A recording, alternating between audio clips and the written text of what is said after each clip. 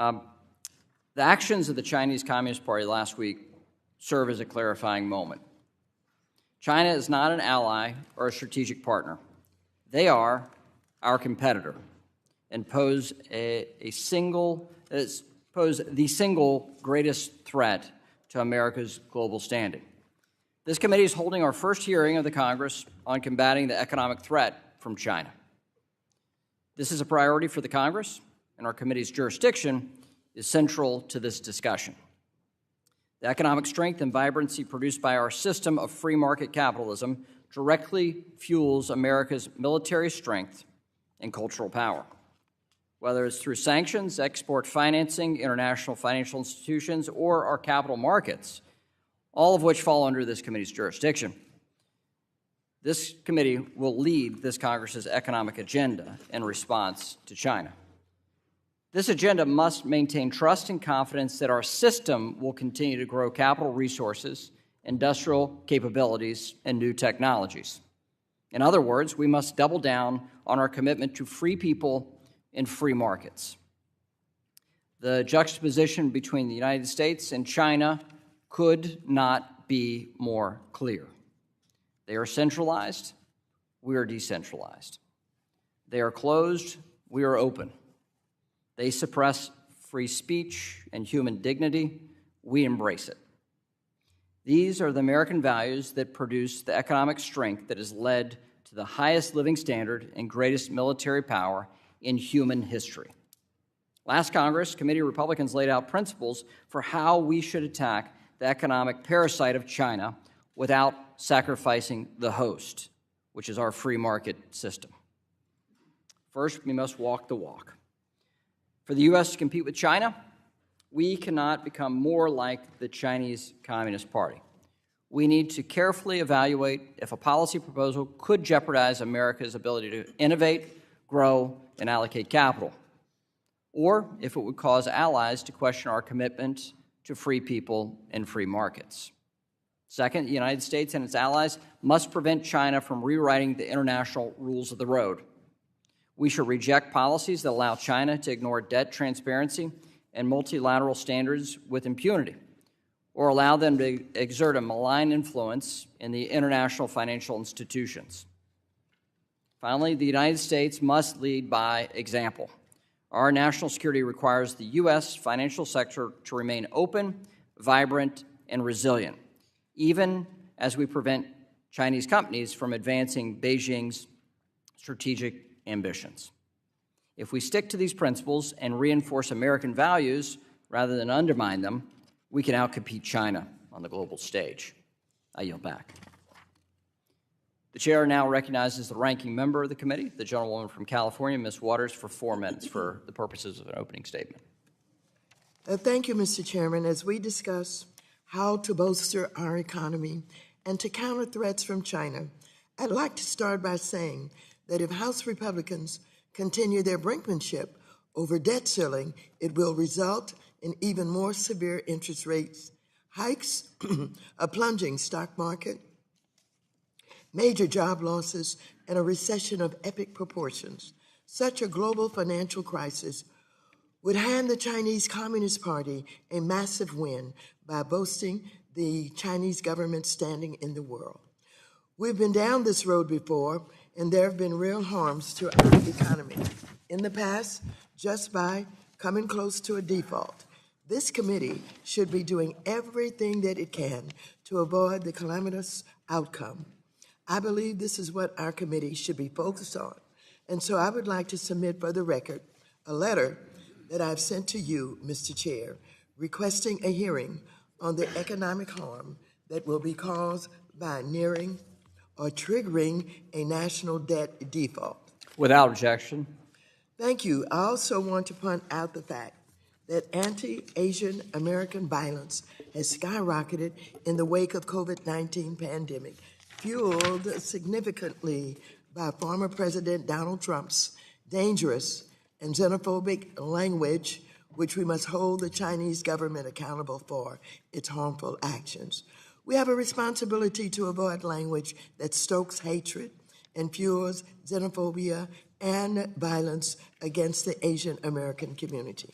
I'm proud that last Congress, House Democrats led the legislative effort to put an end to this violence by passing COVID-19 Hate Crimes Act. Right now, the authoritarian regime of the Chinese Communist Party is trying to reshape the international order to supplant U.S. leadership. We must confront this challenge by defending our values and securing our interests globally. And that's exactly what Democrats, particularly committee Democrats, have done. We've taken critical steps to protect our nation's security and ensure U.S. businesses and our economy can successfully compete with China by passing critical legislation. The American Competes Act, which had provisions to counter the Chinese Communist Party's growing economic influence, the longest reauthorization of the Export-Import Bank to preserve and create millions of jobs right here in America and to support American businesses as they compete with China. The Anti-Money Laundering Act of 2020, which included a government-wide strategy to combat illicit finance.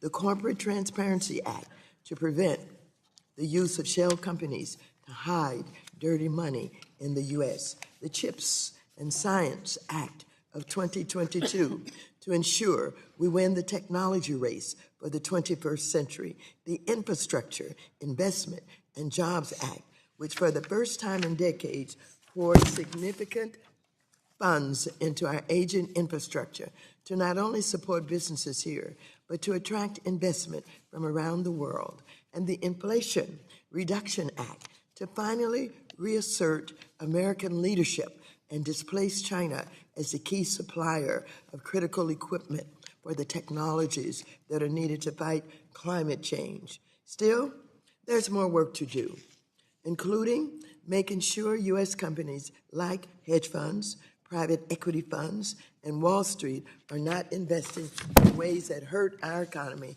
or funding the adversarial actions of the Chinese government. I look forward to hearing from our witnesses all about what more this committee can do to support our economy. I thank you, Mr. Chairman, and I yield back. Gentlelady yields back. The chair now recognizes the chairman of the Subcommittee on National Security, Illicit Finance, and International Financial Institutions, the gentleman from Missouri, Mr. Lukemeyer, for 2 minutes. Thank you, Mr. Chairman. For decades, China has employed a military-civil fusion national strategy to develop the People's Liberation Army into a world-class military. This strategy involves commingling of private industry in China and the Chinese military-industrial complex. Recognizing this threat in 2020, President Trump issued an executive order aiming at curbing U.S. investment into the Chinese military-industrial complex, stating, and I quote, "The People's Republic of China, PRC, is increasingly exploiting the United States capital to resource and to enable the development and modernization of its military, intelligence, and other security apparatuses. In addition to funding its military, China continues to use their economy to oppress their own people. This oppression includes speech suppression of all citizens and the persecution of religious and ethnic minorities, including arbitrary imprisonment, forced labor, and genocide." In 2021, President Biden added to the Trump executive order, stating, and I quote, "The use of Chinese surveillance technology to facilitate repression or serious human rights abuses constitute unusual and extraordinary threats to the national security, foreign policy, and the economy of the United States," end quote. The United States government seemingly acknowledges the national security and economic threat China poses, but we lack meaningful action, as we've just witnessed again this past weekend with the balloon fiasco. As of January 9, 2023, there were 252 Chinese companies listed on U.S. exchanges with a total market capitalization of over $1 trillion. In 2021, the U.S. trade deficit with China was $355 billion. While it's hard to put a dollar sign on China's theft of intellectual property, certain estimates put it as much as $600 billion a year. It is our committee's job to examine all the interconnections between the Chinese and U.S. economy, specifically connections supporting China's military and human rights abuses, and to pursue options to eliminate U.S. capital flowing into those areas. I look forward to today's hearings and the witnesses' discussions. And with that, Mr. Chairman, I yield back. Gentleman yields back. The chair recognizes the ranking member of the Subcommittee on National Security, Illicit Finance, and International Financial Institutions, the gentlewoman from Ohio, Mrs. Beatty, for 1 minute. Thank you, Mr. Chairman. I concur with Ranking Member Waters' points on the importance of avoiding debt default that would deliver a decisive victory to the People's Republic of China. As we see through the world, for example, in Africa and in the Caribbean, China is making deep inroads into our allies' economy and cultures, partly in an effort to pull our friends away from the United States. We must counter this with the tools at our disposal through our voices and our vote in the international financial institutions, as well as through other activities, such as improving access to the United States-led financial system. Thankfully, through the leadership of Chair Waters, Democrats have already made significant strides to protect our nation's security and competitiveness by passing landmark legislation. I'm looking forward to continuing this critical work as we look at the international issues and national security in financial institutions. And I yield back. Gentlelady yields back. Today, we welcome the testimony of Mr. Rich Ashooh. Mr. Ashooh is a former Assistant Secretary of Commerce for Export Administration. He led our dual-use export control efforts and managed Commerce's national security, non-proliferation, foreign policy, and strategic industrial resources functions within the Bureau of Industry and Security. Mr. Tom Feddo. Mr. Feddo served as the first Assistant Secretary for Investment Security at the Department of Treasury, where he led the drafting of regulations implementing FIRMA. Mr. Feddo also served as Assistant Director for Enforcement at OFAC and was an officer in the U.S. Navy's Nuclear Submarine Service. We thank you for your service. Mr. Eric Lorber. Mr. Lorber served as a Senior Advisor to the Undersecretary for Treasury's Terrorism and Financial Intelligence Division. Mr. Lorber also has testified multiple times before both chambers of Congress, and we value his deep knowledge. Mr. Clete Willems. Mr. Willems is a trade lawyer who understands the landscape of international economic policy and the available tools. He previously served as a Deputy National Security Advisor and Deputy National Economic Advisor in the previous administration and can provide unique insights into the challenge posed by the CCP. And finally, Mr. Peter Harrell. Mr. Harrell was, until recently, the Senior Director for International Economic Policy with the Biden administration, and I'm sure he'll be able to provide insights into how the current administration views these matters. We thank you all for taking time to be here. Each of you will be recognized for 5 minutes to give an oral presentation of your testimony. As you're all familiar, red means stop. Yellow means hurry up in general parlances. And green obviously means go. So with that, now that we've discovered colors, that colors have action that we should take around them, Mr. Ashooh will now recognize you for 5 minutes. Thank you for the ground rules, Mr. Chairman, and thank you also for the opportunity to be here, and my appreciation to Ranking Member Waters and the committee for having this very important discussion. Having served as the Assistant Secretary of Commerce for Export Administration at the Bureau of Industry and Security, I had both the honor and the challenge of weighing many of the same issues that we're confronting today in this committee, and it's in that capacity that I'm testifying here. It should be stated at the outset that the concerns at the heart of this hearing are well-founded. While great strides have been made in addressing these concerns, national security and economic threats are never static and must be constantly addressed. It's also important to stress early on that U.S. global technology leadership remains strong and that the American culture of innovation is the envy of the world. I stress this because it is essential for policymakers as you consider the challenge of promoting U.S. technology advancement while regulating it in the face of potential threats to cause no harm to the very thing you're trying to promote and protect. Much of what has been accomplished in recent years in this area has been the result of legislation this committee had a key role in enacting: the Export Control Reform Act and the Foreign Investment Risk Review Modernization Act, also known as ECRA and FIRMA. There are lessons from that debate which are still relevant as Congress considers new measures such as an outbound investment regime or dramatic changes to FIRMA or ECRA. While the issues associated with regulating financial behaviors or technology development are many, I'll confine my comments today to 4 recommendations that are drawn from the lessons in the effort to regulate in this area. First, clearly define the national security threat to be addressed. The temptation to address a broad panoply of legitimate concerns which do not necessarily rise to the level of national security threat is alluring. National security, as currently understood in the United States, is already very broad, taking into consideration factors such as infrastructure, supply chain, and data protection. The best tools are well-aimed, and potentially harsh steps taken by policymakers should ensure that the target of such action is clearly defined. Second, regulate horizontally. What do I mean by that? National security threats are rarely stovepiped. Solutions to address them should not be either. National security threats are commonly carried out by individuals or groups funded by government with the help of or pursuit of technology. Therefore, multiple U.S. agencies and departments must collaborate. One of the most critical updates to FIRMA and ECRA was to dovetail their definitions and authorities, establishing a unique definition, for instance, of critical technologies, and grounding that definition in well-defined export control lists. This synchronization is a model for enhancing the power and effectiveness of U.S. government policy implementation. Third, gaps do exist. Leverage what works to address them. For all the enhancements in recent years to protect U.S. technology, gaps do remain. For instance, it is currently possible that export-controlled technology could be the beneficiary of U.S. financing, intentionally or not.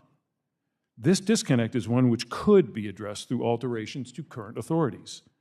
A recent enhancement in the Export Administration regulations defines the term support by U.S. persons to include, among other things, financing. While further study must be conducted, this feature of the law creates a regulatory hook to limit financial activities already tied to restrictions based on export controls.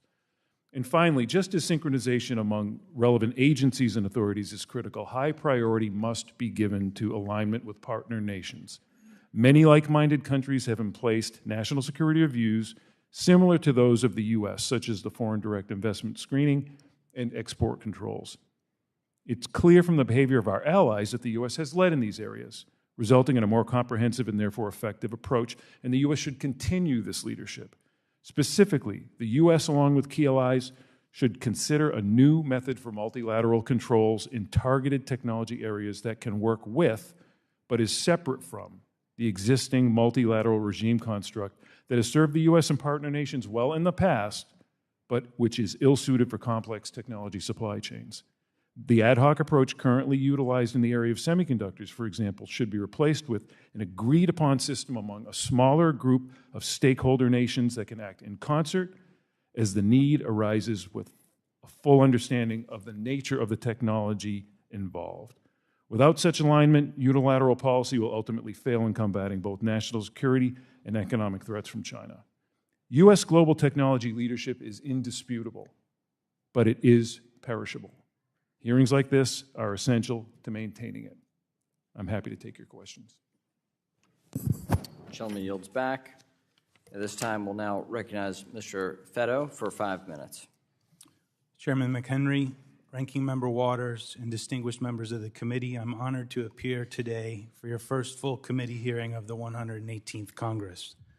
That this is your first hearing makes clear the priorities of the committee and the significance of the current geopolitical climate's impact on our economic security and, by relation, our national security. As the chairman mentioned, I oversaw the Committee on Foreign Investment in the United States and led the successful implementation of FIRMA enacted in 2018.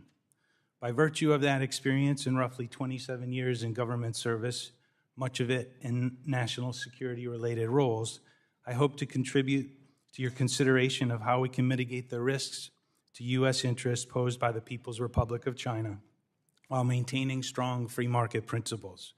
I believe we're engaged in one of history's most consequential great power competitions, and that technology plays a vital role in that contest.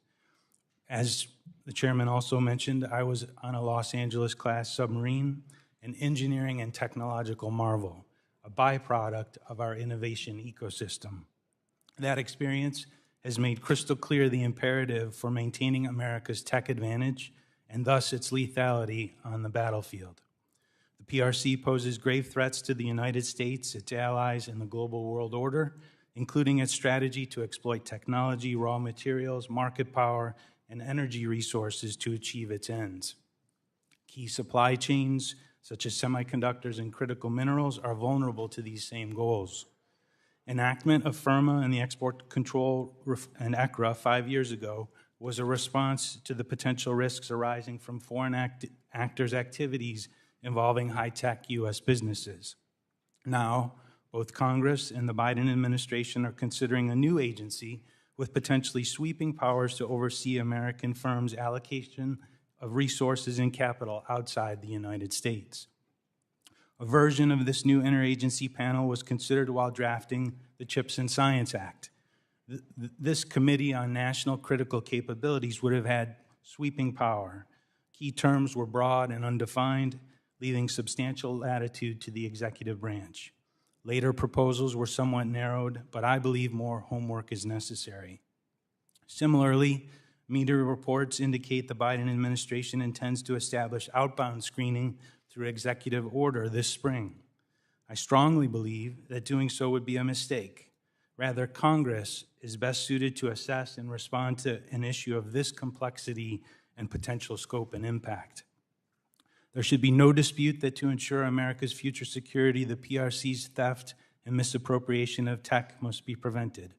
The question is whether a new and potentially far-reaching bureaucracy is the answer. The debate has taken on a presumption that outbound screening is necessary, but decision makers would benefit greatly by not rushing into a solution. Additional hearings should be held to define objectives and determine costs and benefits. When a bipartisan Congress and the Trump administration collaborated to make the most extensive changes to CFIUS in its history, those efforts included roughly a half-dozen hearings with foreign policy and national security experts, the intelligence community, the private sector, and former and current administration officials. Congress and the President were thus well informed regarding the gaps they intended to fill, the law's reach, and the attendant increases in capacity and cost. Afterwards, it took 2 intensive years within an existing CFIUS bureaucracy to effectively implement the law. Here, outbound screening would be created out of whole cloth. As with FIRMA, decision makers would be best served by building a comprehensive record, exploring whether existing or other types of authorities could be less bureaucratic and costly and more impactful. Existing authorities may, in fact, offer a better cost-benefit solution. My written testimony includes a foundational laundry list of issues for a fulsome congressional examination of outbound screening. From my CFIUS experience, a new interagency committee would be extremely time and resource intensive and require substantial effort to build a clear regulatory framework. It's in the best interests of national security, a strong, open economy, and accountable government to get this right. The alternative could be an unrestrained bureaucracy, wasted time and resources, and an inadequate response to the PRC's ominous goals. Again, it's my privilege to appear before you today and contribute to your consideration of these consequential issues. I'd be happy to answer any questions. Thank you. Thank you for your testimony. This time we'll recognize Mr. Lorber for 5 minutes. Chairman McHenry, Ranking Member Waters, and distinguished members of the committee, I am honored to appear before you today to discuss economic sanctions and the U.S.-China competition. I come before this committee as an expert on sanctions. I have served at the United States Department of the Treasury as a senior advisor to the Undersecretary for Terrorism and Financial Intelligence, and in the private sector advising clients on sanctions compliance.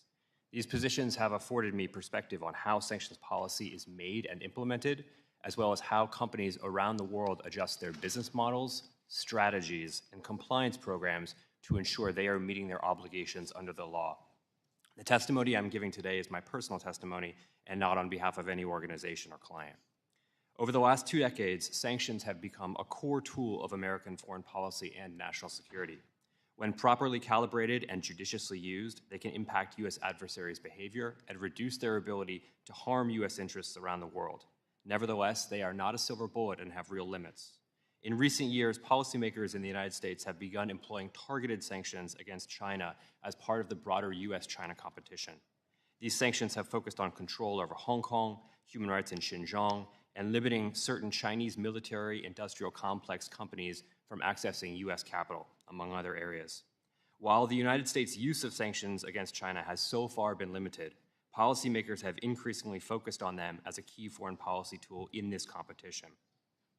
As Congress and the administration think through the use of sanctions to achieve national security and foreign policy objectives in the competition, a number of key lessons gleaned from U.S. sanctions programs over the last few decades stand out.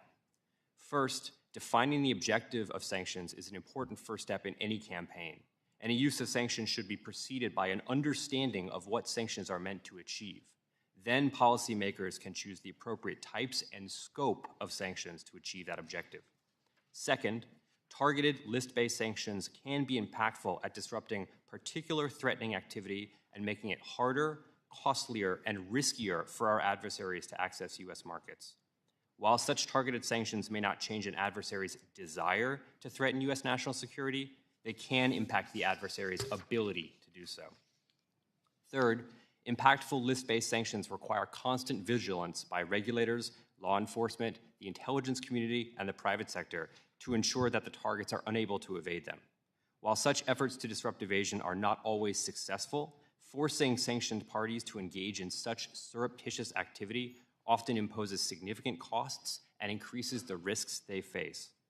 Fourth, expansive programs can have substantial macroeconomic impact and make it harder for countries to engage in activity that threatens the U.S. and its allies and partners. For example, the recent sanctions on Russia have reportedly limited Russia's ability to continue to produce advanced military equipment in a way that has made it more difficult for Russia on the battlefield. Fifth, more expansive programs, including comprehensive programs, can fail to achieve lofty objectives in certain instances, such as the failure to convince North Korea to give up its nuclear weapons program. Sixth, sanctions are more likely to be impactful when access to U.S. markets is more important than access to the sanctioned targets markets. For example, in the case of Iran, the incentive for potential partners to forsake connections with U.S. markets in favor of Iranian markets was very low. This dynamic may not hold in the context of China, however. China's economy is roughly comparable in size to the U.S. economy, and the United States has never waged an aggressive sanctions campaign against a country with such an economy. Seventh and finally, sanctions are likely to be more impactful when the target country's leadership cares more about the negative economic effects than their policy objectives. For example, the U.S. government's efforts to deter Russia from invading Ukraine with, in part, the threat of crippling sanctions did not change that Russian decision. That is likely because Russian leadership did not believe we would impose crippling sanctions, thought they could weather them, or were willing to pay the cost of sanctions in order to achieve their objectives in Ukraine. These are important lessons gleaned over the last 20 years of the aggressive use of sanctions against U.S. adversaries and relevant when considering the use of sanctions in any context, including for the purposes of our discussion today. I look forward to answering your questions, and thank you again for the opportunity to testify. Thank you, Mr. Lorber. Mr. Willems, 5 minutes. Chairman McHenry, Ranking Member Waters, and members of the committee. Thank you for the opportunity to testify on the U.S.-China strategic competition.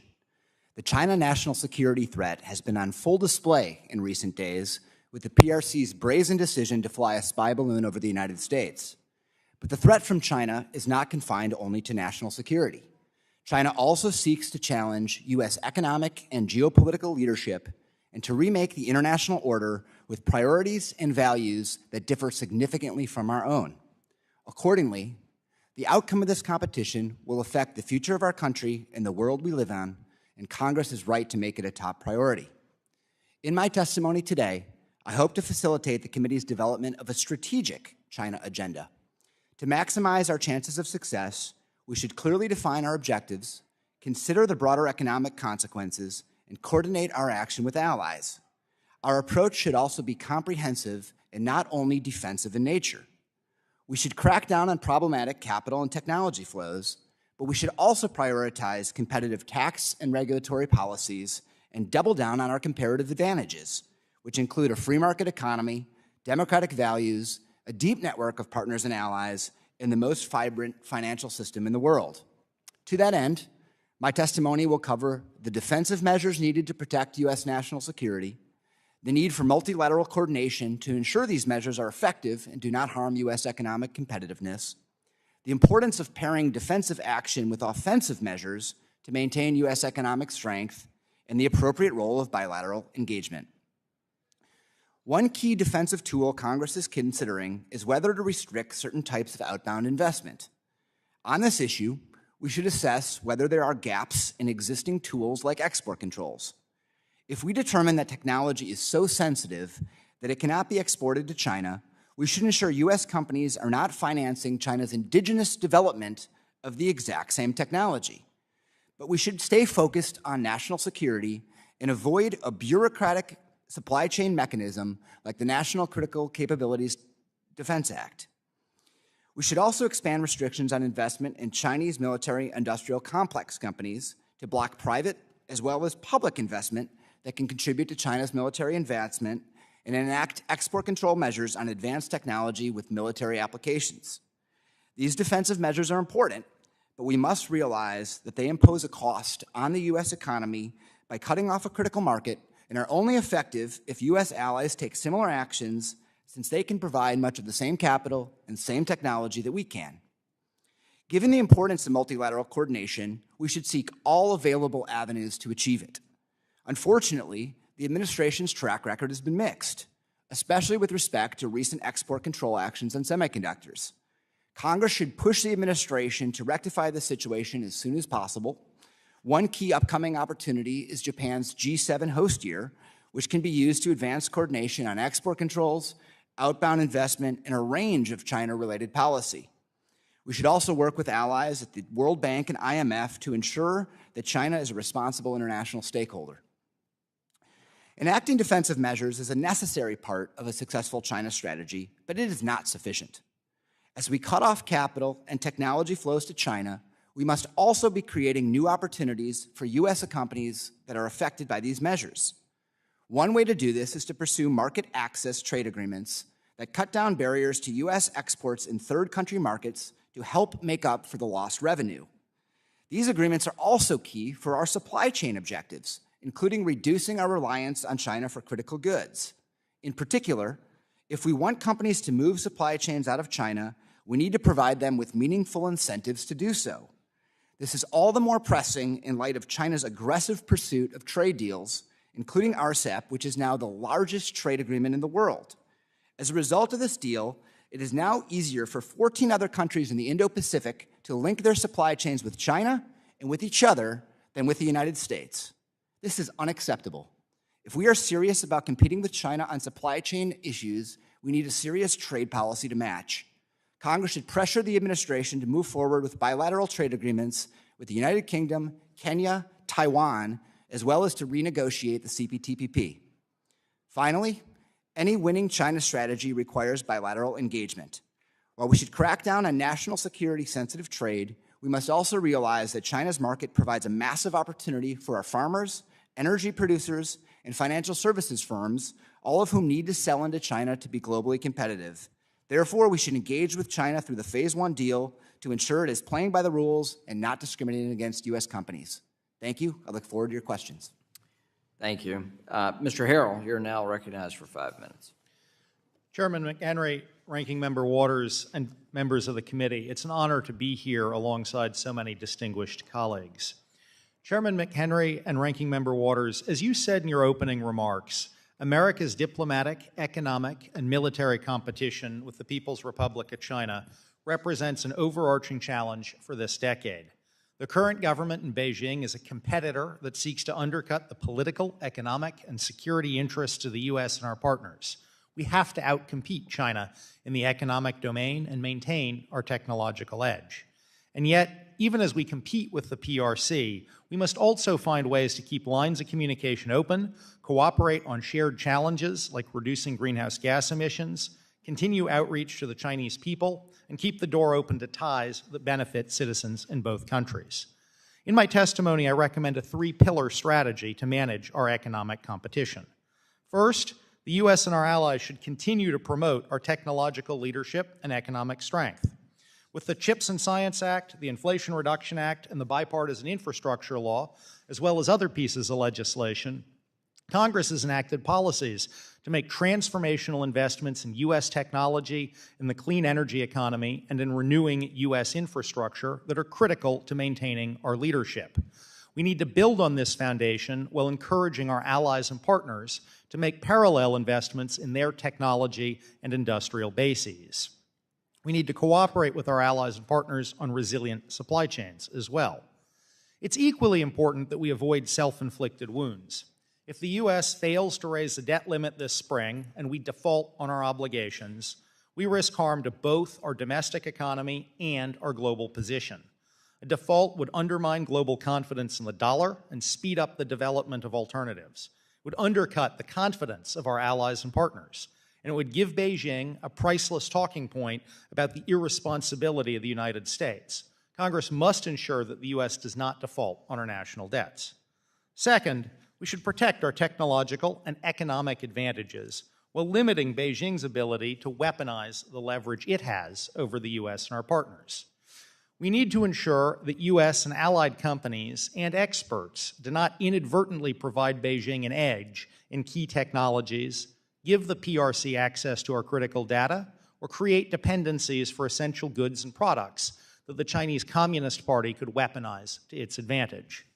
Third, we should deepen our partnerships with existing allies while working to strengthen new ones.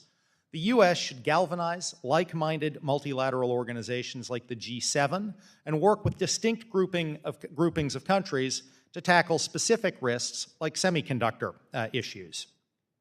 We should pursue multilateral economic deals, including the Indo-Pacific Economic Framework, and we need to expand bilateral outreach to key emerging markets and swing countries such as India and Indonesia, to deepen ties as we face a period of long-term competition with Beijing. In my written statement, I've offered detailed policy recommendations across these three pillars. I'm going to highlight just two. First, we need a comprehensive approach to managing the data risks we face from Beijing. The simple reality is that the U.S. does not currently have an effective legal regime to address and mitigate the data security risks we see from the PRC.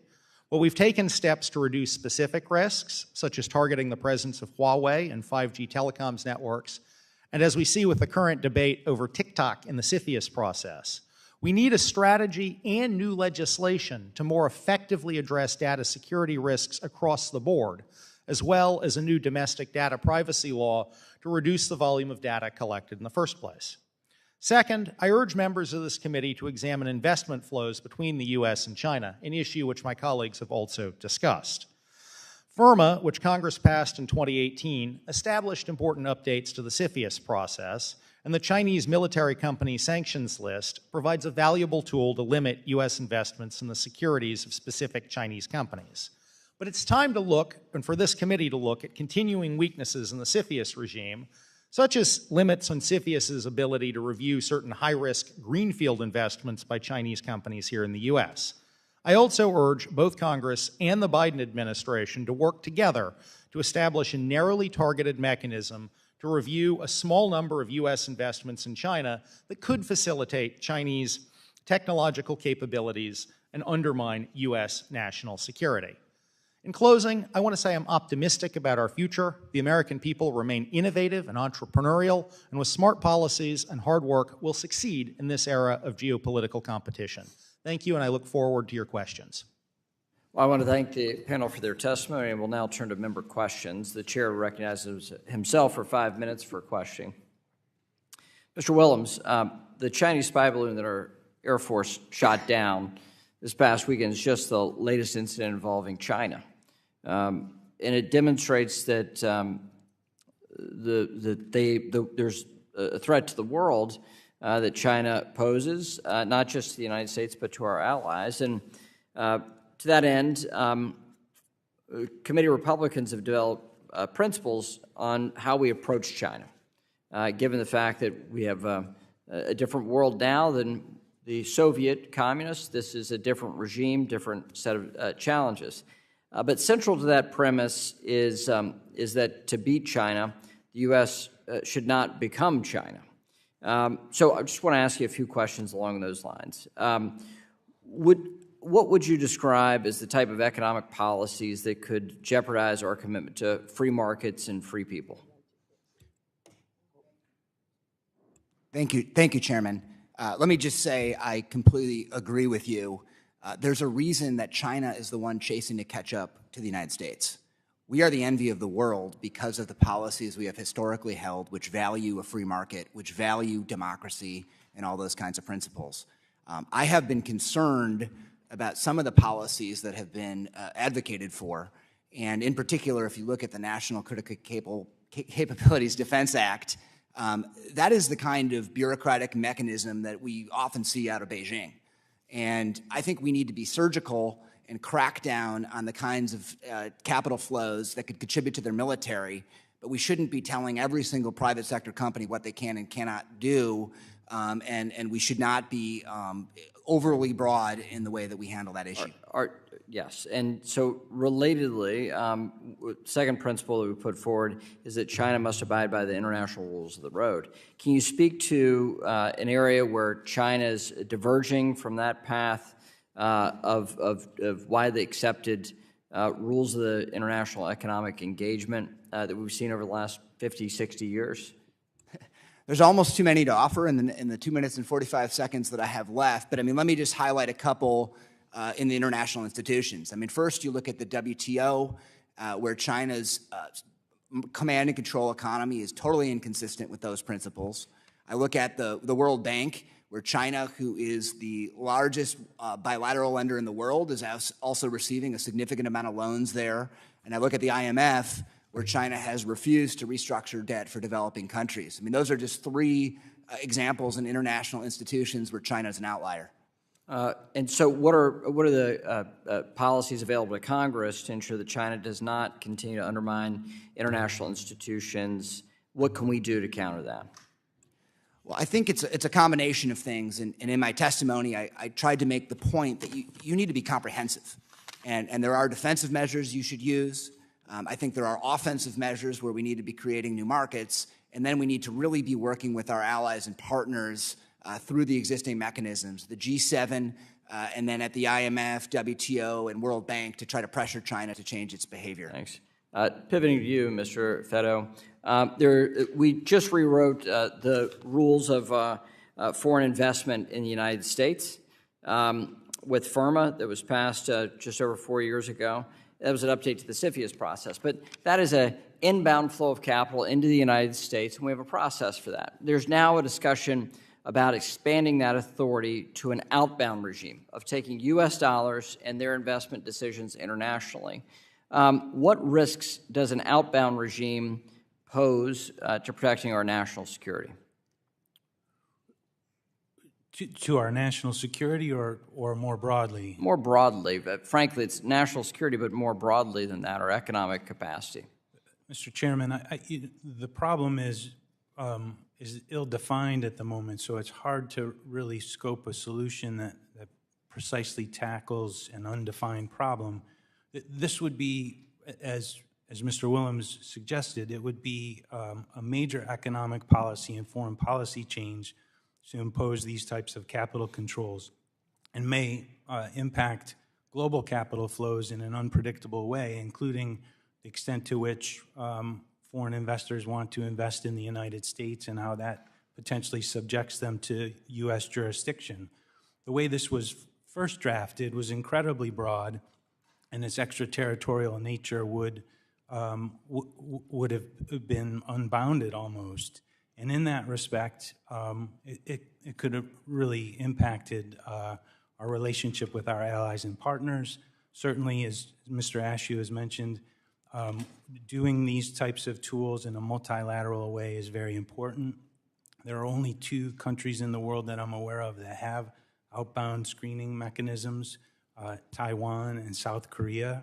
And as you're well aware, the size of the U.S. economy dwarfs those. And so we really have to think through imposing this type of, or creating this type of mechanism, not to mention the bureaucracy that would come with it, which I have deep concerns about. how that would affect us economically. Well, my time's expired, but we can further expand on this in written form. Now recognize the ranking member, Ms. Waters, for 5 minutes. Thank you very much, Mr. Chairman. I am focused on making sure that our economy is strong and that we're all united in ways that would put us in a position to deal with China or anyone else who interferes with our ability to carry out our democratic commission methods. And when Democrats last engaged in brinkmanship around whether or not to default on U.S. debts, interest rates on U.S. Treasury bonds skyrocketed. There was havoc in the stock markets, and government, companies, and consumers faced increased borrowing costs. The nation's long-term credit rating fell, resulting in an unprecedented restriction on the Federal Reserve's ability to use its monetary policy tools to define the U.S. dollar and stabilize the economy.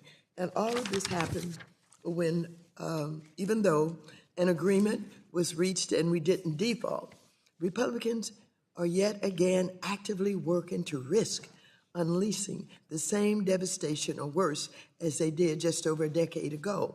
This time, some projections on what would happen if the U.S. defaulted on its debt indicate that the global economy itself could freeze if the United States Treasury market collapses. Can you explain how allowing the U.S. to default on its debt would benefit the Chinese government by causing irreversible damage to the U.S. dollar status as the global reserve currency? Also, please explain how a default would affect Americans' standard of living and our nation's economic standing and political influence across the globe. And I am directing this question to Mr. Harrell. Thank you very much, Congresswoman. I think that a default on the national debt would be catastrophic for Americans and would be a gift for Beijing. You, Congresswoman, cited a number of the risks we run domestically with a major hit to our economy and to our financial markets, which would obviously undermine our economic position vis-a-vis Beijing, as well as harming Americans here at home. I think it would also undercut our view with our allies and partners who count on us for all kinds of things and would take the view if we can't even honor our debts, how can they count on us for their security and to uphold our alliances? And I think it would give Beijing a kind of priceless talking point about how irresponsible the United States is that it can't even pay its basic obligations. I guess the final point I'd make is I do think, and I know there's legislation in front of this committee to deal with kind of the role of the dollar. I am a huge believer that it is important for the dollar to remain the world's reserve currency and the global kind of medium of finance. That whole agenda would be massively undermined as well if we defaulted on our debt. Thank you very much. Several years ago, I worked with my Republican colleagues to reform the Committee on Foreign Investment in the United States to strengthen our tools to prevent adversaries from purchasing key assets in the United States. Last November, this committee held a hearing that examined outbound capital flows, or U.S. dollars, flowing to foreign adversaries, particularly China, and the impact of those investments on our national interest. Several of the witnesses argued for a federal panel to review and, if necessary, restrain certain types of outbound investments, like the controls we impose through CFIUS. The witnesses testified, as have others, that while national security considerations should be paramount in such a review, should not be strictly limited to national security. Could you discuss the merits of creating an outbound investment review panel? What are some of the key elements of such a process? Thank you very much. As several of my colleagues and I have testified, I do think it's important that the U.S. have the authority to review a very narrowly targeted set of U.S. investments in China. The reality is, for example, when we're investing in semiconductors here, and we are limiting exports of semiconductor company to China, but U.S. companies can still invest in a Chinese semiconductor company to help that company develop its own technology, there's clearly a gap in the regime. And I think we need a narrowly targeted regime with the authority to close those kinds of gaps that we have in our national security apparatus currently. Thank you very much. I yield back.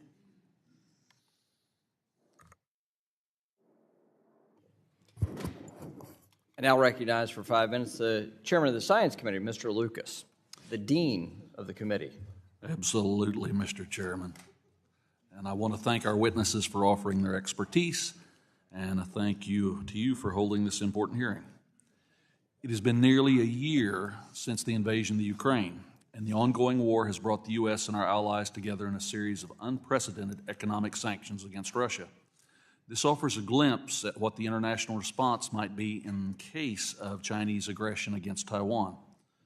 Mr. Lorber, could you describe the lessons the Chinese have learned from the Russian invasion of Ukraine and how China is responding to protect itself from potential sanctions? Thank you, sir. I appreciate the question. I can't describe the specific Chinese response to what the Russia sanctions campaign looked like, but I can say that a few lessons that came out of the Russian invasion and the associated U.S. response are particularly noteworthy.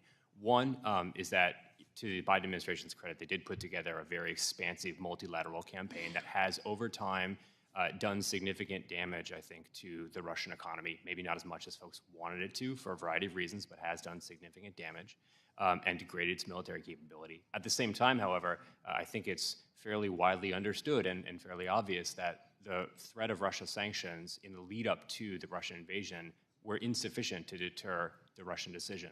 And so I think that, at least in terms of when thinking about an aggressive, massive sanctions campaign in any scenario, those two principles need to be kept in mind. One, yes, they can be impactful in terms of hurting an adversary's economy, but two, they may not change that adversary's decision-making. Fair point. Chinese state-owned banks are used to expand China's One Belt and One Road initiative and regularly saddle unsustainable debts on developing countries. For example, the Export-Import Bank of China and the Chinese Development Bank have lent billions of dollars to Sri Lanka, which faces, of course, a debt crisis with no end in sight. African nations such as Ethiopia, Zambia, Kenya also face uncertainty with massive debts from China. Mr. Willems, could you speak to the global economic challenge that Chinese debts place on developing nations? Thank you for the question, and I agree with your premise that this is a major concern and a major threat. And while I was in the National Security Council, we saw numerous instances where China would get a country knee-deep in debt, and then in exchange for that, in exchange for debt relief, would seize a strategic asset. And so that is a national security threat to the United States. One of the responses that we had in the Trump administration was the BUILD Act, which was intended to make the Development Finance Corporation much more robust in its ability to provide a meaningful alternative to China's investments. And, I think so far, the track record on that agency in carrying out that strategic mission has been a little bit mixed. One of the things I talk about in my testimony is improvements that we can make at the DFC, ensuring that it has equity authority that can be used to make investments to countries instead of China, as well as looking at creating a program there similar to what we have at XM, which is the Transformational Exports Program, which cuts through some red tape and makes it easier for us to be strategic. So I think we need to look at DFC, we need to look at XM, and use both of those tools to provide an alternative. And then in the meantime, I talk a little bit about at the IMF and other places where we need to pressure China to restructure those debts for developing nations. Continuing along on the discussion about the imperative of the U.S. being able to displace Chinese financing, would you expand a little bit more on the importance of the U.S. having a dependable export-import bank as an alternative to Chinese? We've had major discussion in recent years in this body over that very topic. Absolutely. I think XM needs to play an increased role here. And if you look at the landscape internationally, and if you look at what China provides for its companies, and let's take telecom infrastructure as a good example. If you look at Huawei and companies like that, they are usually being sold at about a 30% discount to Western competitors. And it's very difficult for us, for countries to basically say, I'm going to pay 30% more. Even I hear you on the national security threat, but I'm still going to. So we need to have an alternative to that. And China's transformational CTEP, the China Transformational Export Program, is a good step forward. And I think the committee was right on with creating that. And I think that we need to further bolster XM to be an effective tool in that regard. Thank you, Mr. Williams. Yield back, Mr. Chairman. I thank you. We'll now recognize the ranking member of the Small Business Committee, Ms. Velasquez, for 5 minutes. Thank you, Mr. Chairman. Mr. Harrell, building on what the ranking member Waters was saying, Chinese government bonds are on issue $3.3 trillion, less than half the value of U.S. treasuries held by foreigners. But do you believe playing around with the debt ceiling, as the Republicans are doing, will cause foreign governments to move away from treasuries and possibly into Chinese bonds? I do think that thank you, Congresswoman, for the question. I do think that a debt default and even sort of serious brinksmanship does undermine confidence by investors, whether sovereign investors or private investors in Europe and elsewhere in the U.S. Treasury market, and I do think will have long-term adverse consequences to our Treasury market. I'm not sure that investors would go into China as they exit U.S. bonds. China obviously has a bunch of capital controls, and there's sure reasons why in the markets they may not do that. But I do think it will undermine the kind of preeminence of the U.S. Financial system if we have serious brinksmanship here. Mr. Harrell, the Chinese economy faces several challenges that predate the pandemic, including significant levels of corporate debt, which reached $29 trillion in the first quarter of 2022, the highest in the world. There have also been concerns with the debt levels of its real estate sector, wealth management products, and local governments, as well as its off-balance lending activities. Do you see China's high level of debt, particularly corporate debt, as a significant problem for the world's economy? What impact could China's debt levels have on American companies invested in China? I think it's important that we all, as we think about China policy, we all recognize that China, though a serious competitor, and by far our most significant economic competitor, is not 10 feet tall. It's not some sort of mythical beast that we cannot outcompete. And I think you've highlighted a couple of the reasons, Congresswoman, why that's the case. They do have high levels of debt. They also have serious long-term demographic problems. They're coming to having a shrinking working-age population. I do think that it'll be interesting to see as China comes out of COVID if they are able, in fact, to hit the growth targets they are trying to hit this year without further increasing their debt problem. And I think we should be keenly aware of the potential financial risks that could come from a unwinding of Chinese debt. And Mr. Harrell, repeated lockdowns slash China's growth rate to 3.0% in 2022, a pace below the global average for the first time in more than 40 years. While the IMF is predicting that China's economy will expand by 5.2% in 2023, it will slow again in 2024. Some have argued that China's uneven economic performance since the pandemic enhances our leverage over China, and now is an opportune moment to further address many of the trade imbalances and systemic issues American business face in China. Can you explain whether this is a view you share? So I think the last couple of years have been a real wake-up call for businesses, both in the U.S. and in Western allies that have been doing business in China. I think they have seen how China's mishandled response to COVID disrupted supply chains. I think they have seen a long-term trend of slowing growth in China. I do think this year China is going to probably have a reasonably high rate of growth as it bounces back from COVID, but that's not going to, we're not going to see a return to many years of 6-7% growth in China. And I think that that is why you, and of course I think people have seen the geopolitical risks that we see with China, and the recent balloon incident only highlights those. So I think you are beginning to see a very significant corporate rethinking of the role companies want to have in China and the risks they face there. Thank you. Mr. Chairman, you. Gentlewoman yields back. We'll now recognize Mr. Sessions for 5 minutes. Mr. Chairman, thank you very much. Mr. Chairman, your opening statement, I think, outlined very clearly not only the role of America, but how we see our divisions with China. In my opinion, and I would like to ask your opinion, I believe that evidence abounds that China has a plan that we saw, or at least I saw as early as 1996 with Johnny Chung.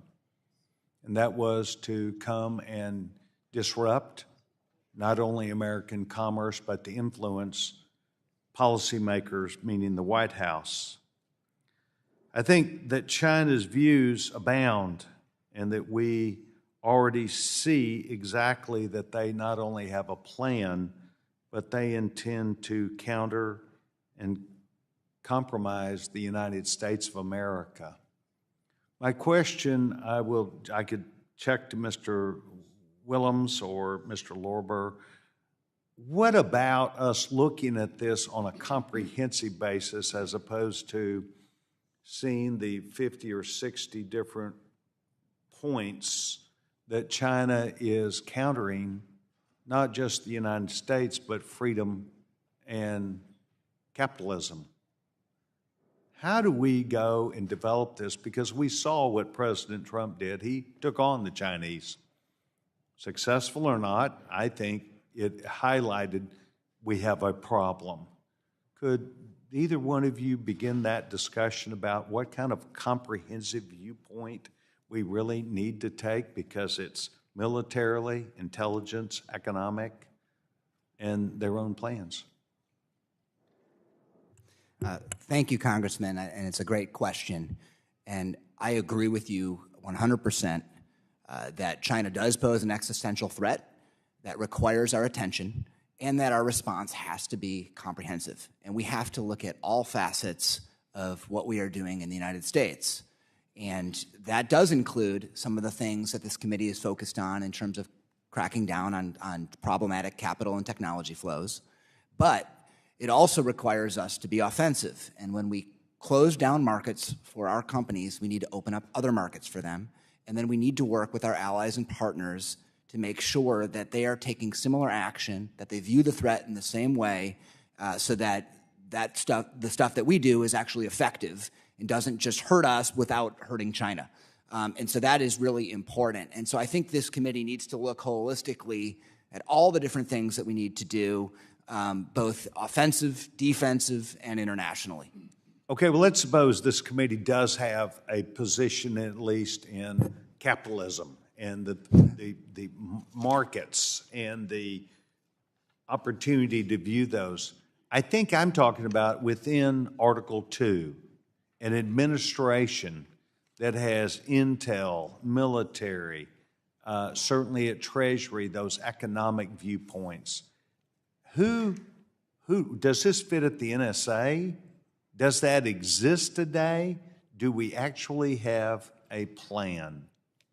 So it is the role of the National Security Council to try to coordinate policy across the U.S. government on behalf of the president and to make sure that it's effectively addressing these problems. I think that we have tried very hard to come up with a strategic plan here. And I think that the Trump administration and then the Biden administration as well has been focused on China. I don't believe that the current administration's plan is comprehensive enough. And one of the areas where I do think that they're falling short is with respect to trade. And I talk in my testimony about China's assertiveness going around the world, collecting trading partners to make it easier to link supply chains with China, and we don't have a response to that. And so I do think that the administration is trying, but I do think that they have fallen short in that respect. And if that we want to reduce our supply chain resilience on China, if we want to provide a meaningful economic alternative to China, that requires trade agreements, and we haven't seen that. I think what you said is very interesting. I watched over the last few years Millennium Challenge Corporation as it placed economic advantages to countries that we wanted to help build their economy, the free market and the rule of law.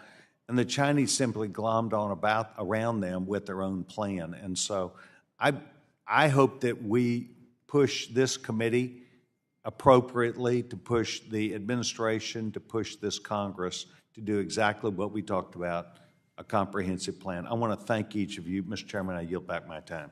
Gentleman yields back. Mr. Sherman of California is recognized for 5 minutes. Thank you. I want to associate myself with the comments of the ranking member, both that we have to watch for xenophobic attacks on Asian Americans. We're here to talk about the Chinese Communist Party. And second, that the most important thing we can do is manage our own economy well, and that starts by paying our debts. Our economy is already being hurt by this talk of default and not raising the debt limit. I want to thank Mr. Harrell for pointing out how important it is that the U.S. dollar play this major reserve currency role, and point out that all the proponents of cryptocurrency have announced that their purpose, if they achieve it, is to partially displace the U.S. dollar from that role. The Chinese Communist Party obviously believes they can invade America's airspace deliberately and notoriously without serious consequences. They believe the two parties will simply shout at each other, maybe shout a few things at Beijing, maybe even adopt some sort of pinprick answer, and then go on. What China cares about is Taiwan, trade, and tariffs, the 3 Ts, and I think they are confident that we will do little or nothing, not only in response to the balloon, it's just a balloon, but the much bigger things. Even China's defenders have got to admit that their obfuscation of the sources and initial effects of COVID have cost hundreds of thousands of lives around the world, and that their trade policies toward the United States have created a new term, or at least it was new a few decades ago, Rust Belt, to describe what they did to the industrial Midwest. The problem began in the year 2000 when the United States Congress granted most favored nation status to China and entry into the WTO. Before that, China was an annoyance, was referred to as a slumbering giant. Now, of course, things are much different. So we've got to look at Taiwan trade and tariffs. We should, Congress should act to allow Taiwan to buy defense items that are still stalled in the administration, and we should provide that we immediately and without an executive waiver deprive China of most favored nation status if it invades or blockades Taiwan. More to the focus of this committee, we have got to require every major corporation to set out as a risk factor what would happen to that company if there was a breakdown in the U.S.-China economic relationship. I'm not saying that'll happen, but it might. It's more likely than some of the other things that they talk about in the risk factors. By doing that, American companies will compete for capital by creating resiliency toward what China might do. And in doing that, they become less desperate to tell us not to do anything to China. And if we do anything serious at all, we need to have an automatic, say, 20% tariff on all Chinese goods if they retaliate against us for anything we're doing. Of course, that would be necessary only if we did anything significant. We probably won't.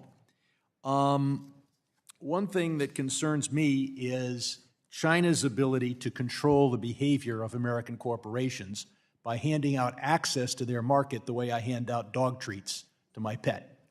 Morgan Stanley was told, you better tell your investors to put 15% of their money in China, or you won't be able to do business in China. More specifically, Hollywood, which I represent, is told you can get only 40 movies into China in any 1 year. Well, what does that mean? That means that if you make a movie about Tibet, it's not going to show in China. That means if you make a movie about Tibet, none of your movies are going to go to China. And the CEO's pension bonus goes to zero if he doesn't lose his job or her job. So China controls what American corporations do. They also, therefore, control what their lobbyists do, so they have a control over what Congress does. Mr. Harrell, one proposal, and this would be rather extreme, would be to say that we impose a tariff on Chinese goods, collect a fund, and award that fund to those companies that can show that they've been unfairly treated by China. So that if you can't get your movie into China because you made movies about Tibet, or you won't recommend to your investors this or that China wants, instead of making profits in Beijing, you make your profits here in Washington by going to this board and getting an award. Comment. Thank you very much, and I realize I have just a couple of seconds. First, Congressman, I think you've started in exactly the right place, that we need to be putting pressure on companies to better understand their own China risks. Some are doing that, but not all of them, and more of them need to step up and do it. And then second, I do think we need, with our allies and partners, a solution to these growing instances of Chinese economic coercion we're seeing against American companies, Canadian companies, European companies, Asia, all over the world. I think that has to include a threat of retaliation on China if they keep doing that, as well as some ways to help impacted companies dodge or sort of compensate for what they're losing. Gentleman's time has expired. We'll now go to Mr. Posey of Florida for 5 minutes. Thank you, Mr. Chairman, for holding this hearing on the economic challenge with China. I assume we all agree that clearly through economic dominance, China hopes to achieve military superiority. Mr. Ashooh, how much of the U.S. debt is owned by China? I don't know the number recently. I do know it's a substantial amount, and it is one that we should be taking steps. Anybody on the panel know? Okay. So I assume we wouldn't know how much of China debt we might hold either. Let's try land ownership. Does anyone know the amount of land ownership in the United States held by China or Chinese companies? Oh, shit. So do we own any land or control companies that we wholly own in China? Okay. Mr. Williams, when running for president, Mr. Biden famously said, "They're not bad folks. Guess what? They're not competition for us." What's the most important ways that China is in competition for us?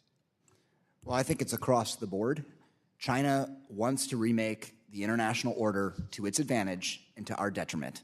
And if you look at what they're doing from a national security standpoint, that's a threat. And if you look at what they're doing from an economic standpoint, that's a threat as well. And so, I think they're all major threats to U.S. leadership and that we need to address them all comprehensively.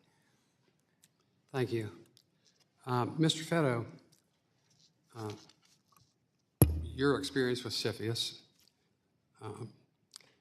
I had a crazy experience with them not too long ago when a foreign country was contracting with a local port to arrange a long-term lease agreement. In this port is the second busiest cruise capital in the world. It's the site of a nuclear submarine base, and it's adjacent to Cape Kennedy missile range. There were some concerns by some citizens that the company who was pursuing the lease was from a country not friendly to the United States, and some principals in the company had ties to individuals who were not looked upon favorably by the United States. So I told them not to worry. CFIUS would check them out and make sure everything was okay. I contacted CFIUS to make sure I wasn't telling a story. And CFIUS said, "What are you talking about? We don't checked them out. And I noticed, in your written testimony, it's important for them to especially check out companies near sensitive government facilities or ports. And so I asked him, well, who checked them out? He said, well, I don't know. Why don't you go ask DOD or the Navy or the Coast Guard who has a base there. So we ran the traps, and we never could clearly ascertain that anyone did check them out. What would be your suggestion going forward to appeal their decision not to look at that issue?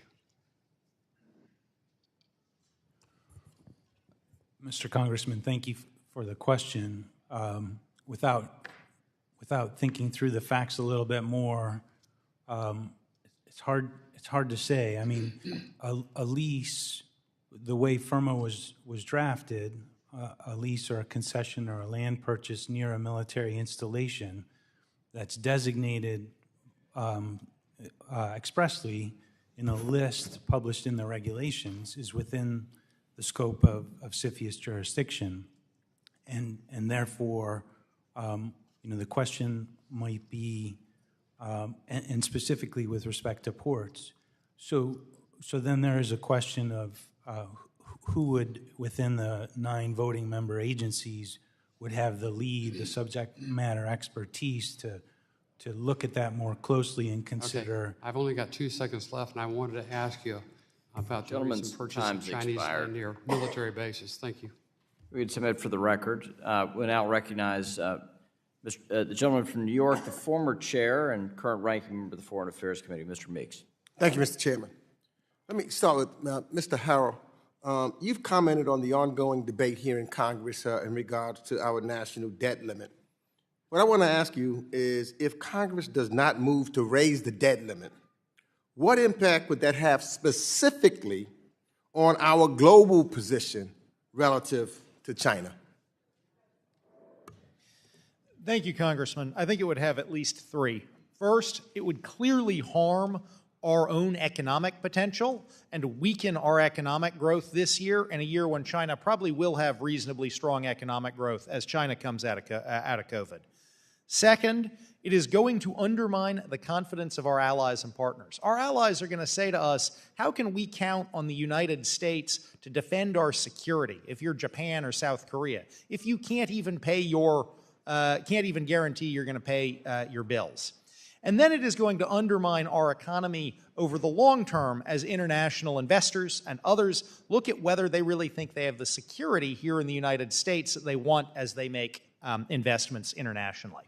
Thank you. Now, I absolutely recognize the threat that China poses to the United States from an economic and a national security lens.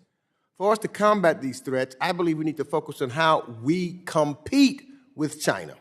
Now, the United States has, and I believe in the United States, we are the greatest country this planet has ever seen, and has the innovative capacity to challenge China across various sectors, from financial services and fintech to medical technologies.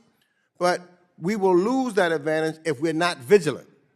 For example, as we look at our technological and economic position, I'm particularly concerned with the speed in which China is developing its central bank digital currency and how that could impact the future of the U.S. dollar and the security of our global financial system. So let me ask you again, Mr. Harrell, can you identify those sectors in which the United States does have the competitive advantage over China, and in what ways can we continue to strengthen that?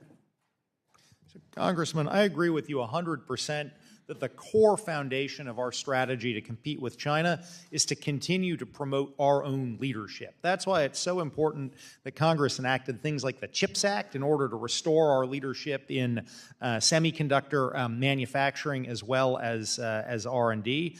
And I think that this Congress should look at continued investments in critical technologies, whether it's semiconductors or quantum or the clean energy economy or biosciences.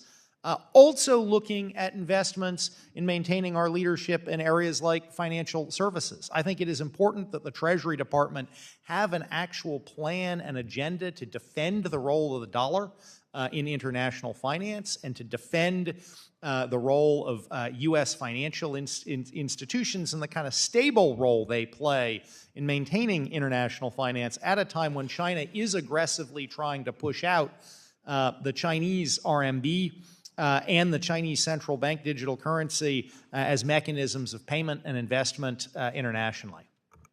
So let me also then follow that up because, in competition, I believe you have to have a level playing field. And I think that a central part of our strategy with China should include the mechanisms to hold them accountable when they're not playing by the rules. So what should the United States do along with our global partners to make sure that China is playing by the same rules? I often worry sometimes we let China off the hook by, isolating ourselves because there's too many places where we're not present. China is present, we're not there.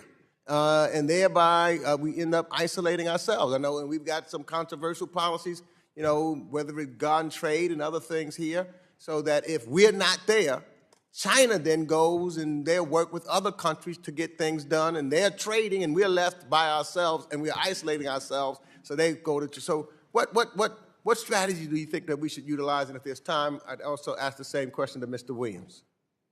I think we need to be out in front building alliances with our economic partners. I think there are a couple of things we should be pursuing, starting with the Indo-Pacific Economic Partnership in Asia and with the Americas Partnership for Economic Prosperity here in the Americas. I also think we should be looking at a critical minerals agreement to help ensure clean minerals supply chains. Maybe I'll leave it there and give Mr. Williams a couple of seconds.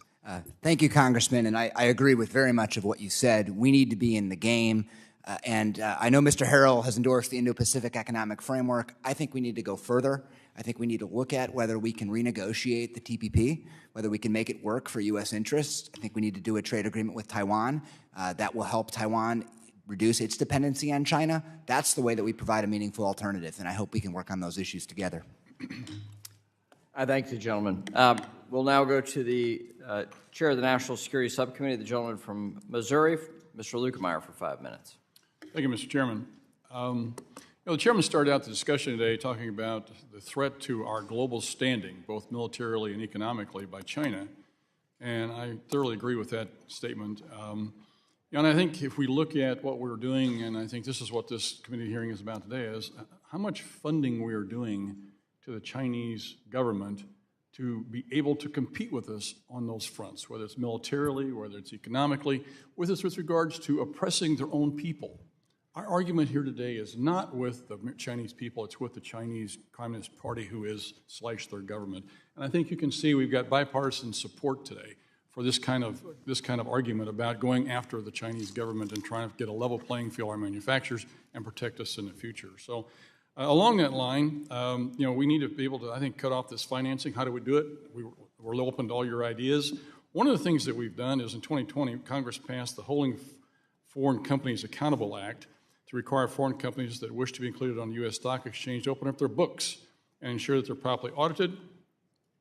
And basically what's happened is from 2020, there were 1,000 Chinese companies on our stock exchange. As of January the 9th, it's down to 252. My question, though, is that they're required to have an audit every 2 years. Many of our United States companies have to be audited every year. Would you go along with increasing that, or I guess increasing it to an annual audit on the Chinese companies like they do ours, or is there a reason that we should keep it at 2 years? Who wants to take the question? So let me first say thank you for Congress's leadership on the Holding Foreign Companies Accountable Act, as well as the Accelerating Foreign Companies Accountable Act. There's no question that China would not have opened up its books and records had Congress not acted. And that was really important to make sure that they're playing by the same rules and that we protect the sanctity of our markets.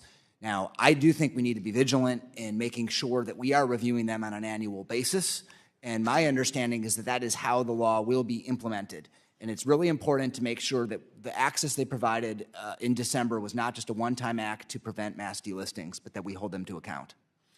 Well, you know, over a 2-year period, you can play a lot of games. And so I think it's important that we go to an annual audit, and I appreciate your comments. You know, the Chinese government there has also gotten into the digital currency business. And I've got a bill that to prevent money service businesses from conducting transactions in the digital yuan. I don't know if any of you looked at the bill, or you have any concerns at all about American businesses, American individuals investing in that or being able to do business in that? Do you have any comments on it? Nobody?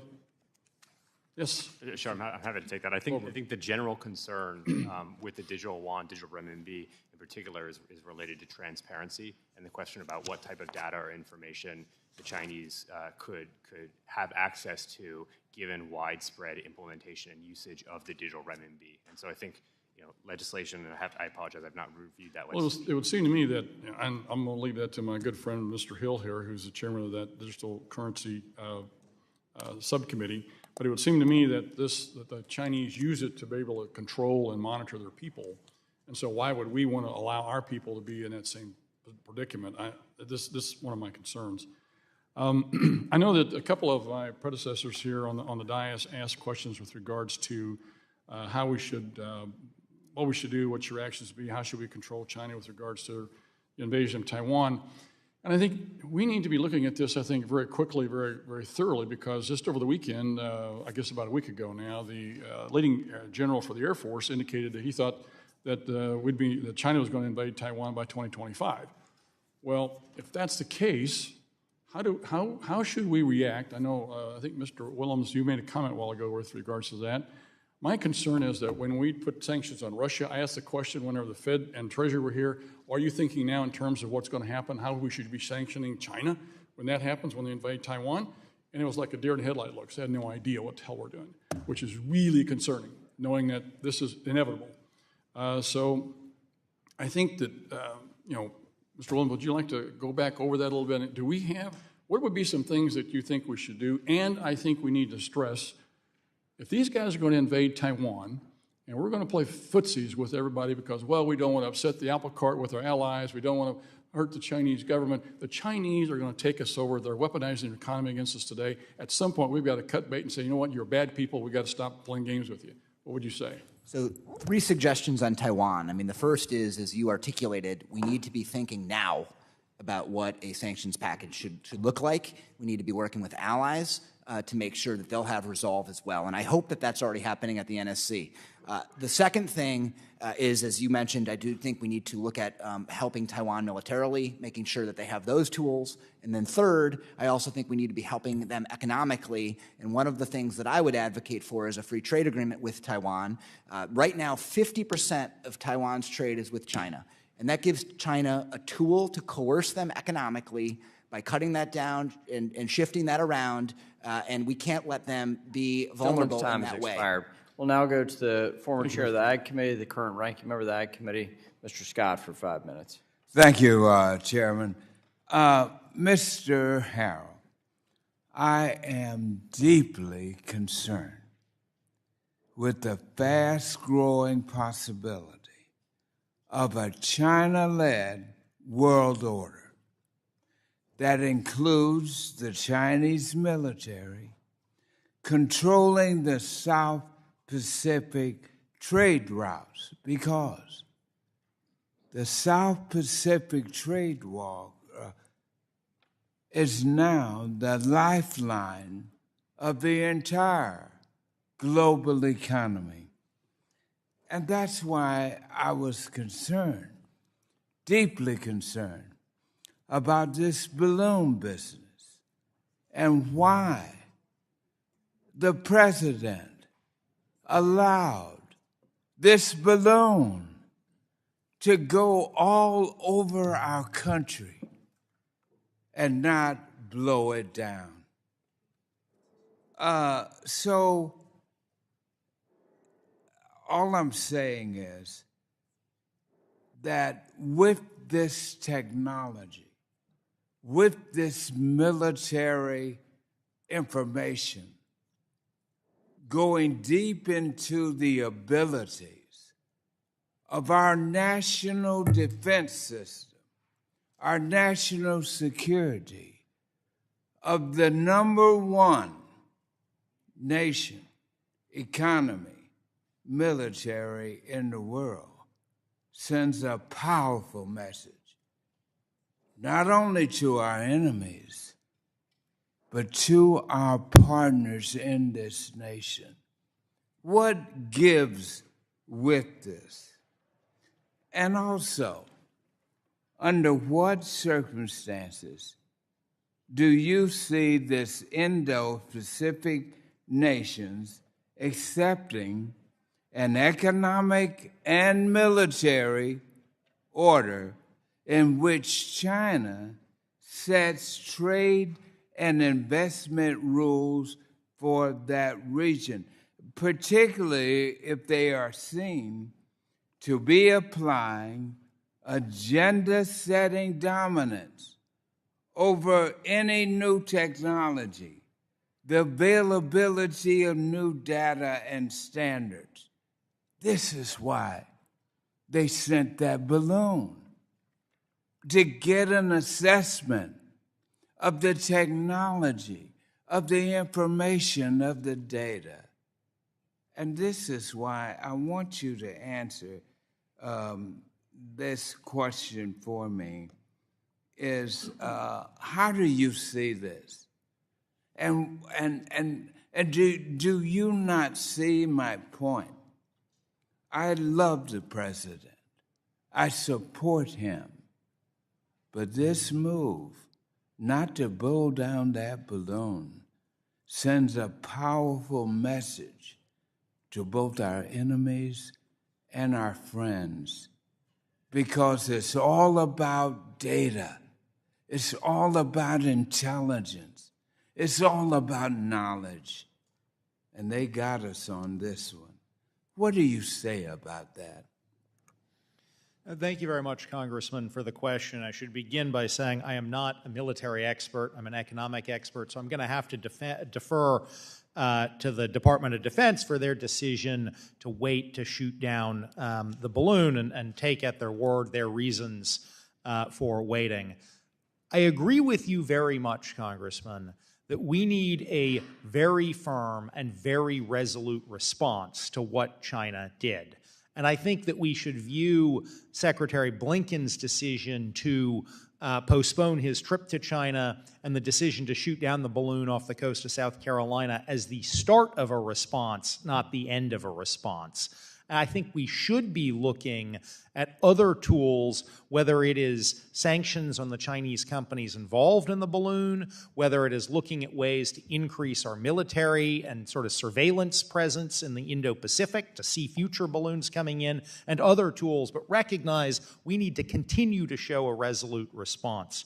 On your question about countries in the Indo-Pacific and are they going to come into China's orbit, they will if we're not there.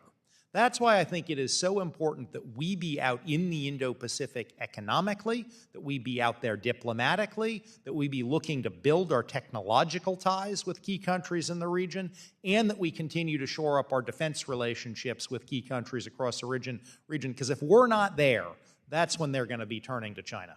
And I agree with you 100%. Thank you. Gentleman's time has expired. We'll now go to Mr. Huizing of Michigan, the chair of the Oversight Subcommittee, for 5 minutes. Thank you, Mr. Chairman. I'm actually jump off on that point because I'm not sure I agree that the strongest response that the U.S. could have had to the balloon incident, let's call it that, was to not go to Beijing. It might have been an even stronger response to get there and confront the Chinese on their own territory about what has been happening here. And there's a lot of details that are emerging and coming out.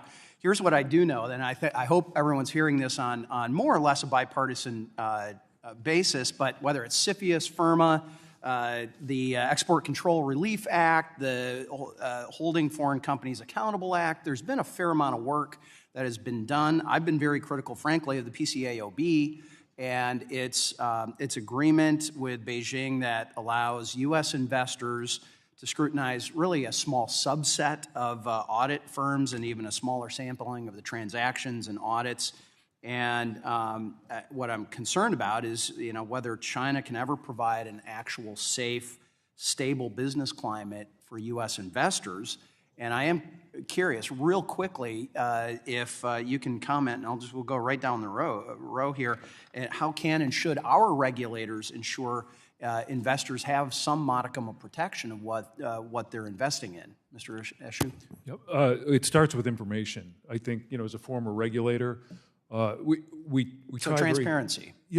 Transparency, but really I consider it direct communication. Okay. I think the government has a responsibility to share with affected industries what it can about the particular environment, in this case China. Okay. And gathering that information in the first place is also quite critical. Needs right. Mr. Feddo? I completely agree with Mr. Ashooh. The transparency is paramount. Right. Mr. Lorber? Thanks, sir. Yeah, I can't speak to that specific issue, but transparency as a general matter, both for investor protection and for financial crimes compliance, is incredibly important. Okay. Mr. Willems, do you have anything? It sounds good to me. Mr. Harrell, why not? I will join my colleagues on transparency. All right. Well, so, here we have, though, the PCAOB has been tasked with negotiating this out. I'm not sure that we've really seen it be as tough as it is, because it seems like it's being controlled more by Beijing. And look, I and many others have been critical of Russian companies who are listed on the U.S. exchanges as well. And how long are we going to let the PCAOB take this same posture with the Chinese government before we take a more strong, robust posture with China, as we have tried to do with Russia and some others? Mr. Willems, I'm going to kind of stick in with the IFIs, the International Financial Institutions, the IMF Reform Act and Integrity Act, which I've introduced in the last 2 consecutive Congresses, would place greater restrictions on major shareholders of the fund, notably China and Russia. Specifically, the legislation would ensure that any quota increases by the IMF would be done with consideration as to whether a country is following certain principles of the fund, most notably currency manipulation. The bill is complementary to my colleague Mr. Hill's Special Drawing Rights Oversight Act, which again draws attention to Russia's lack of adherence to international lending standards. Mr. Williams, you noted in your testimony that the United States should seek to change the way China does business, close quote, and the need for it to be, quote, responsible international stakeholder, close quote. Can you help the committee understand how important it is for the IMF to hold China and other major shareholders responsible for their actions? So let me just say, I think your legislation makes a lot of sense, and in particular this concept that we need to create standards within these institutions that hold China to account. I think it's difficult for us, whether it's the World Bank or the IMF, and to come in and simply say, we want China to do this or we want China to do that. That can make it, I think, sometimes difficult to gain broader support for it. But if we create a standard that we know China can't meet and use that as an objective standard, I think that can be more effective within those institutions. Okay. Well, U.S. companies often face considerable disadvantage to their Chinese counterparts, which often receive large state subsidies and those kinds of things. And so I'm curious, what is the most effective tool, in your opinion, that we in Congress can wield to level that playing field without harming or impacting open and fair domestic markets as well? So on the subsidies question, there's a couple things we can do, and I see I only have like 3 seconds, but quickly I would say defense and offense. On the defense side, where there are Chinese subsidies, we have trade tools to countervail that. On the offensive side, we need to provide alternatives. And maybe it would be helpful, Mr. Chairman, if we could get a response in Gentlemen's writing time's on that. expired. We can Thank you. do I yield a back. written response. We'll now recognize Mr. Lynch, the ranking member of the Digital Asset Subcommittee, for 5 minutes. Thank you, Mr. Chairman, and I want to thank the ranking member as well, Mrs. Waters, for her work on putting this committee together, this hearing together. Members on both sides of the aisle have been keenly interested in the development of a retail central bank digital currency. And China's domestic retail central bank digital currency pilot, known as the ECNY, or the digital yuan, has received a lot of focus from Congress recently as a challenge to the primacy of the United States dollar, and also as a full-spectrum surveillance tool for the Chinese government. However, usage of the digital yuan has so far remained very low, as consumers seem to be sticking with private payments ecosystems, including Alipay and WeChat Pay. There's been little focus, however, on mBridge, which is the cross-border bank-to-bank wholesale CBDC pilot that's being conducted by 4 countries, including China, which is the lead. I think it's Hong Kong, Thailand, and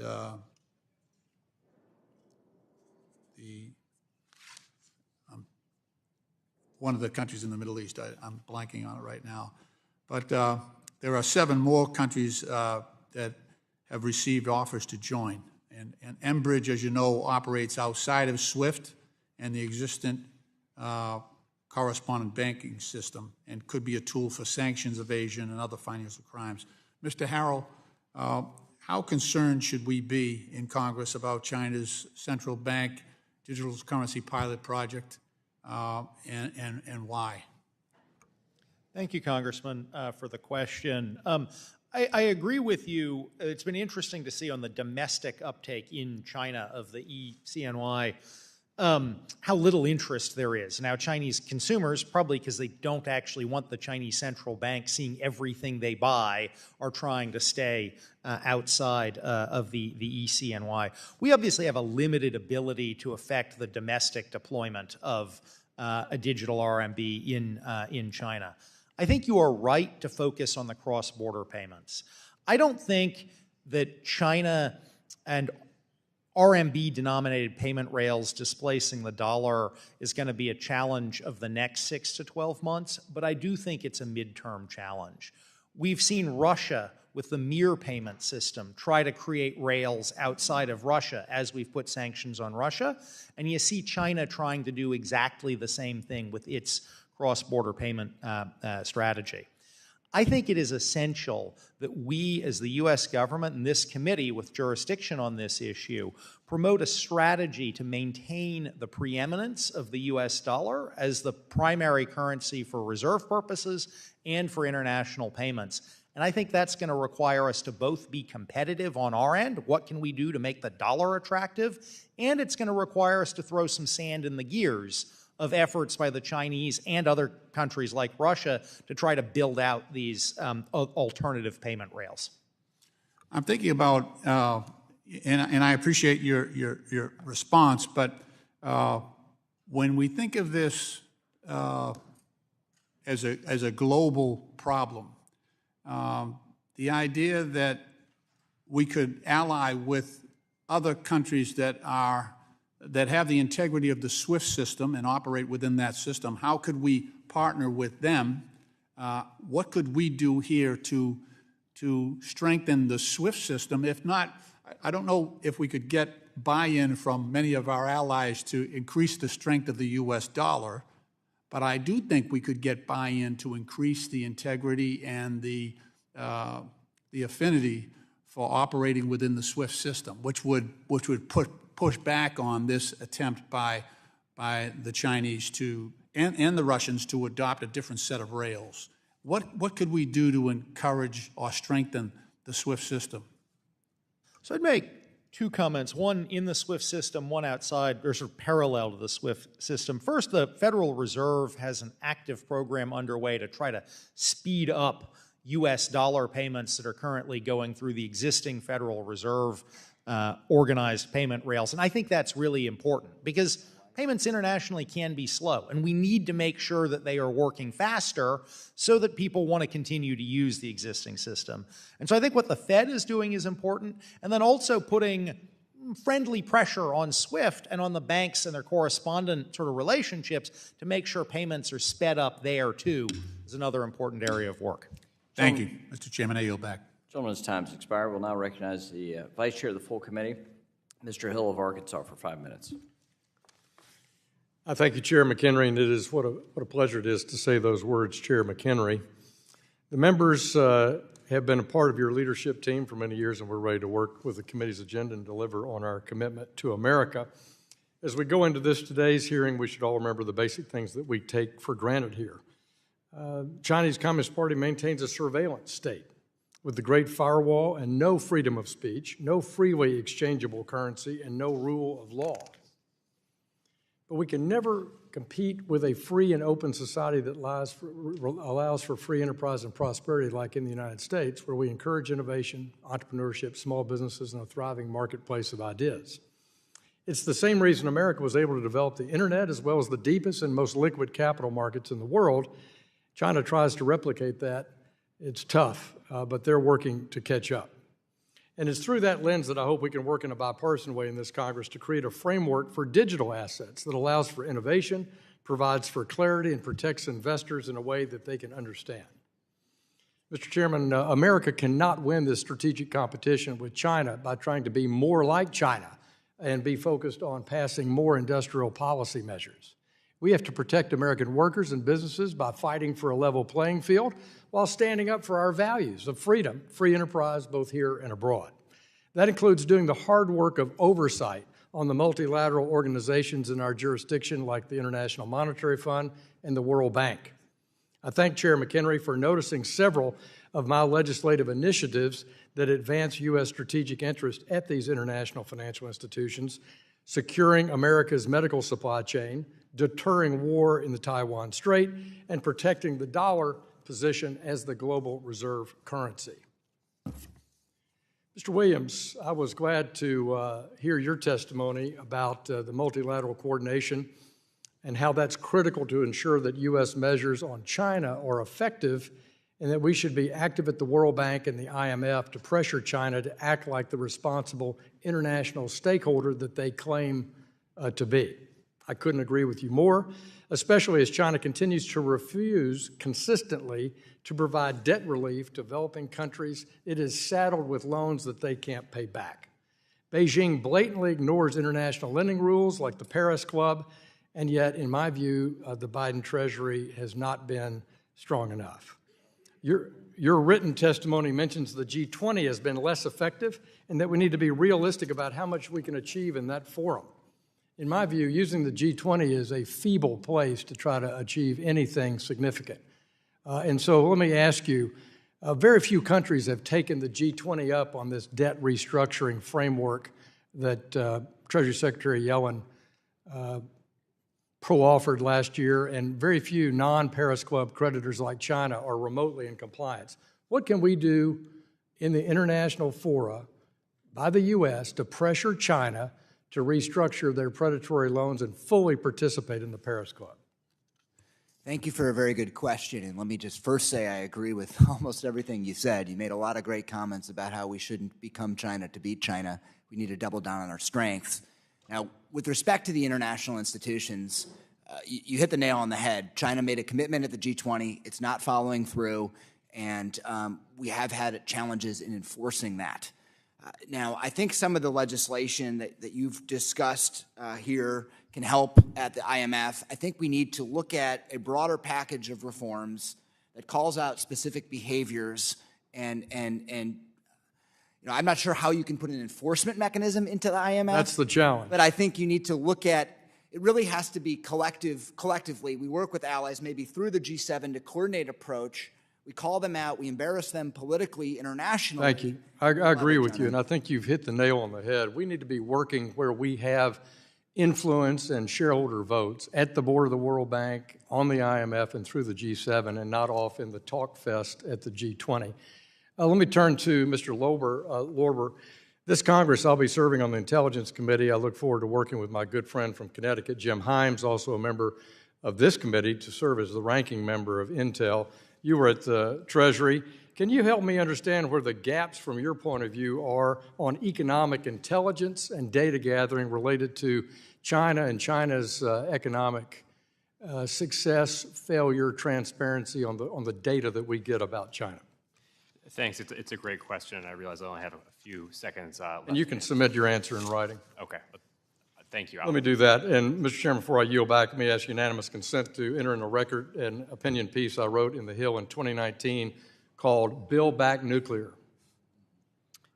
Without objection, and thank you for working with me on that nuclear bill. Continue to work with me on that nuclear bill.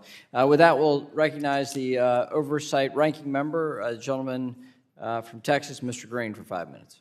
Thank you, Mr. Chairman. I thank the ranking member as well. And I would like to pose a question related to a bill emanating from the Texas Senate, SB 147. This bill has language in it that indicates the following may not purchase or otherwise acquire title to real property in this state. And it goes on to set out individuals who cannot purchase or acquire real property. A person who is a citizen of China is listed, Iran, North Korea, as well as Russia. This has caused a good deal of consternation among many of my constituents. I think that it's difficult for some people who are not of color or from a minority, occupy a minority status, to understand how legislation as well as language can impact what they perceive as their safety. People are legitimately concerned, in my opinion, about their safety because of this legislation, which singles out persons from China. By the way, the bill doesn't make an exception for a green card holder, although the person who has crafted this now says that such an exception will be available. The legislation doesn't make mention of sensitive sites or critical infrastructure. Just says if you're a citizen of China, you can't buy property. Let me start with Mr. Harrell. Sir, do you understand how this can first impact people in the social setting?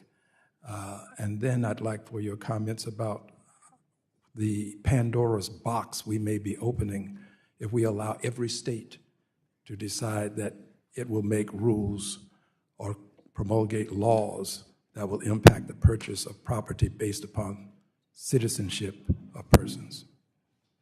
Thank you very much, Congressman, for both those questions.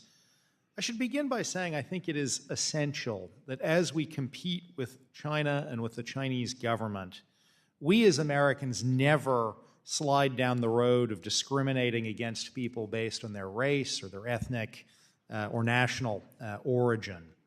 I think we want to make clear that we continue to welcome talented Chinese engineers and talented Chinese people of all backgrounds to come to the U.S. to set up businesses and take advantages of the opportunities here, and we should not be discriminating on people against people based on their national origin.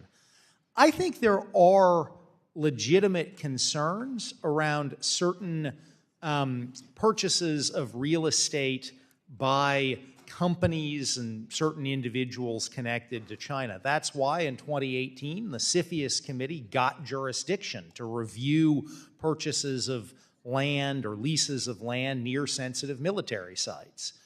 If there are ways in which that statute is inadequate, if there are other kinds of sites or infrastructure where we are concerned about, and the defense and intelligence community are concerned about espionage risks, this committee should look at CFIUS and see if CFIUS needs a little bit more jurisdiction over other kinds of real estate purchases.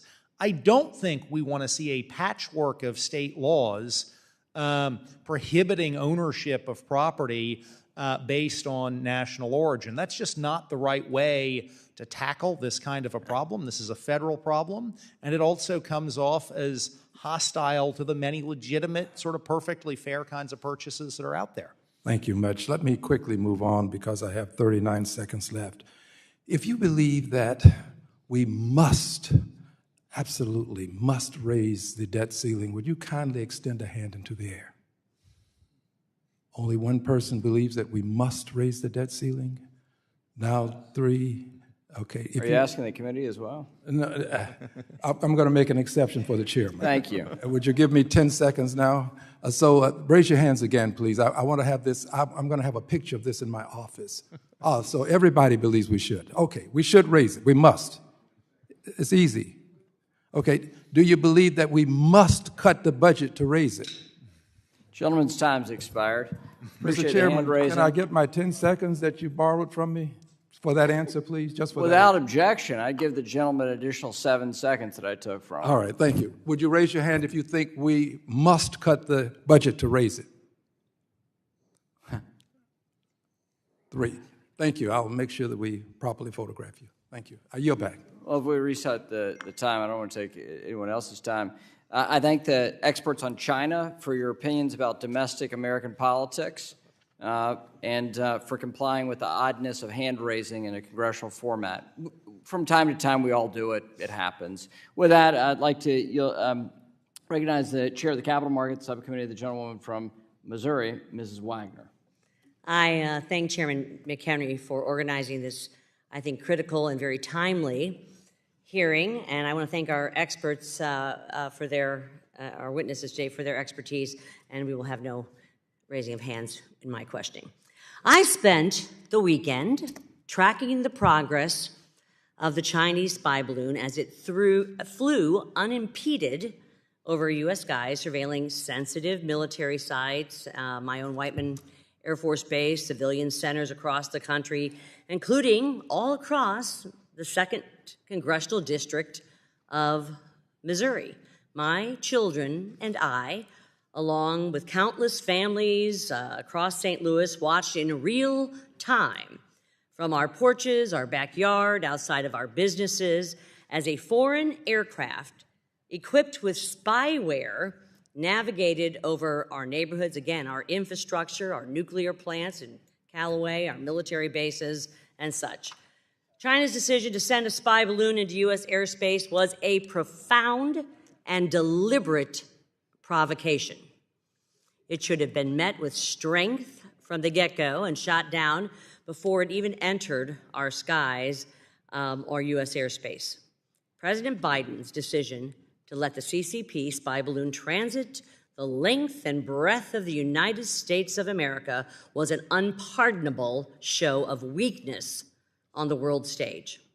As vice chair of the House Committee on Foreign Affairs, I am calling on the administration to restore America's ability to deter these reckless provocations.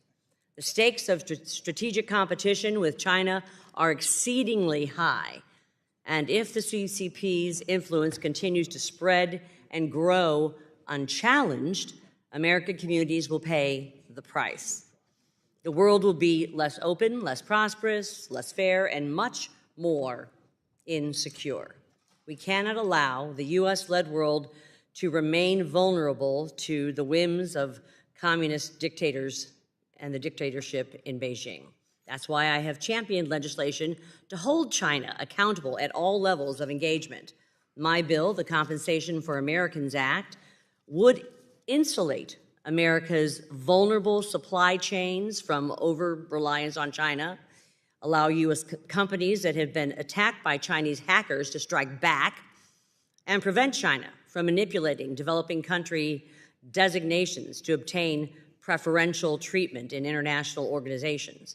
And importantly, it would also tighten U.S. export controls to choke off the CCP's ability to disseminate propaganda and further develop its surveillance capabilities.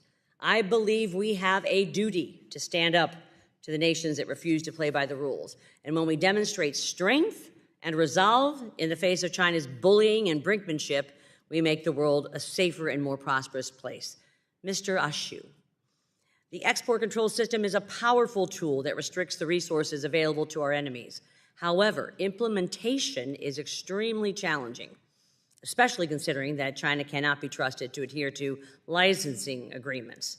What are the major gaps in the U.S. export control system, and how should the United States approach, especially the dual-use exports? Thank you, Congresswoman.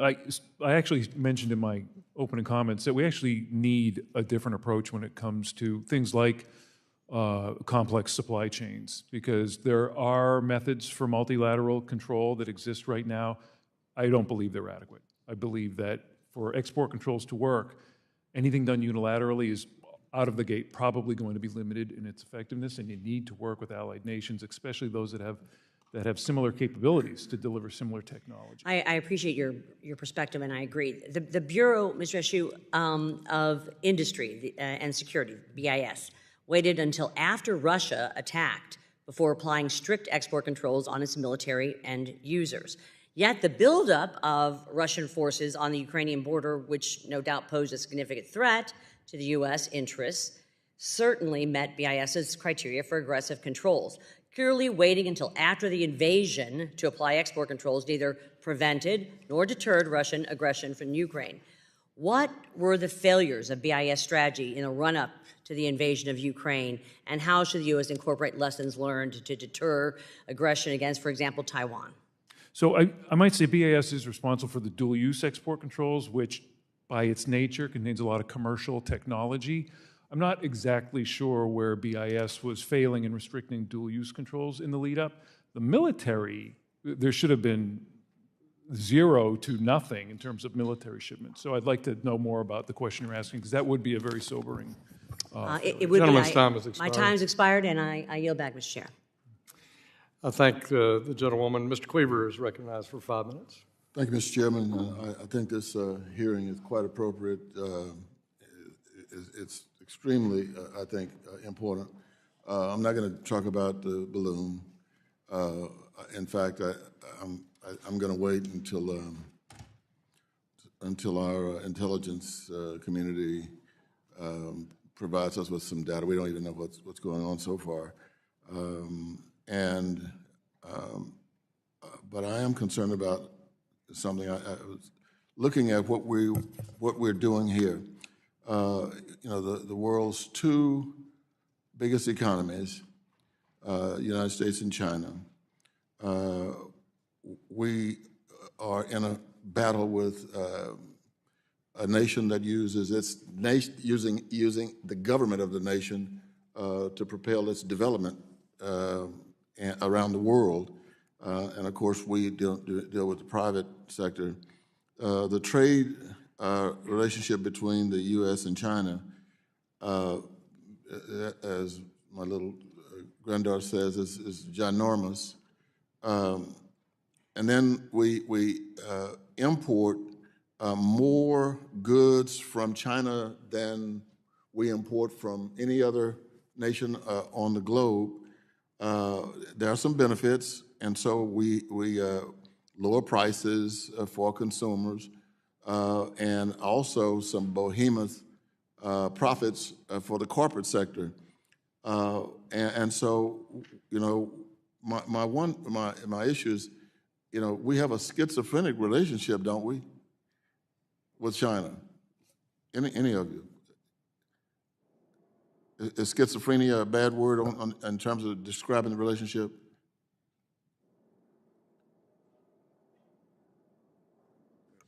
No, I think we have, we are obviously at a pivot point in our relationship to China, where there is a growing, I think, strong bipartisan consensus that we need a different set of policies. Now, I think in certain ways, the trading relationship and some of the structures in the trading relationship is lagging behind the geopolitical realities we now face, and we could have a long discussion about how to better balance the trade and tariffs. Personally, I think what we need to move to at a conceptual level with China is a much more managed trading and investment relationship. They're heavily managed on their side of the economy. They have all kinds of distortive subsidies. They have all kinds of unfair IP theft and things like that. And we're just going to have to manage the trading relationship with them so that they don't undercut our economy and our prosperity with all the things they're doing over there in China. Mr. Lorber.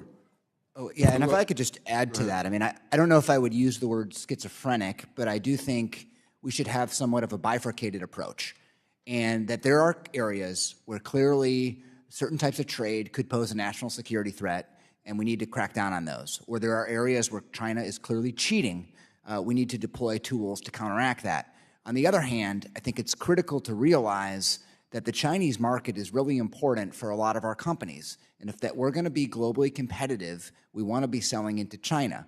And think about it this way. If we're selling a bunch of stuff to China, essentially Chinese consumers are subsidizing our continued innovation, and that's a good thing.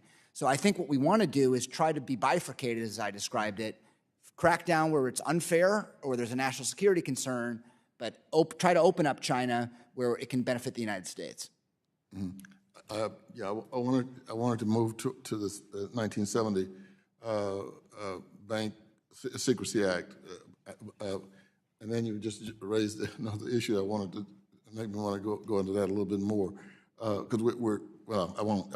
Let me get to the Bank Secrecy Act. I think there are rules being formulated now, but I'd like to find out from you, Mr. Lorber.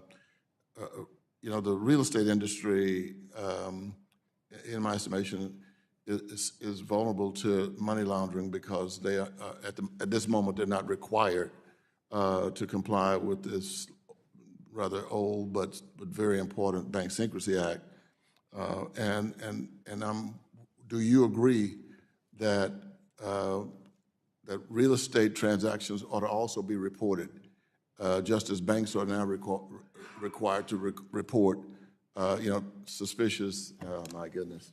Thank you, Mr. Chairman.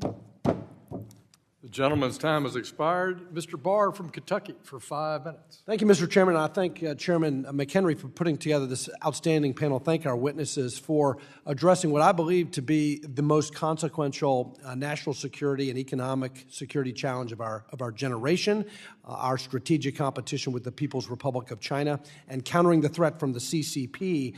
I want to specifically compliment Mr. Feddo for his testimony that as we look at investment screening, outbound investment, and this important dimension of our economic competition with the PRC, that this is an issue that Congress needs to deal with, and that creating an investment screening mechanism by executive order would be a major mistake. Now, I will compliment the Trump administration for the executive order that banned U.S. investment in certain Chinese military industrial companies, and I would also compliment the Biden administration for expanding on that executive order with its own to expand it to surveillance companies.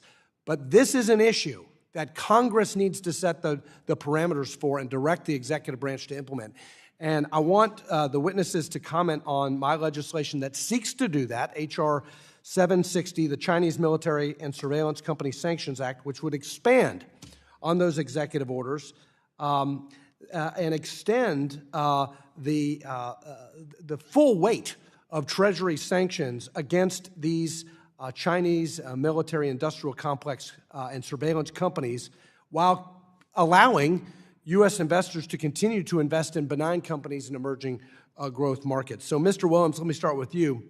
Is this approach, my bill, is it a good way? Is it the best way to ensure that capital flows don't fund the Chinese military industrial complex? And when you answer that question, I want you to address the two gaps that you talked about in your prepared testimony. Does my bill get at those two gaps, specifically the private equity and venture capital piece, and also international, the multilateral impact, the other international non-U.S. investors? So thank you, Congressman, and I think you're absolutely right that we need to have a statutory basis for these actions, and that Congress should work on that in a very studied and thorough way. I also agree with you that we want to expand on the existing restrictions. And what I describe in my testimony, and I believe your bill addresses it, but we can work on the technical aspects of it, is number one, the current executive order only applies to investment in public securities. That should also be expanded to private investment. And secondly, the bill or the current EO only applies to a limited subset of sectors within China. There may be national security threats in other sectors, and we need to be able to look at those as well. So I look forward to working with you on your legislation. Yeah, I want to expand it also to technology-related companies, dual-use technology, AI, other things that implicate national security. And I agree, the executive orders don't address that. My bill, though, Mr. Williams, it would address, with using OFAC sanctions, it would address that private equity venture capital piece, right? That's my understanding. And then, Mr. Feddo, to your point about the Casey Cornyn approach and the Committee on National Critical Capabilities, similar to reverse CFIUS. I appreciated your point that creating a bureaucracy that ensnares a lot of benign outbound investment is maybe not the targeted approach we need. Can you expand on that testimony? And why would the OFAC approach, a simple, clear message, signal to the private sector, green light, red light, be better than a bureaucratic approach such as this Committee on National Critical Capabilities? In the first instance, it would be far more nimble. And with a committee, you have inefficiencies. The committee, I'll just say, one of the deficiencies I see with a committee setup is you can't unring the bell. Once you do this, for example, and I'm a big fan of CFIUS, and I think it's a great tool and appropriately used and focused on national security, but it's been around for 50 years, okay? And so if we create a new bureaucracy to screen outbound, it's going to be here. And so I do agree that the OFAC approach seems to me to be an approach that hasn't been adequately explored. And thank you. In a prohibition context, making these like SDNs, it prohibits all dealing. So private equity and venture capital would be in Thank the you. mix. And Mr. Williams, in my remaining time, I appreciate your focus on pairing defensive actions with offensive actions to maintain U.S. economic strength. In response to Mr. Harrell's testimony about the debt limit, can you speak to the overspending in Washington and how that compromises the dominance of the dollar and how we need to pair avoiding default with reform? The gentleman's time has expired. I look forward to it in my written testimony. Thank you. Yield back. Thank you for responding in writing. We now turn to Mr. Foster for 5 minutes. Thank you, Mr. Chair, and thank you to our witnesses. I'd like to say that I'm speaking as a manufacturer, someone who started a company that's provided over 1,000 jobs and kept those manufacturing jobs in the Midwest. And for decades, we have competed against cloned Chinese products, and we've become increasingly dependent on Chinese components for our supply chain. And that's the commercial reality. I'd also like to echo Mr. Ashooh's comments that we should be thinking in terms of reducing, if not the defensive perimeter, but at least the stronghold from the G20 to the G7. The free democracies of the world are the group of countries through which we should have free, absolutely free markets, as free as our politics allow. And then the G20 will be a more contested area. But we have to make common cause with the G7. And I'd also like to say it's not just the G7. When you say G7, please include Korea. Korea's economy is larger than Russia, all right? It is the Koreans, not the Taiwanese, that lead the world in leading-edge semiconductor production. Samsung, not TSMC, is in production at the 3-nanometer design node. So what I'd like to focus my questions on are really one of demographic trends. I'm sure many of you, not all of you, may remember the essay, the Japan That Can Say No. And this was, and then I guess the subtitle was Why Japan Will Be First Among Equals. It was published in 1989 and got a lot of attention. It made the point that Japan had taken over semiconductor supply chain. They had taken over, they led the world in semiconductors. Japan was on the same sort of exponential economic growth curve that China has been on for the last decade or more. And there was a lot of hand-wringing over Japanese threats of intellectual property. And so what happened? Well, first off, Japan, like China, just suffered a massive real estate bust that limited their ability to continue to invest in leading-edge technologies, and as a result, they lost the lead in semiconductors. They also faced an aging society, which is really, demographics is destiny, and we have to understand that. And they also lost the wage competition. Japan lost the wage competition with other low-cost providers, exactly what China is going through now and will be going through for the next decade. And we have to have that clearly in mind. I'm most worried that China is going to misbehave because it will have the behavior of a pressed rat rather than the behavior of a conquering hero. They are in deep trouble because of the collapse of their real estate bubble, which dwarfs the Japanese real estate collapse. Their regional governments are basically insolvent because the gravy train from developers, paying. It's a long story, but the regional governments are basically bankrupt, and the central government's unwilling to bail them out. And the demographic projections are really daunting. You know, the estimates are that sometime between 2060 and the end of the century, 2060 and the end of the century, China's population will be half of what it is today. There is never going to be this giant $1.4 billion prosperous middle class in China. Their educational levels do not support it. Their forays into chip production have collapsed in a blaze of corruption, all right? And they're just a complete failure. And the companies see this too, that there isn't going to be this massive middle-class market in China, and they started to pull out. You know, the Korean companies tried pulling out starting several years ago, and are finding what other companies find, that it's pretty much impossible to get your money back out of China. That, you know, when they built a shipyard or a port, and they want to get their money back out from that investment, pretty much they have to just turn over the keys and walk away. And so and that's not a unique experience. And so that the attractiveness of China as a place for foreign investment is going way down as companies around the world understand this. So I was just wondering if any of you have comments on the demographics of China and how that should affect our thinking. We'll just start from the left. Mr. Ashooh, you want to give it a shot? It's indisputable that is a meaningful trend. It's outside my area of expertise, but what I'd like to commend you for is the fact that so much of what we do with respect to adversary countries is in the near term. We need to be paying attention to long-term threats and their implications as well. Yeah. So I commend you. Okay. Other comments on that? Sure. I'll go ahead and comment, and I think your comments are right on. I do believe China is an existential threat to our leadership, but I don't think China is 10 foot tall. I think it's about 6'5", 6'6". And you know, we need to keep that perspective as we're addressing it. And in many ways, Xi Jinping is the country's worst enemy because his policies are inferior to ours. Gentleman's time has expired. Yield back. It's now time for the distinguished chairman of the Small Business Committee and a longtime member of this committee, Mr. Willems, for 5 minutes. Thank you, Mr. Chairman. Thank you for the committee for the witnesses to be here today. We need to be very clear. China is a hostile nation looking up to upend the United States standing in the world. And as we saw with the spy balloon this weekend, that they brazenly flew over our airspace last week to sending fentanyl across our porous southern border, China is attempting to weaken our country in any way possible. An important piece of this equation that we must take a serious look at is foreign purchases of farmland that is threatening our country's national scrutiny. And in my home state of Texas, foreign entities control more than 4.7 million acres of land. We talked about that earlier. And I'm also a rancher.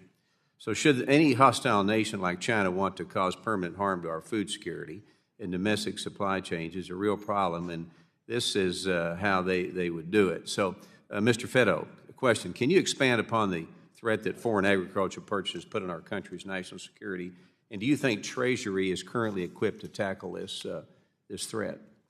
Sir, thank you for the question. I do think they're equipped.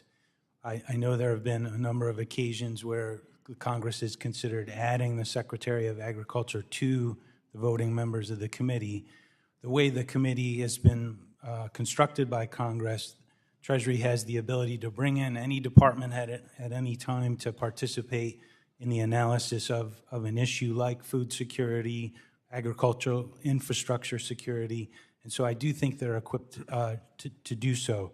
As to the bigger issue, I think my understanding is the GAO currently is conducting a survey and a study of the extent to which foreign investors acquire agricultural land in the United States, and I would encourage the Congress to hold its fire, so to speak, until it sees the results of that. My understanding is, at this moment, Chinese ownership of agricultural land in the United States is somewhere around 340,000 acres, and that's compared to almost 900 million acres of farmland. So I just would suggest that before we move forward with a response from a national security perspective, that we make sure that we're not taking a baseball bat to something that needs a more precise scalpel to tackle. All right, thank you. The only thing they may understand is the baseball bat, though, at the end of the day.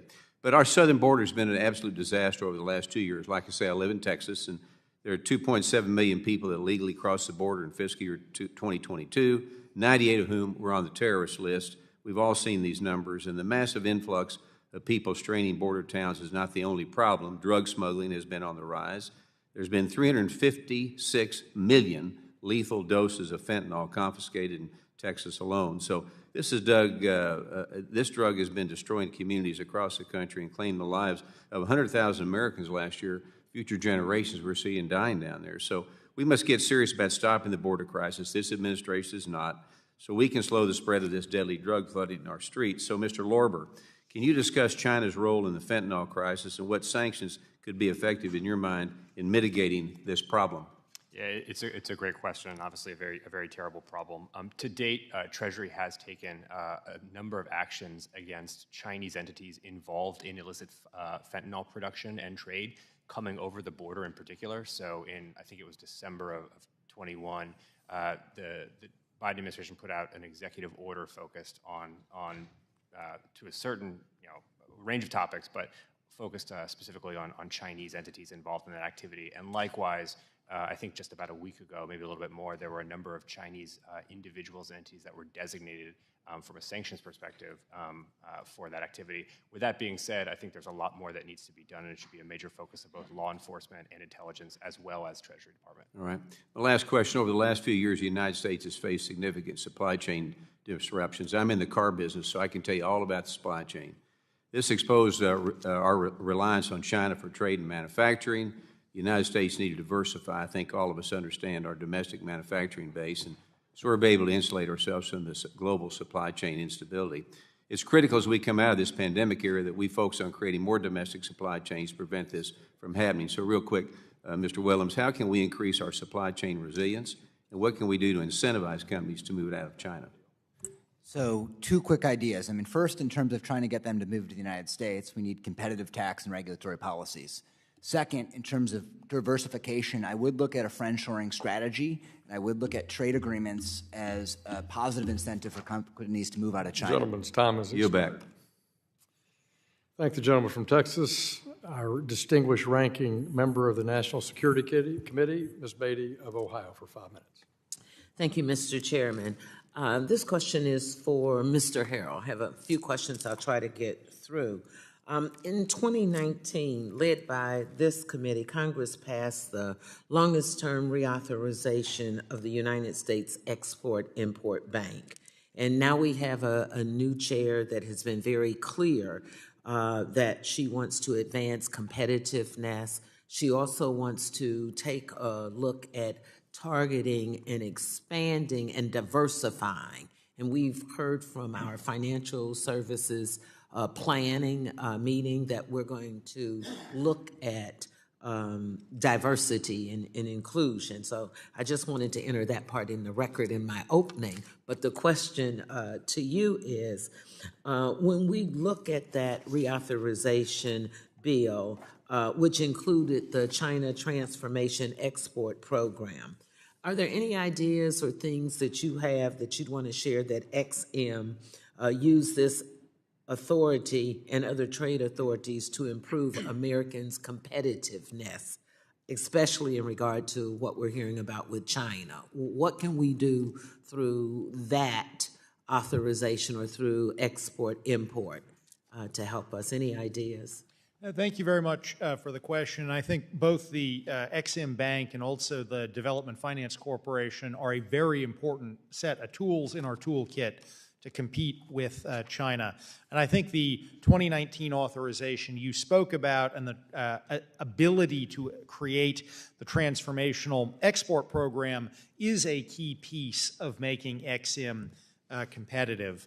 I know that over the last year or so that Chair Lewis has been in at Ex-Im, she has been working diligently to implement the transformational export program. I think it is important. Reality is, if we're going to provide financing, for a U.S. telecom maker to compete with a Chinese telecom maker in, Argentina or somewhere like that, there has to be the kind of flexibility that is allowed under the 2019 authorization. to recognize how the U.S. companies can actually put that deal together. So I think it is less, and I think it is now there, I think that what we need is less additional changes to the statute of EXIM. I think you did that in 2019, and more just some time for Rita Joe and all the great staff at EXIM to go out and source the deals, because that takes time. So I think that work is happening. It just takes some time to go find the deals. Thank you for that. And let me also say, to enter into the record, that Rita Joe Lewis has also created a new office to have a bigger global footprint with the Office of Global Finance and Development. So I think she's done an amazing job in a short period. Mr. Harrell, let me continue. China has been taking advantage of America's lack of investments or presence everywhere from the Caribbean to Latin America to Africa to the Asian Pacific region. Short of significant dollar increases in grants to these partner neighbors, and especially if my colleagues on the other side keep their promises to decrease the budget despite the many national security challenges, what can America do to offer alternatives to Chinese investments and trade to otherwise compete with China in this global South and everywhere? I think we have to get, in a world where we may not be spending more federal dollars going forward, to build those relationships, we're going to have to be more creative in building private sector ties, potentially around supply chain resilience and potentially around technology. I look at the announcement 2 weeks ago now between the U.S. and India, where you saw it was a government announcement, but what you're essentially seeing is a partnership between companies to work on AI, to work on space, to work on those kind of things. I think that's an interesting model. I think you could say the same, take a similar approach in Central America or in the Caribbean, where we could pull together manufacturers, for example, that are looking to diversify away from China, maybe currently making things in China, and encourage them to relocate into the Caribbean or into Latin America. So we're just going to have to leverage the private sector better for those kinds of things. And let me end in my last few seconds. Would you agree that it would be a good idea for us to promote American entrepreneurship? And the reason I say that with CHIPS, we're saying that we need to have more small businesses, more entrepreneurs when we look at our national security. And my time is up, and I yield back. Thank the gentlewoman from Ohio. You can answer that question in writing. And now we turn to the gentleman from Georgia for 5 minutes, Mr. Loudermilk. Well, thank you, Mr. Chairman. I appreciate everyone being here. It's interesting that the Bank Security Act was brought up earlier, which I don't necessarily disagree with the sentiment. I just don't know that the Bank Security Act is the place to report real estate purchases. However, I believe the Bank Security Act needs to be revised because we're dealing with reporting thresholds that were developed in the 1970s at $10,000 to where it should be around $65,000 to $70,000 today. One of the reasons that I think it's important for us to update those is because at these low thresholds, the government is forcing financial institutions to report significant information to the government, of which the government is holding information about individual citizens and businesses that they're not utilizing. When I was in the intelligence arena in the Air Force, we had one principle, which was if you don't need something, don't keep it, because you don't have to protect what you don't have. I know that the United States is a huge target for cyber crimes and for data breaches. And even U.S. law enforcement agencies have repeatedly called China the most significant state actor threat to our country in cyberspace, which we know the government would be a target. Now, I bring up the Bank Security Act because while we're trying to reform that so the government isn't keeping a lot of PII on citizens that could be breached to a foreign actor, U.S. regulators are implementing a consolidated audit trail, which would also capture a lot of information and does capture information about investors. And so, Mr. Lorber, some of the information that, and we've worked to kind of minimize some of the information that is collected by the consolidated audit trail, but under the current iteration, the consolidated audit trail, the customer accounts and information systems would include names, addresses, and date of birth for most U.S. investors. What risk would this information pose to U.S. investors if a foreign adversary, specifically the Chinese, were to gain that information? Thank you, Congressman. It's a good question. I'm not specifically familiar with the consolidated information audit trail that you're mentioning. However, I will say that any situation in which there is consolidated personal information about individuals, there is a risk that if that information is secured or captured or breached, that it could be used to develop information that could used to compromise those persons or otherwise exploit information about them. Mr. Willems, do you have any thoughts on the consolidated audit trail or the information, if it was divulged to China, that could be used against U.S. citizens or our economic stability? I think you're right to ask questions about it, but it's not my specific area of expertise. Okay. Well, let me move on for another area of this. And there, as I said, there's been some progress of limiting the types of PIA in the consolidated audit trail. For anybody, what type of retention policy do you believe would be appropriate to prevent any information, whether it's from consolidated audit trail, tax return information? What type of data retention policy do you believe would be appropriate to prevent information from falling into China or any foreign adversary? Anybody? I think this illustrates that we've got some areas that we're still not really thinking about, because a lot of times we're focused on China as China versus the United States government, when in reality it's China versus the individual citizen of the United States as well. And so I think this is something that we need to invest time and effort looking into as far as protecting data and information from cyber actors. And part of that, and I'll conclude with this, that I've said all along, the government is our biggest security risk because it is mandating massive amounts of data to be collected from financial institutions, from individuals, that is not used by the government. I mean, when you look at the currency transaction reports, over 90% of them are never looked at. I would imagine this a near same statistic on the other reports that have to come in, suspicious activity reports. If we're not using the data, why are we collecting it? Why are we keeping it? Why are we mandating other institutions to provide it? With that, Mr. Chair, I yield back. Thank the gentleman. Now, Mr. Vargas from California for 5 minutes. Thank you very much, Mr. Chairman. I'd like to thank Chairman McHenry and Ranking Members Waters for convening this hearing on such a pertinent topic. It is very, very important. Mr. Willems, did I hear you correctly or hear about you correctly that you were on the NSC for the previous administration? That's correct. All right. During the time of the Trump administration, did we have any Chinese incursions of these spy balloons? Like Mr. Harrell, I was part of the Econ office, not the defense or national security part of the NSC.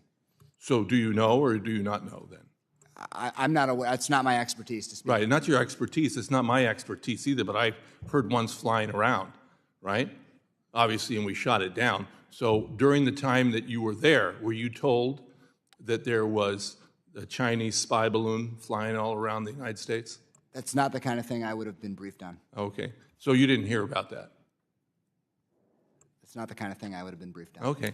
The reason I ask is it seems that there were a number of Chinese spy balloons that were flying around, and nobody shot them down. In fact, it seems like they didn't even know about them, sadly. Talking about strength, they didn't even know they were there. This president gets criticized because he shot it down.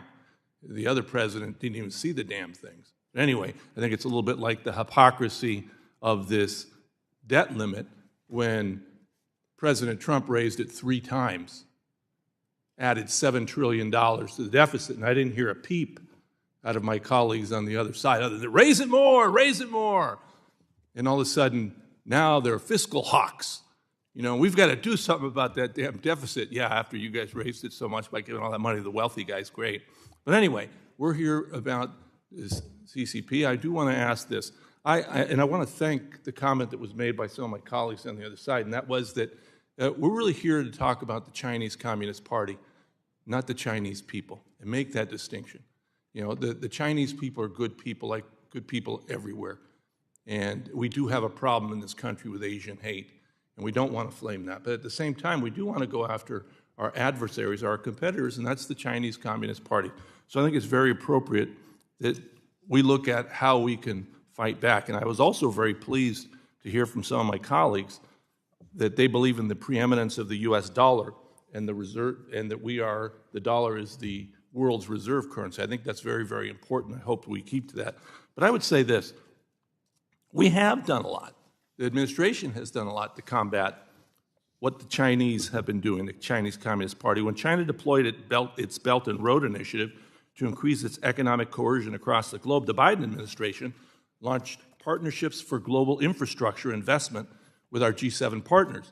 When China threatened trading norms and international agreements in the Indo-Pacific, the Biden administration launched the Indo-Pacific Economic Framework, or IPEF, with 13 partner countries that together with the U.S. represent over 40% of global GDP. When the CCP decided to detain and oppress the Uyghurs, we passed the Uyghur Forced Labor Prevention Act to ensure that our companies do not source products using forced labor in their production. When the CCP attempted to become the new manufacturing capital of critical computing components, we worked together on a bipartisan basis to pass the CHIPS and Science Act. When we needed to modernize our domestic infrastructure to ensure our companies can compete globally, we passed the Bipartisan Infrastructure and Jobs Act. So yes, the CCP is a great threat, but when we work together across the aisle, especially, and put people over politics, we can mount a focused response to increase our economic competitiveness and produce good, clean jobs right here at home and protect our national security. And that's why I always find it interesting when we have some of my colleagues complaining about the Chinese, and I ask them, where's your suit made? And they say, I don't know. Why don't you take a look? And you find out that it's made in China. I said, where's your tie made? Made in China. Where are your shoes made? They look them up because they don't know it's made in China. So if we really do believe that we're competing, we should start buying American and some of our allies instead of just buying the cheapest thing that you can find out that it looks good. With that, I yield back my time.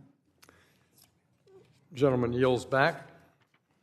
Gentleman from West Virginia, Mr. Mooney, is recognized for 5 minutes. Thank you, Mr. Chairman, and I do appreciate the comments from my colleague from California, distinguishing between the people and the government. That's true of a lot of despotic governments around the world, Iran and other places. My mother fled communist Cuba, where that country still oppresses the people every day. I also agree with his comments about buying American. When I go shopping with my 3 children for Christmas, it drives them crazy because I won't buy anything made in China. And they have a hard time finding presents for my wife and stuff that's not made in China. But it is true that we need to be more patriotic when it comes to that in this country. The Chinese government is moving rapidly toward implementing its digital currency, the digital yuan, controlled by its central bank. Mr. Lorber, China is an authoritarian state and violator of human rights. Can you walk us through how the Chinese Communist Party can use its digital yuan to further crack down on dissent and the freedoms of its people?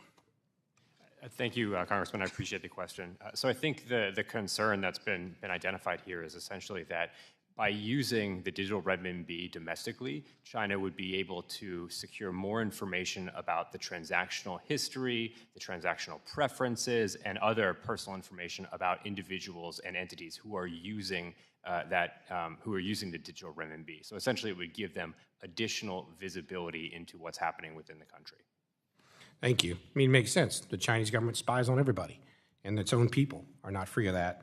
Many advocates of this central bank digital currency here claim that it's known as CBDC, claim that the U.S. not moving forward with a CBDC risks losing the U.S. dollar's status as a reserve currency. So, Ms. Lorber, if the U.S. does not move forward with this central bank digital currency and instead allows private sector digital currencies to thrive, does that actually risk the U.S. dollar's reserve currency status? So I can't speak to the sort of broader macroeconomic questions about the adoption of a federal CBDC. What I will say, and going back to an earlier conversation we had on this, is that I don't necessarily think that the rise of the Chinese digital renminbi for cross-border payments poses a major national security challenge to the dollar in the short term. I think it's something which is very warranted to look at in the medium term, but at least in terms of the next, I think Mr. Harrell used the time frame of 12 months. I would say for the next few years, it's not something which would displace the dollar or create a risk of the displacement of the dollar. Okay. Thank you for that answer. Look, we all know that President Richard Nixon finally took us off the gold standard and when he was president, and now the U.S. dollar is simply the full faith and credit of the United States of America. It's not tied to anything.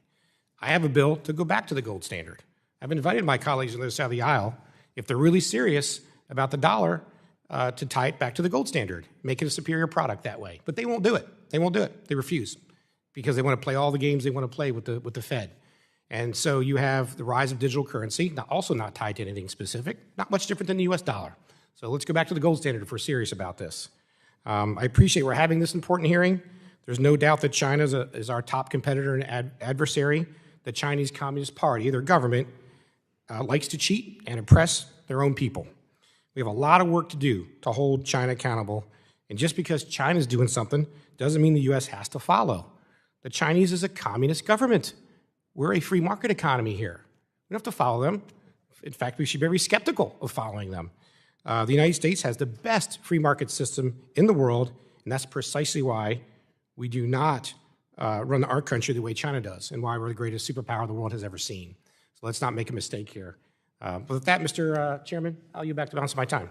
Gentleman yields back, and now we turn to Mr. Caston for 5 minutes. Thank you, Mr. Chairman. I appreciate all our witnesses. Hey, I want to start by answering the question that Mr. Posey asked, because I think it's worth having this on the record. He asked how much debt is held by the Chinese, U.S. debt. The answer is just over $1 trillion. Interestingly enough, that's actually down from the peak in 2011. It was $1.3 trillion, is now down to $1 trillion. And that is in spite of total foreign holdings of U.S. Treasuries being up about 80% during that period.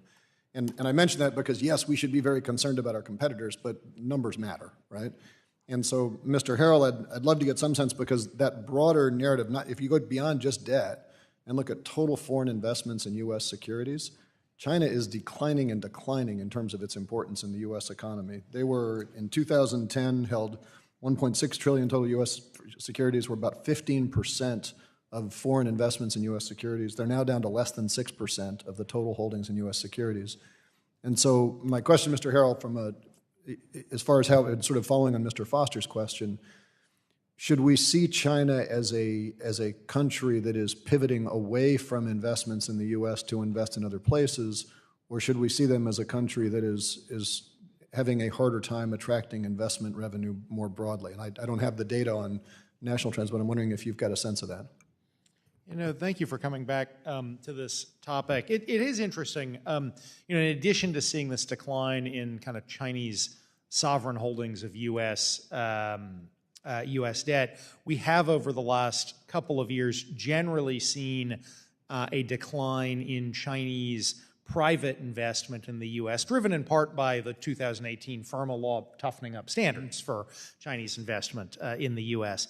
I think we're seeing a couple of things from a Chinese macroeconomic perspective. First, we've seen China's overall balance of payments surplus come down a bit over the last couple of years. Obviously, 2020 in particular, and the last couple of years where they had a bunch of lockdowns and it threw off their trade flows, that has brought their balance of payment surplus down. So I think they have less money to park abroad than they used to. I think they have been trying to park more of it outside the U.S. for two reasons. First, they do see it, as we see with BRI and things like that, as a way of trying to build their own friendships and alliances away from the U.S. with developing countries. So I think they are looking to put it elsewhere. And then I think they do look at the risk of confrontation with the U.S. and wonder if they are overexposed from their perspective to U.S. securities. We saw Russia essentially exit the U.S. dollar as a reserve currency back in 2018. Essentially got out of it. China can't, for various reasons, and I don't think wants to take that extreme a step, but I do think they are looking from their kind of sovereign holdings to diversify their holdings and not be, from their perspective, overexposed. Yeah, I've got to the two US. more questions, and I apologize if I cut you off on the first one because I want to be quick. But we've seen China invest in things like buildings that don't get occupied, Evergrande that they have to bail out, and there's political reasons to invest in that. But obviously, long term is not healthy in terms of their domestic investments. Have you seen any good analysis of what kind of return China earns on their domestic investments? So, sort of how competitive are to what degree are they investing in growth versus staving off short-term political problems? Look, I think it's really important that we not as I think Mr. Willems said a couple of minutes ago, it's important we not overestimate the strength of China. It is a fierce competitor. It is not, I think, as you said, 10 feet tall. And I think we have to be clear-eyed about their own domestic weaknesses and the fact they don't have an indefinitely bright future. In fact, they got a bunch of bleak things in their economic future. For the last couple of years, they've been propping up their economy domestically by subsidizing a real estate boom, by subsidizing manufacturing. At some point, that gets harder and harder for them to do. And I think that's why you're seeing this long-term downward trend in growth. Now, this year it probably will come up. They're coming out of COVID. There'll be a rebound. But they're not getting back to the 7-8% growth rates that they had for many years in the past. So we're tight on time, so I may just have to end with a statement here. But the one exception to all that is that Chinese investments in U.S. equities have gone up, even as their investments in debt have gone down. And that is a broad sectoral trend from foreign investments in the U.S. In 2010, total foreign investments in U.S. equities was, let's see what I got here, $2.8 trillion. That was 26% of total investments in U.S. debt, U.S. equities, securities, I'm sorry. In 2021, more than half of foreign investments in the United States were in equities. And I mention that because if your goal as a member of Congress was to transfer wealth from U.S. taxpayers to foreigners, 10 years ago, the way to do that was to raise interest rates. Gentleman's time has expired. Today, the way to do that is to cut corporate tax rates. Yield back. Gentleman's time has expired, and now we recognize the distinguished chairman of the Housing and Insurance Subcommittee, Mr. Davidson, for 5 minutes. Thank you to our witnesses. I appreciate this hearing and the importance of it. I mean, China is an important strategic rival. Frankly, I would like to keep them economic rivals. And as a former military guy, I didn't think we would ever visit to China in friendly terms and conditions, and I hope that we can keep it friendly competition. We're concerned about recent events and kind of what does that signal for the relationship. But as we look at how has China risen, and part of it was under Deng Xiaoping, China broke from what had failed. Cultural revolution, Mao's various forms of Marxist ideology that produced a communist state that was not working. And under Deng Xiaoping, he kind of said, well, we'll have communism with Chinese principles, which is really state-controlled capitalism. And on balance, it's worked pretty well for the Chinese people, but part of that's come at the expense of the American people. I'm happy for the average Chinese person, and we certainly understand why they want a better future for themselves and for their kids, but we should want the same for our families. And in recent history, we've seen this recent generation say that they're not confident that their kids are going to have a better future than they are. That's the first time in American history that's been true. And why is that? Part of it is policy decisions that have overwhelmingly benefited the Chinese Communist Party and the influence of China. So as we talk about the role of financial services in that, in 2019, China was designated as a currency manipulator. So, would one of you care to highlight briefly for the, people watching at home, the dozens or so, how does China control their exchange rate with the United States? Mr. Lorber? I'm not a macroeconomist, so I can't really speak to that in an effective way. I apologize. That's okay. Well, it trades in about a 2% band. The U.S. dollar is one of the currencies that are in there, and it's a peg. So they set it at an artificial rate. So when they decide that they're not getting enough, exports out of China into America, or in particular, they'll change the peg to the US dollar. So that makes everything cheaper. So in 2019, when they did that, they moved it by about 16.8%. And for that, the Secretary of the Treasury rightly designated them a currency manipulator. That is able to overcome, all sorts of things. Tariffs at the time, they're fine, we'll just manipulate our currency and make everything different. The other thing that I'm interested in talking about in this space is kind of the link to the Belt and Road. Of course, it creates big trade consequences, and that creates consequences on the flow of cash, the balance of payments. But when you look at the role of the International Monetary Fund in liquidity globally, special drawing rights are one of those things. It's not really money, but it represents an asset. And the mix was recently changed. So it went from about 10% RMB to almost 13% RMB. And so the bill that I've got, H.R. 510, the Chinese Currency Accountability Act, requires the Secretary of Treasury to oppose an increase in the weight of China's RMB in the basket of currencies that make up the IMF's special drawing rights, unless China meets certain international standards. And we know China doesn't meet them. They promised to be part of the World Trade Organization, that they would be a market economy. They said as part of being a market economy, they wouldn't do things like manipulate their currency. So, Mr. Willems, could you please talk about those dynamics, particularly with the relation to the IMF? Sure. Let me first say I think you've put your finger on a really important issue. And from a broad standpoint, we want to promote the supremacy of the U.S. dollar, and we should be concerned about China trying to put forward the RMB as an alternative to that, including in the IMF. And so I would want to work with you on the specifics of the bill. I think the concept is correct, and we should do what we can to prevent them from increasing the role of the RMB. One of the problems with the IMF that we often run into is our ability to unilaterally achieve things as opposed to having to work and develop broader coalitions. So I would want to think about whether the criteria are the right criteria to build that coalition of allies to get the job done. Thank you, and my time's expired. I yield. Gentleman's time's expired. We'll now recognize the gentleman from New Jersey, Mr. Gottheimer, for 5 minutes. Thank you, Mr. Chairman, and congratulations again on your new role.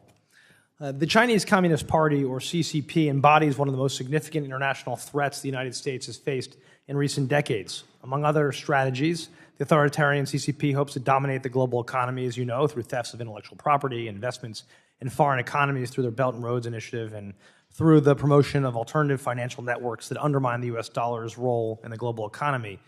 As a Congress, we wrote strong bipartisan legislation to take on China, and I'm confident we can do it again here in the 118th Congress. Mr. Harrell and Mr. Lorber, I guess I'll start with Mr. Harrell. The Bipartisan Infrastructure Bill and the CHIPS and Science Act directly support our strategic competition with China by investing in our supply chains, our workforce, and emerging technologies. In your opinion, what should a CHIPS 2.0 bill look like? What are the best next steps for us to be working on now? Mr. Harrell? So thank you very much, and I 100% agree with you that the bills that Congress passed over the last several years to foster investments in chips, in scientific innovation, in clean energy technology, and in infrastructure generally, absolutely essential to our success. I would break future investments into two pieces. One is a technology piece, and one is a supply chain resilience piece. On the technology piece, and I think there really is a lot that is going on there, not just with chips, but with the and science part of that bill and the NSF sort of reform agenda there. I think there's a lot going on there, but I do think we need to be focused at a research perspective in quantum and in biotechnology. These, I think, are foundational that we need to do. On the supply chain resilience piece, we've done a lot on chips. We've actually been doing a fair amount on critical minerals. It's going to take years for that to bear fruit, but there is a lot going on critical minerals, and we're doing a lot on clean technology. I think pharmaceuticals and pharmaceutical ingredients, not necessarily high-end things, we have supply chain vulnerabilities there. I also think there are a set of supply chain vulnerabilities that we don't know we have, And I think that the administration should undertake a kind of comprehensive review of what we're importing and supply chain vulnerabilities to get ahead of the things we don't know that we don't know. It's very helpful. I appreciate that. I mean, the CCP has made it clear that it will leverage technology to breach U.S. institutions and steal our intellectual property, collect data on our citizens, and access the systems that control our critical infrastructure. I worked at a large technology company before I was in Congress. It was no secret that China was stealing our work all the time.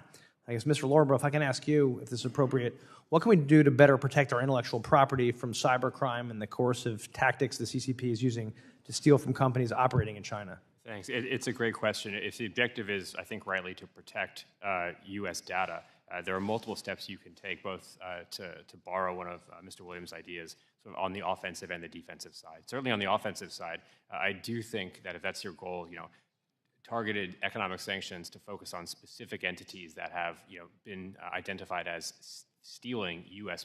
Intellectual property makes sense. And to date, I think there's authority that was recently passed on the books to be able to do that, though I don't know if there's actually any designations that have taken place.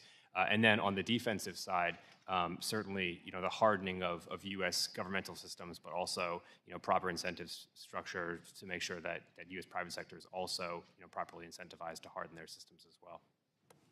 I think that's right, and I appreciate that. Shifting just a little bit, the subject that I'm very concerned about, of course, during the pandemic, we had a lot of fake N95 masks with fake FDA approval labels. We all read about adulterated diabetes treatments and seizures of fentanyl-laced pills that have been traced back to China. And I'm concerned we're not doing enough to crack down and sustain efforts from foreign actors to flood our markets with counterfeit and adulterated medical products. Mr. Harrell, if I can ask you, do you think it makes sense to increase collaboration between the Office of Foreign Assets Control and the FDA to crack down and place sanctions on foreign producers of counterfeit and adulterated medical products? I think there are a number of tools we can use to go after counterfeit product imports. I think that where there is sort of a nexus to organized crime, there are existing sanctions authorities that can be used to target sort of organized criminal counterfeiting, and I think we should be looking to do that. I also think, obviously, there are things we can do with CBP and with other tools that we have to crack down on imports of counterfeits. May I make one point on the data issue? Please. There are many things we need to do to protect our data security. One of them has to be a comprehensive national data privacy law, because if all the data is getting collected and aggregated, the Chinese are going to get at it. They got lots of ways to get at it. So we got to actually start with a data security law. Thank you. I yield back. Thank you. We're glad you're before the committee that actually does have a data security law for financial firms, which we intend to update. Thank you. Hopefully we can have you back for that, too. With that, the gentleman from Tennessee is recognized for 5 minutes, Mr. Rose. Thank you, Chairman McHenry and Ranking Member Waters, for holding this hearing, and I thank you to our witnesses for taking time to be here with us today. I want to dive right in. About $1.7 trillion in securities of China-based issuers are listed on exchanges in the United States. Mr. Willems, as China continues to bolster its efforts to compete with the U.S. for capital, do you think U.S. investors have adequate information to understand their exposure to Chinese capital markets and the risks associated with them? So let me first say that I don't think inherently we don't want any Chinese companies listed on U.S. exchanges. As long as they play by the rules, it's good for us because it bolsters the importance of our markets. That said, I don't think U.S. citizens generally understand what they're getting into with some of those investments, and more transparency could be helpful. So some managers offer single country funds that only invest in Chinese-related issuers. Among the risks listed in these funds, or these types of funds, are more frequent trading suspensions and government intervention, currency exchange rate fluctuations or blockages, price volatility, and considerable degrees of social, legal, regulatory, political, and economic uncertainty. Mr. Willems, are you concerned about the risks associated with offering an investment product with that much exposure to China? So I do think that having disclosure about that is important so investors can make the decision. So, and I want to open this up to the rest of the panel. Would it make sense to require all funds, including broader international and regional funds, to disclose and aggregate their exposure to Chinese-related risks and investments? Anybody that wants to speak up? Start with you, Mr. Willems, since I've already... I mean, I think in concept having transparency is important. In terms of the specifics of what you're proposing, I think I'd want to think about that. Anyone else care to remark? Yeah, I'll echo Mr. Williams' comment. I do think transparency is very important, but I think there's obviously a balance between wanting to provide for that transparency and not creating a regime where there's overly onerous disclosure requirements as well. So, and I think about my own posture as an investor, but so I'll ask the question this way to kind of press this further. Do current disclosure regimes adequately alert U.S. retail investors and retirees to their Chinese exposure?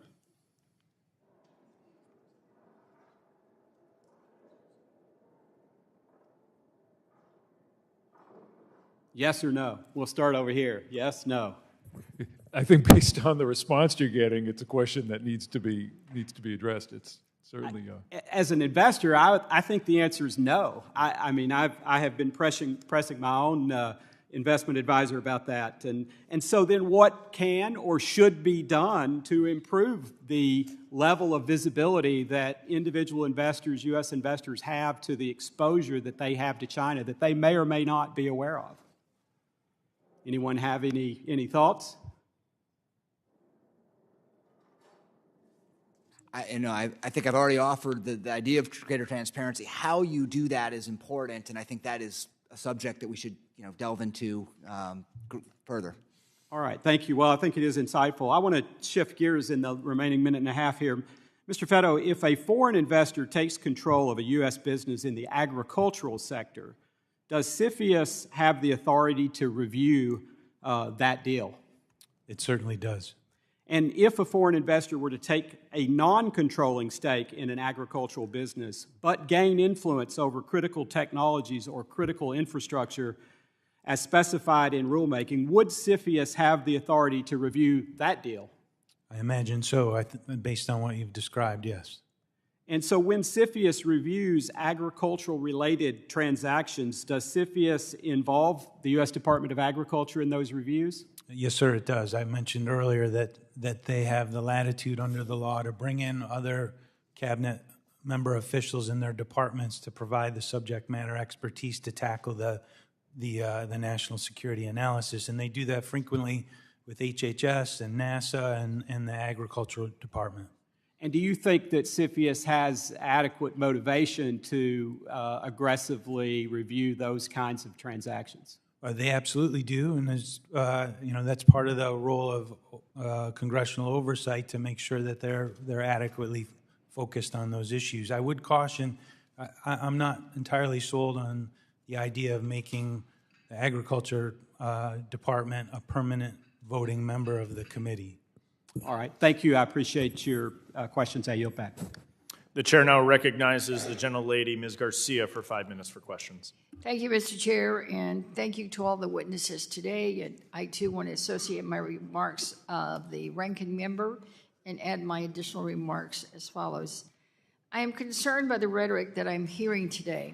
While I take the economic threat that China may pose very, very seriously, I worry that the Republican majority is not committed to taking some essential steps to combat this issue.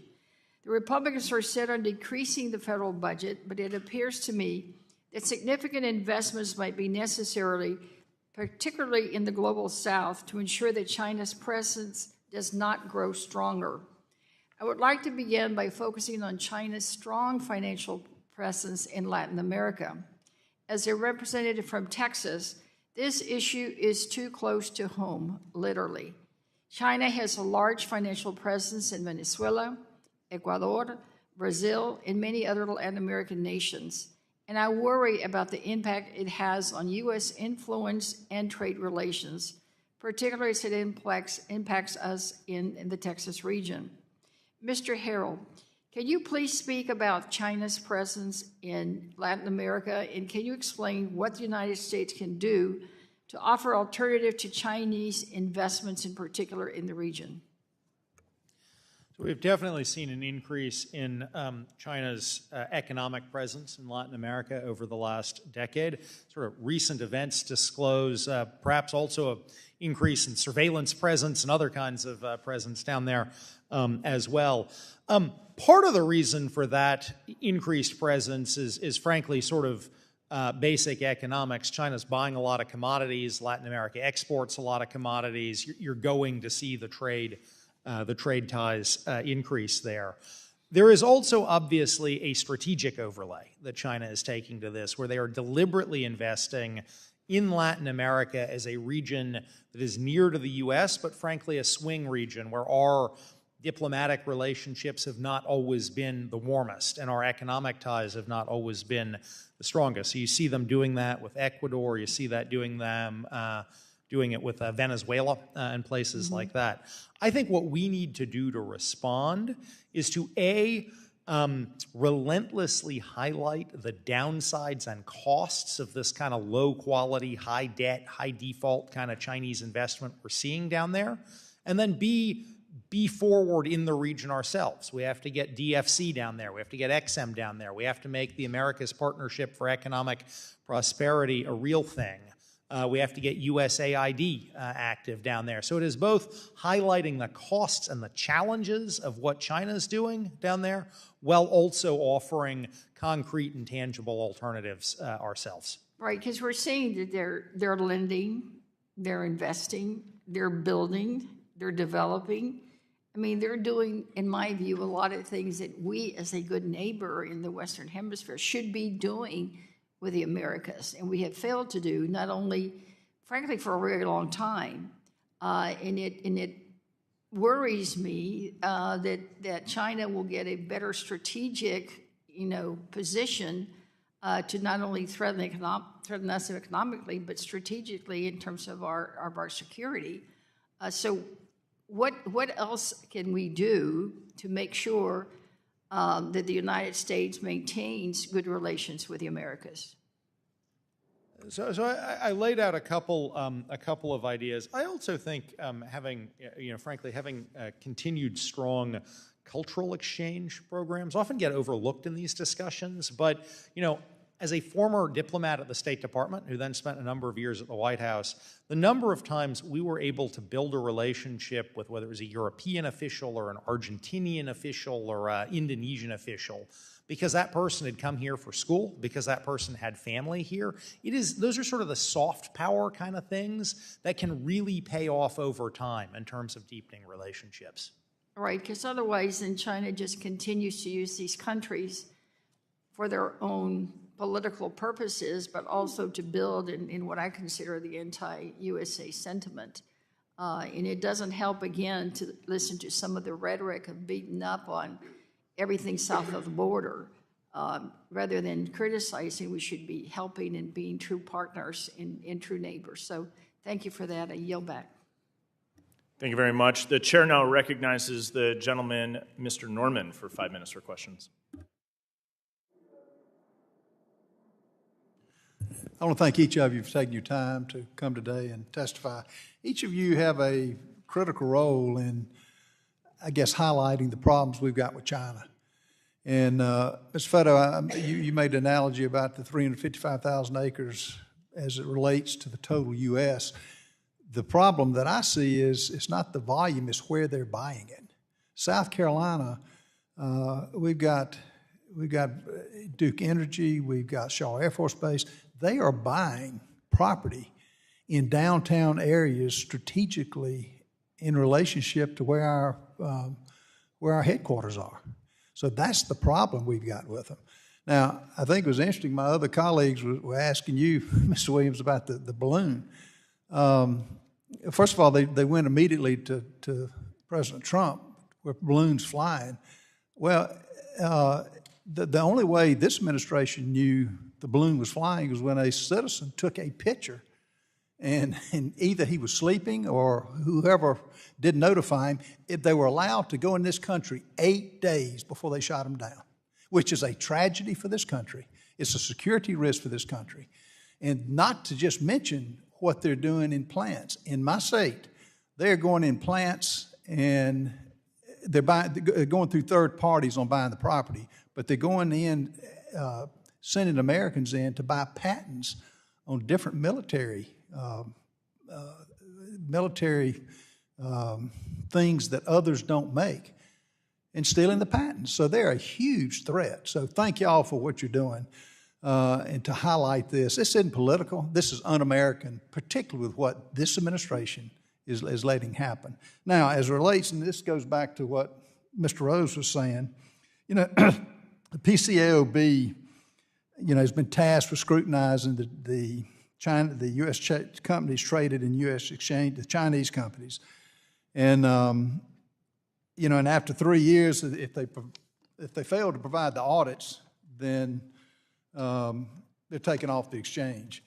Now, do you believe the PCAOB has successfully implementing this and are putting the safeguards in place so that those individuals that are putting their trust in companies that they know little about, is this getting the job done, or is there something else we need to be doing to put some teeth into this? Because this is again, like the security breach, is a tragedy. And I'll let anybody answer that wants to. I can start and just say, I think at this point, we should take the PCAOB's word for it, that they were able to access Chinese papers, Chinese audit papers in December. And my understanding on that was that the checks that they did were random, Chinese didn't know in advance, and that they were given access. Now, I think you're right to wonder, was this a one-time thing where China wanted to avoid mass delistings, or is this actually China finally saying we're going to open up and play by the rules that everyone else has to follow? And so I think Congress's role is to conduct rigorous oversight over this, make sure that the PCAOB is continuing to check and that China's continue to provide access. Anybody else want to comment on that? What about the Foreign Investment Risk Review Modernization Act, which is expanded to the Committee on the Foreign Investment of the United States? Are they using their tools at their disposal to put teeth in what they can do at the proper time? Sir, I'm probably the right person to answer that, but, yes, sir. But can you clarify the question? The role of the Foreign Investment Risk FIRMA, are they doing everything they can, they've been tasked with, in your opinion, in your expertise, to monitor real estate transactions? I believe so. I don't have any visibility internally. I implemented the law, and we were very diligent about how we scoped real estate jurisdiction per the direction of the statute, per FIRMA. And remember that the jurisdiction that the committee was given with respect to real estate was a voluntary disclosure. So there's not a required filing, but the committee still has the power to bring something in if it needs to, or it's alerted to a national security risk that warrants review. Frequently, a purchase relates to a U.S. business and it falls into another part of jurisdiction. So real estate may not always be leveraged, but it may not need to. Thank you so much. The chair now recognizes the gentleman from North Carolina, Mr. Nichols, for 5 minutes for questions. Thank you very much. Thank you to our witnesses for being here with us today. This is certainly going to be a memorable committee hearing for me, not necessarily because of the subject, as much as it's my first committee hearing as a member of Congress, and you'll be the first witnesses that I get to question. So thank you again for being here today. Mr. Harrell, you said in your testimony that to address the economic risks we face from China, we must expand our cooperation with friends. Mr. Willems, you said in your testimony that to reduce supply chain reliance on China, we should implement proactive trade policies with third countries. I agree with both of you. The U.S. should establish and reinforce meaningful trade relationships with other partners in the Indo-Pacific region. The U.S. should also form and strengthen partnerships in law enforcement and regulatory spaces on issues central to this committee, like countering trafficking, improving transparency, and securing markets. So, Mr. Harrell, Mr. Willems, how can the U.S. leverage the tools that are at our disposal, like the World Bank, IMF, Export-Import Bank, to help America's friends better compete against China and their CCP-backed economy? Sure, happy to start. And I think this is actually a really good segue from the questions Ms. Garcia was asking, which was about Latin America. And I thought Mr. Harrell answered very well, but one area I would have elaborated further on that you've touched on is trade agreements. And if we want to build those relationships, if we want to build those partnerships, we need to have trade agreements. And the reason that's important for supply chains is China's going around the world. They're cutting trade agreements where they're cutting tariffs with other countries. That makes it easier for them to facilitate trade between them. We aren't doing the same thing, and so we are at a cost disadvantage when companies are making decisions about supply chains. And that's why we need market access trade agreements. Now, building on that, the other tools that Mr. Harrell touched on that I would elaborate on again are the Development Finance Corporation. And one of the things I recommend is employing a program at DFC similar to CTEP, the China Transformational Export Program at XM, which will allow DFC to cut through red tape, be more strategic in working with our partners and allies. On XM, one thing that we haven't gotten into yet, but I think is worth considering, is do we want XM to be able to take more risk in certain circumstances? XM has something called the default cap, which is about 2% is the maximum amount of defaults that they're allowed to have, or they totally lose their authority to make investments. And I think we need to look at that and say, look, if we're going to provide an alternative to China, we need to take a little more risk. And it may be a controversial policy, but I think it's worth looking at if we're serious about providing a real alternative. I think another area that we could look at is better integrating our development tools with our trade tools, right? Because if you are a company that is, say, looking to get out of China to do light manufacturing, and you're looking at Latin America, what do you need, to put a sort of a facility down in the Caribbean or in somewhere in Central America or in Mexico? You need, local skilled labor, right? You need a bunch of things on the ground. You need transport and physical infrastructure for the goods you're manufacturing, and then you need access to the United States so you can actually sell it here in your market. And I think we don't currently do a good job of kind of integrating those three tools, and I think we could do a better job of saying if we want to see supply chain friendshoring, how are we going to use our foreign assistance, our development finance, these other kind of tools to create the enabling environment for that to happen as we pursue these kind of more trade initiatives, whether it's APEP or IPEF or other things like that. Thank you very much, and I yield back. Thank you very much. The chair now recognizes himself for 5 minutes. Mr. Willems, today we've had a lot of conversation focused on China about their malicious actions. We've heard references to invasions of our airspace most recently. We've seen them engage in unfair trade practices. You were just engaged in a conversation there with Mr. Nickel, I think appropriately so, about how we go on offense. I think we've seen a real shift in administrations, from a shift in administration under the Trump administration with engagement in countries looking for areas where the U.S. can export. In particular, I'm thinking from Wisconsin's perspective, agricultural goods. Think about opportunities we may have in countries like Kenya, countries like the United Kingdom, maybe the country of Laos, et cetera. Can you tell me where we could go on offense? It's a fantastic question, and you mentioned two already. So the Trump administration had started FTA negotiations with both the UK and Kenya, which have been discontinued by this administration. And I think it's in Congress's interest to push them to get back in the game with those two countries. The other two places I would look are Taiwan, where there is significant interest in linking our high-tech supply chains with Taiwan and creating more market access for farmers, including those from Wisconsin, which I know we both hold near and dear to our heart. And then I'd look at the TPP. And I was part of an administration that pulled out of the TPP, but that was, I think, a reflection of the fact that there were problems with the agreement. But the answer is not to stay out of it. The answer is to renegotiate it. And I would look at this question, can we do to TPP what we did to NAFTA? Can we take an agreement that wasn't working for us, renegotiate it, make it work for the United States? And I'll remind everyone here, I'm sure there's a lot of members here who voted for USMCA. That got the strongest bipartisan support of any trade agreement in years. And I think we can do the same thing with the TPP, and I think that'll benefit Wisconsin farmers. Thank you very much, and thank you for your comments. Let me shift gears to another area that I have significant concern on. This is our multilateral development banks, like the World Bank, still providing billions of dollars in new loans to China. And at the same time, China is providing extensive funding to developing countries around the world through its Belt and Road Initiative. Question to you, should China continue to receive funds from these development banks, and how should we approach this strategically?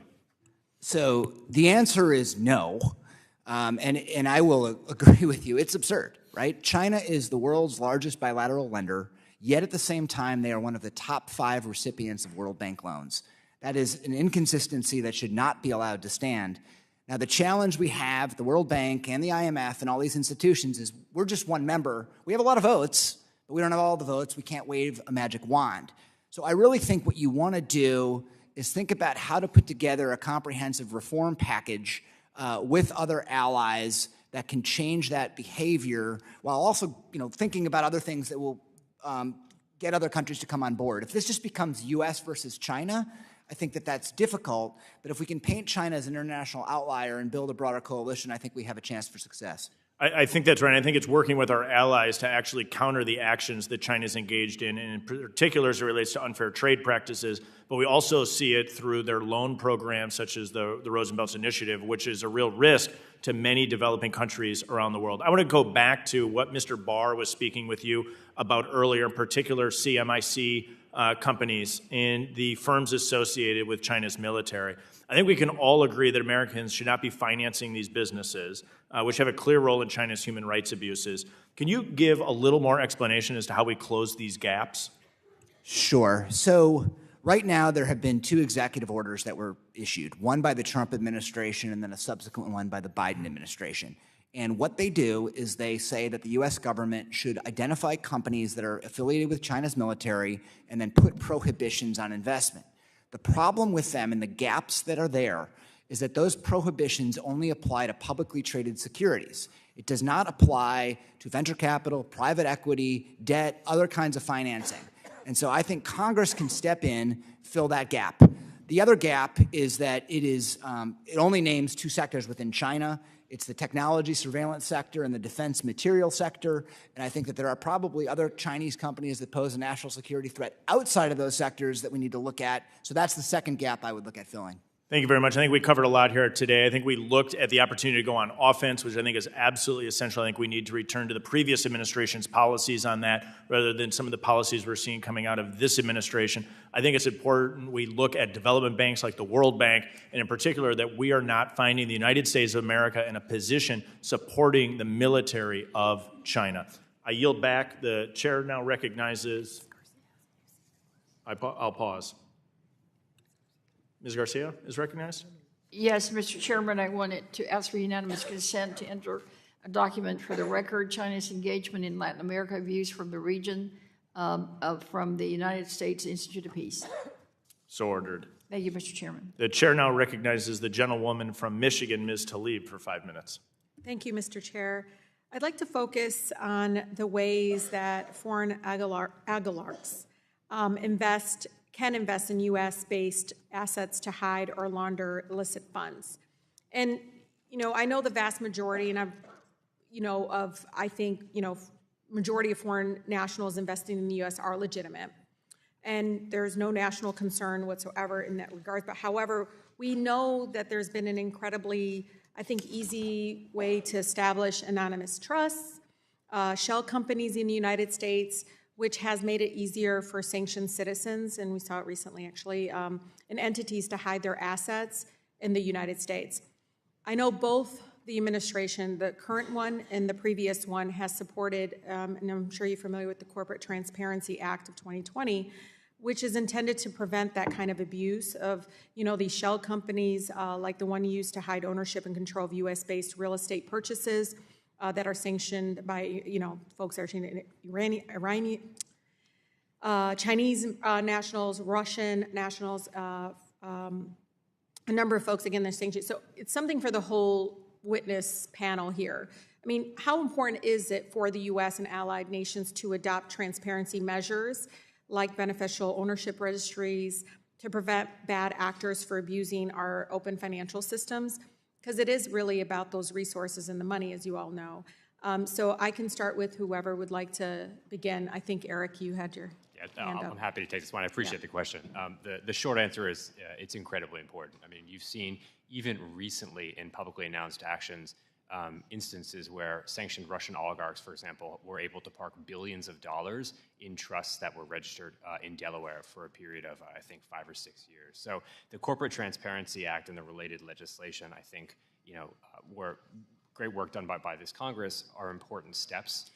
Eric, for my residents, explain why, because this is the danger that I think is not understanding. It's like, oh yeah, they're just moving money for benefit of their own, but it's actually a huge concern because this is how they can fund. Sure, yeah, exactly. So for example, pre-Corporate Transparency Act, an individual could go to a state, form a corporation, and then not be required to submit the natural persons who were the owners or the controllers of that corporation. So in theory, a Russian oligarch could go to a U.S. state, form a corporation in somebody else's name, there would be no verification component, and they could subsequently funnel money through that shell company into U.S. assets, and it may be very, very difficult to detect. That was the issue that the Corporate Transparency Act at a high level was trying to solve. It's being implemented as we speak, so Treasury is rolling out a series of rules to implement it, but that's the sort of core challenge. Yeah. Anybody else? Mr. Harrell? I agree very much with Eric that the Corporate Transparency Act was a huge first step. Obviously, something like that, and Treasury Department is in the process of getting IT and rolling out rules to uncover the beneficial owners of millions of companies. That's a big endeavor, and they need to make sure they have the resources to do it. I do think if Congress wants to continue looking at this issue, and I would encourage Congress to do so, looking at greater transparency around some of the enablers of corporate corporate secrecy, the lawyers and the accountants. I think that's another good area to push on. And then the other thing I would say, because there are firms that are actually helping them do it, correct? Yes. Yes. Yeah. The other thing I would say is I think we have to get much more serious about transparency in some of the small tax havens. A few years ago when this Congress was worried about the fact that overseas banks were helping wealthy Americans hide their taxes, there was a very meaningful effort to force banks in Switzerland and the Caymans and places like that to provide tax reporting information to the U.S. There's not really a parallel requirement or serious effort to get, places like the BVI and the Caymans to clean up their corporate ownership structures. And I think it's time to look at what could be done there. No, thank you. And I just would, for many of my colleagues here, especially my Democratic colleagues, have known that I've spoken about recently, just the impact of seeing somebody like Vincent Chen in our community in Detroit beaten to death after anti-Asian hate rhetoric was increasing during that time, and we're seeing that again. So I just hope this committee, we can do this important work without fueling that rhetoric, being very, I think, thoughtful, so that we can do meaningful work, again, without jeopardizing our Asian neighbors across the country. But with that, I yield. Thank you very much. The votes have been called on the House floor. The chair anticipates recognizing one more member before we stand in recess until the following votes. The chair now recognizes the gentleman from South Carolina, Mr. Timmons, for 5 minutes for questions. Thank you, Mr. Chairman. This hearing has been long overdue. I think we can all agree that China is a problem and that we need to figure out a solution utilizing all of our allies. This is not something that we can take on our own. But I will say that I've been pleased with a lot of the bipartisan agreement on a number of things today. One of them is that defaulting on our federal debt is bad. And I think we all agree that we're not going to default. The question is, what steps do we take to regain some fiscal solvency? As the speaker says, if your kid runs up the credit card, you do pay it off, but you don't let him do it again. We have spent $7 trillion with the excuse of COVID, and that has increased our debt. But not only has it increased our debt, it has driven inflation, which is going to have long-term damage to our debt as well. So we have to take steps to address that and to regain our fiscal solvency. It is a national security issue. It is perhaps the most preeminent national security issue. So I am hopeful that we addressed our debt ceiling responsibly, reasonably, and sensibly, and I'm confident that we're going to find our path forward. So again, there's some bipartisan agreement. We're not going to default. Another thing that I was actually surprised with some bipartisan agreement was that the Biden administration handled the balloon poorly. I think the entire world was shocked as we have talked about a balloon for the last 4 days. And the disagreement has been largely partisan, but one of my colleagues across the aisle said that's why I was concerned, deeply concerned by this balloon business and why the president allowed this balloon to go all over our country and not shoot it down. He did caveat it. I love the president. I support him. But this move not to blow down the balloon sends a powerful message to both enemies and friends because it's all about data intelligence. And China got us on this one. So we agree. China got us on this one. And the question is, what are we going to do to get China to reform their behavior and compete in the global economy and be good actors in the global economy? That's the question. And I'm going to go to an issue that I think is a good case study in how to do that, and that's with 5G. Just a few years ago, Huawei, using the Belt and Road Initiative, was giving away next-generation wireless infrastructure. They were going to our allies all over the world. And the FBI said, well, hold on now. That's not a good idea. And we didn't really want to explain why, but ultimately we did. And all of our allies now have either banned Huawei, stopped purchasing from Huawei, or required 5G to be secure.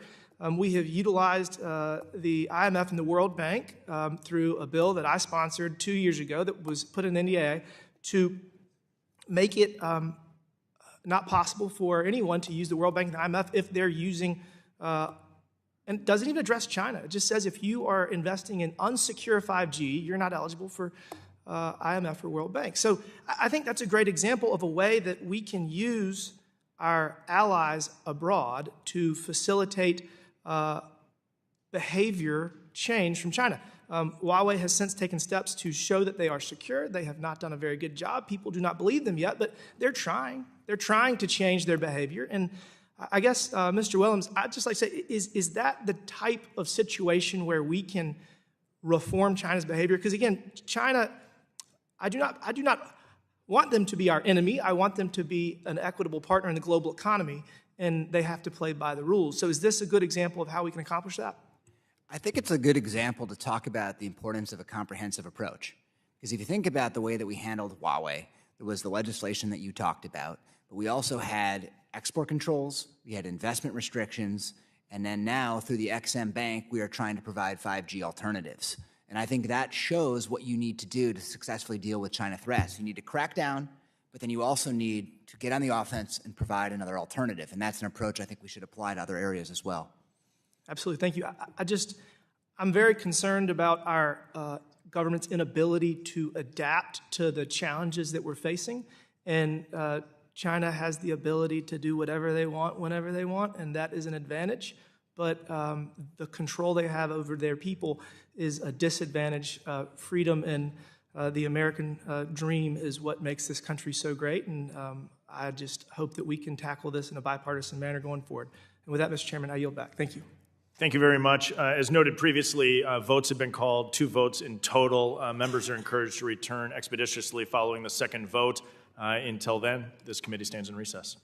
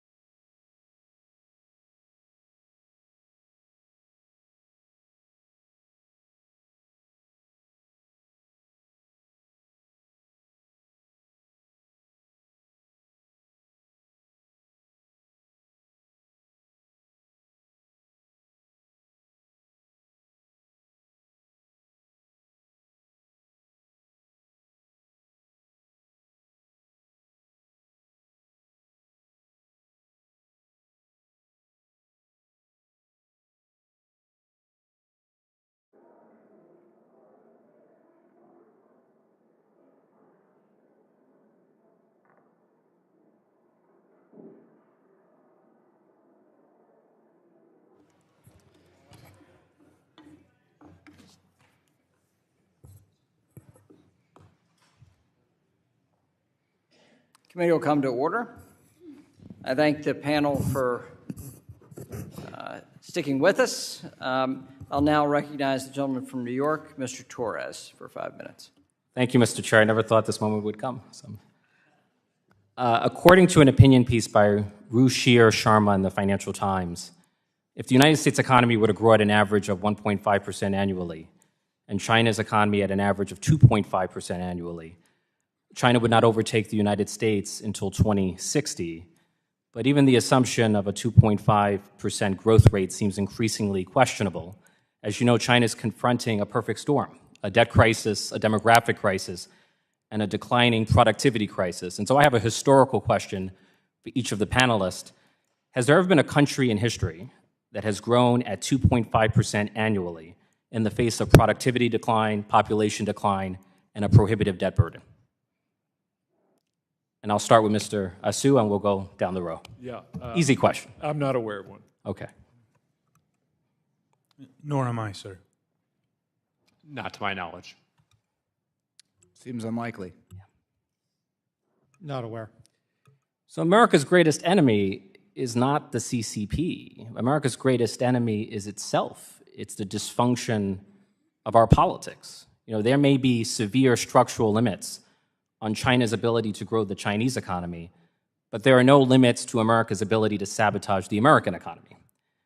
Who needs the CCP when you have the self-sabotage of debt limit brinksmanship here in Washington, D.C.? The full faith and credit of the United States and the status of the dollar as the world's reserve currency form the foundation for American leadership in the world, the very American leadership that the Chinese Communist Party is intent on overturning. And so I have a simple yes or no question. If the federal government were to breach the debt limit beyond the X date, would damaging the full faith and credit of the United States undermine the competitive position of the United States relative to the CCP? And we'll start with Mr. Ashooh. Yes. Yes. I think that's likely. Agree. Yes. As you know, more than 6 years ago, we saw Russia weaponize social media platforms like Facebook and Twitter to interfere with the 2016 election and otherwise conduct influence operations against the United States. The CCP has infinitely more influence over TikTok than Russia ever did over Facebook and Instagram. TikTok is or could easily metastasize into a Trojan horse for a CCP influence operation against the United States. A question to each of you: do you think TikTok should be banned from the United States? I really can't answer it. We did look at this when I was in government, and there's clearly issues there, but the what to do about it. An outright ban may not be the answer, but clearly... Are you aware that the parent company of TikTok has a CCP committee? Most Chinese companies have some sort of Chinese government influence. And is that cause for alarm? Of course it is, absolutely. Right, and as you know... Let me be clear. Well, I can't give you a yes-no because I want the solution to fit the problem, and I don't have enough information. Well, let me phrase the question differently. You know, TikTok is not only a social media platform, it has become a leading news source for the next generation of Americans, our most impressionable minds. Is it in the strategic interest of the United States to have the CCP shape the information environment of the United States? So, again, sir, this is an important issue. We did look at it when I was in government. Finding the right answer in a way that didn't run afoul of concerns such as First Amendment and other things that came up. Just because it didn't work the first time doesn't mean we don't need an answer here. We do. I just don't know what it is, and I'm out of government, so unfortunately not. Mr. Feddo, should we ban TikTok? And I have nothing against dancing, for the record. So I worry about the idea of banning because it can become a slippery slope. Also, attempting to ban TikTok failed during the Trump administration with the president's executive order in August of 2020. I think you're right. The concerns about its parent company, the Commerce Department at the time had supporting information related to its attempt to enforce the ban, that there were 130 CCP committee members within the parent company that had been... What was the number? 130 CCP members in the parent company. You know, National Security Advisor O'Brien, President Trump's National Security Advisor, has called it the worst own goal in national security and a scandal. I think time is, I just want to quickly get yes or no answers. Mr. Lorber, Mr. Willems, Mr. Harrell. I don't think it lends itself to just a simple yes or no. Okay. I think there are all sorts of factors. I think we should put in place a broader infrastructure to examine all Chinese apps operating in the United States and make sure that we're protecting against national security threats, because I don't think it's just TikTok. Fair enough. Yeah, I agree with Clete. Great. Thank you. My time has expired. We'll now recognize Mr. Muser, Pennsylvania, for 5 minutes. Thank you very much, Mr. Chairman. Certainly thank all of our witnesses for all of your time here today. So China is characterized in many different ways as a competitor, a rival, authoritarian, an adversary, and I guess we'll see over the years what it will be characterized by us moving forward. But right now, the CCP, among many things, is accused of, and there is much evidence to support, the regular theft of intellectual property. So recently, FBI director stated that the Chinese government poses the biggest long-term threat to our economy and national security of the U.S., of course. He described a lawless, stop-at-nothing China government agenda to steal IP. So, Mr. Ashooh, in your judgment, is the Biden administration, are we treating this as seriously as we should be? The issue of IP theft? Yeah. I believe so. I believe it certainly had attention in the prior administration. I haven't seen that wane. The challenge is it is a very hard problem to solve because the institutions to deal with it are in the law enforcement realm, and once that IP has been purloined, it's not like you can just disgorge it. So it's a very challenging problem. I was in business for a long time on an international basis, and I can appreciate that, but is it something that we understand, our State Department or others are regularly commenting on and pushing back on and trying to investigate, to your knowledge? I can't speak specifically to a particular agency. I certainly know it was a priority when I was regulating. All right. Mr. Feddo, is the Biden administration's assault on our domestic energy industry, the excessive spending that took place over the last several years, which is the primary cause of inflation, higher interest rates, loss of much wealth in the capital markets, along with raising of business taxes, which has been done, and a lot of talk of raising taxes further higher in the near term on U.S. companies. Does this improve our position vis-a-vis China? And does it improve the economic competitiveness of the United States, in your view? I don't think it does. I'm probably not the best to answer the with more precision. If I can just interject on your question to Mr. Ashooh, I do think the FBI Director Wray is constantly talking about intellectual property theft, and the FBI, he has said, is opening up an investigation related to espionage and IP theft every 12 hours, and there are over 2,000 investigations. Yeah. So I do think the Justice Department is very focused on that issue. Mr. Lorber, do you think the idea of raising our corporate income tax from 21%, which it was lowered to, as we know, which has made us competitive sort of in the middle of the pack of industrialized nations, do you think the idea of raising that will help or hurt our economy vis-a-vis China's output? I mean, I can't speak specifically to the raising of the corporate minimum tax, but I will say that anything that we do that hurts the competitiveness of U.S. companies would hurt the U.S. national security vis-a-vis. Hurt U.S. made in the U.S. makes it more difficult. Mr. Williams, your thought on that? We should not raise the corporate tax. Right. So something else I want to bring up. I have a bill, H.R. 839, known as the China Exchange Rate Transparency Act. And what this bill does is it requires the Treasury to instruct the U.S. Executive Director at the IMF to use the voice and vote of the United States to advocate for increased transparency from the PRC's exchange rate practices, compliance by the PRC in line with what other members of IMF are beholden to, and publication of significant divergences, and stronger consideration by the IMF management and members of the PRC's lack of transparency when evaluating quota and voting shares at the IMF. Would you just comment if you think such a bill make sense? So I think that this is the right approach. This is an issue the committee should be focused on.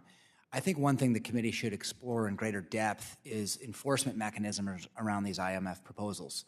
What are the sources of leverage we can use to actually effectuate these policy changes? And I do think it's helpful to instruct the U.S. representative at the IMF to take these positions, but how are we actually going to get results? So I think I'd like to start with your bill, and then let's build off of it and figure out how to make it actually happen. Great. Anybody else? We only have 8 seconds. Get a comment on that? Good. All right. Mr. Chairman, I yield back. Thank you. The gentleman's time has expired. The gentlelady from Colorado, Ms. Pedersen, is recognized for 5 minutes. Thank you, Mr. Chairman, and thank you all for being with us today. I know it's been a long one, so thanks for sticking it out. I know that we're focused on the economic threats of China, and something that isn't necessarily part of this, but I think that I want to talk about some economic tools you might recommend on how to address the threat that we face from China with the illicit drug market and the increase in fentanyl coming into our country. And this hit Colorado hard. This is happening globally. And so while I know that you are not all here today as expert in the illicit movement of drugs and drug proceeds, I just want to know if you have recommendations for economic tools, carrots and sticks that Congress might be able to employ to actually change behavior here. This is something that has killed more people in the United States than all of the world wars combined, the opioid epidemic. It's the third wave, and fentanyl has completely taken over the drug supply chain, and it is incredibly dangerous. So would love to hear your thoughts. Sure, I'm happy to take a first cut at the response. So as I mentioned earlier, we have seen the Treasury Department target a number of Chinese individuals and entities for their role in illicit fentanyl production and smuggling. One other approach that I have seen as a complement to sanctions authorities that's worked, I think, fairly well over the last few years has been guidance and advisories that have been promulgated either by the Financial Crimes Enforcement Network or OFAC or other entities in the U.S. government that highlight what the typologies of illicit funds movements associated with a particular threatening activity could be, in this case, fentanyl trafficking. Something along those lines, if you wanted to think about how you could expand the toolkit beyond simply sanctions and law enforcement as of right now, might be something to consider. I appreciate that. Thank you so much. I yield back my time. The gentlewoman yields back. The gentleman from Wisconsin, Mr. Fitzgerald, is recognized for 5 minutes.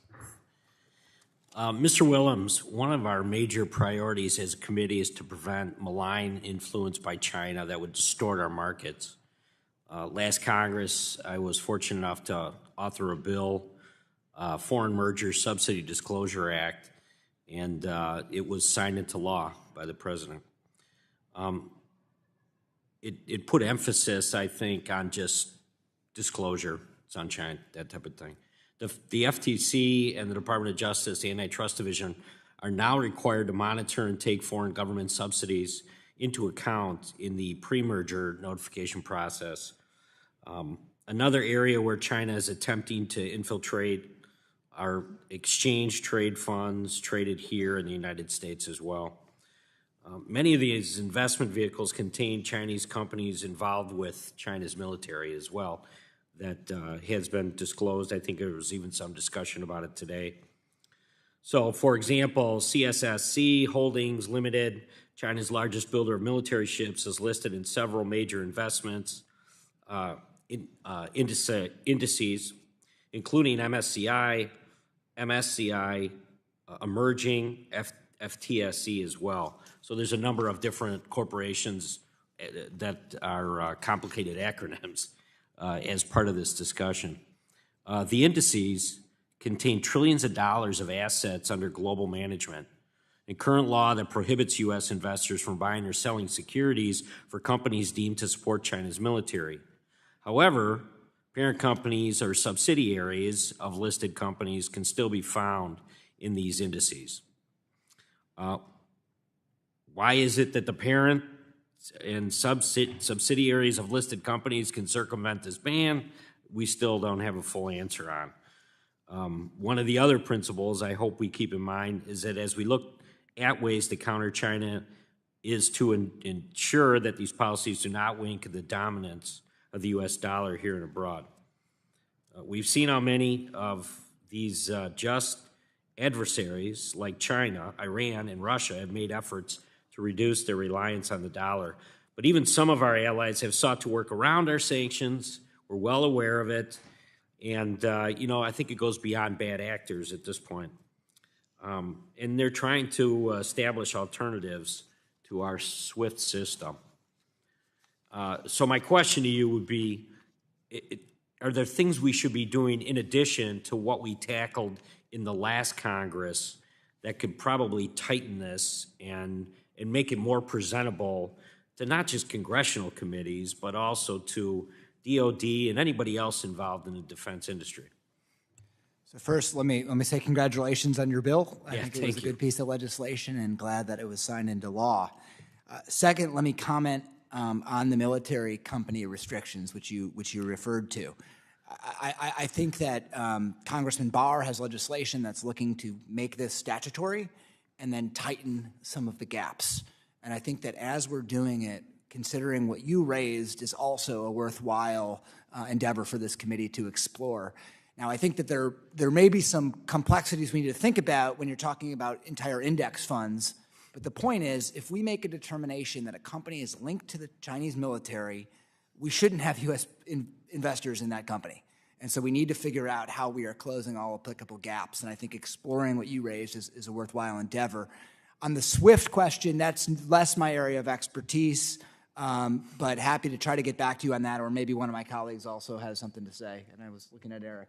I'm happy.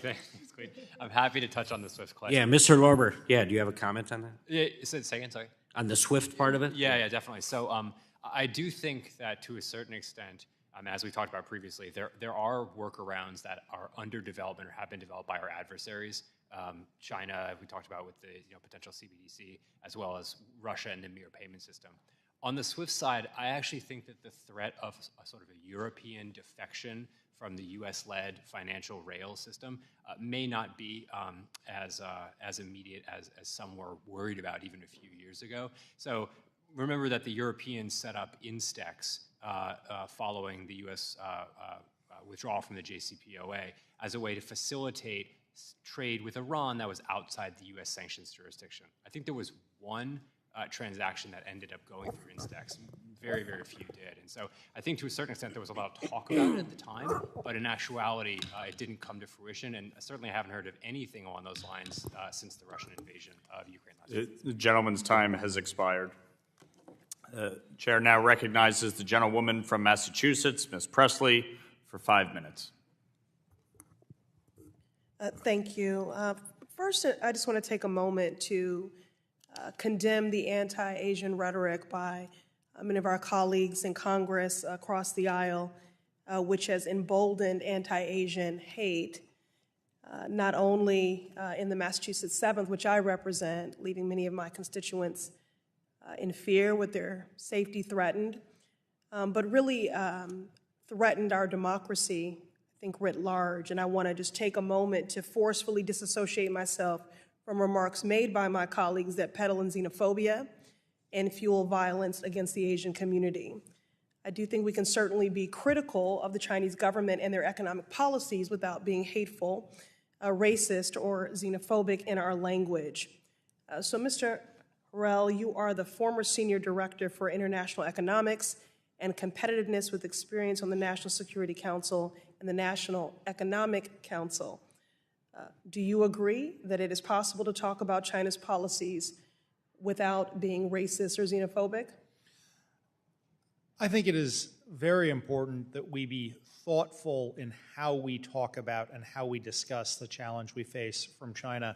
It's been heartening here today with this committee to hear several members of the committee note that when we talk about our competition with China and the threat from China, we are talking about the Chinese Communist Party and the Chinese government, and we are not talking about the hundreds of millions of ordinary Chinese who we have a lot of common with at a personal level. I do think it is important that we continue to be to be careful about how we talk about this in a politically charged atmosphere, to make sure that we are clear that we're talking about government policies in China, the acts of the state, and that we are not inadvertently kind of sliding into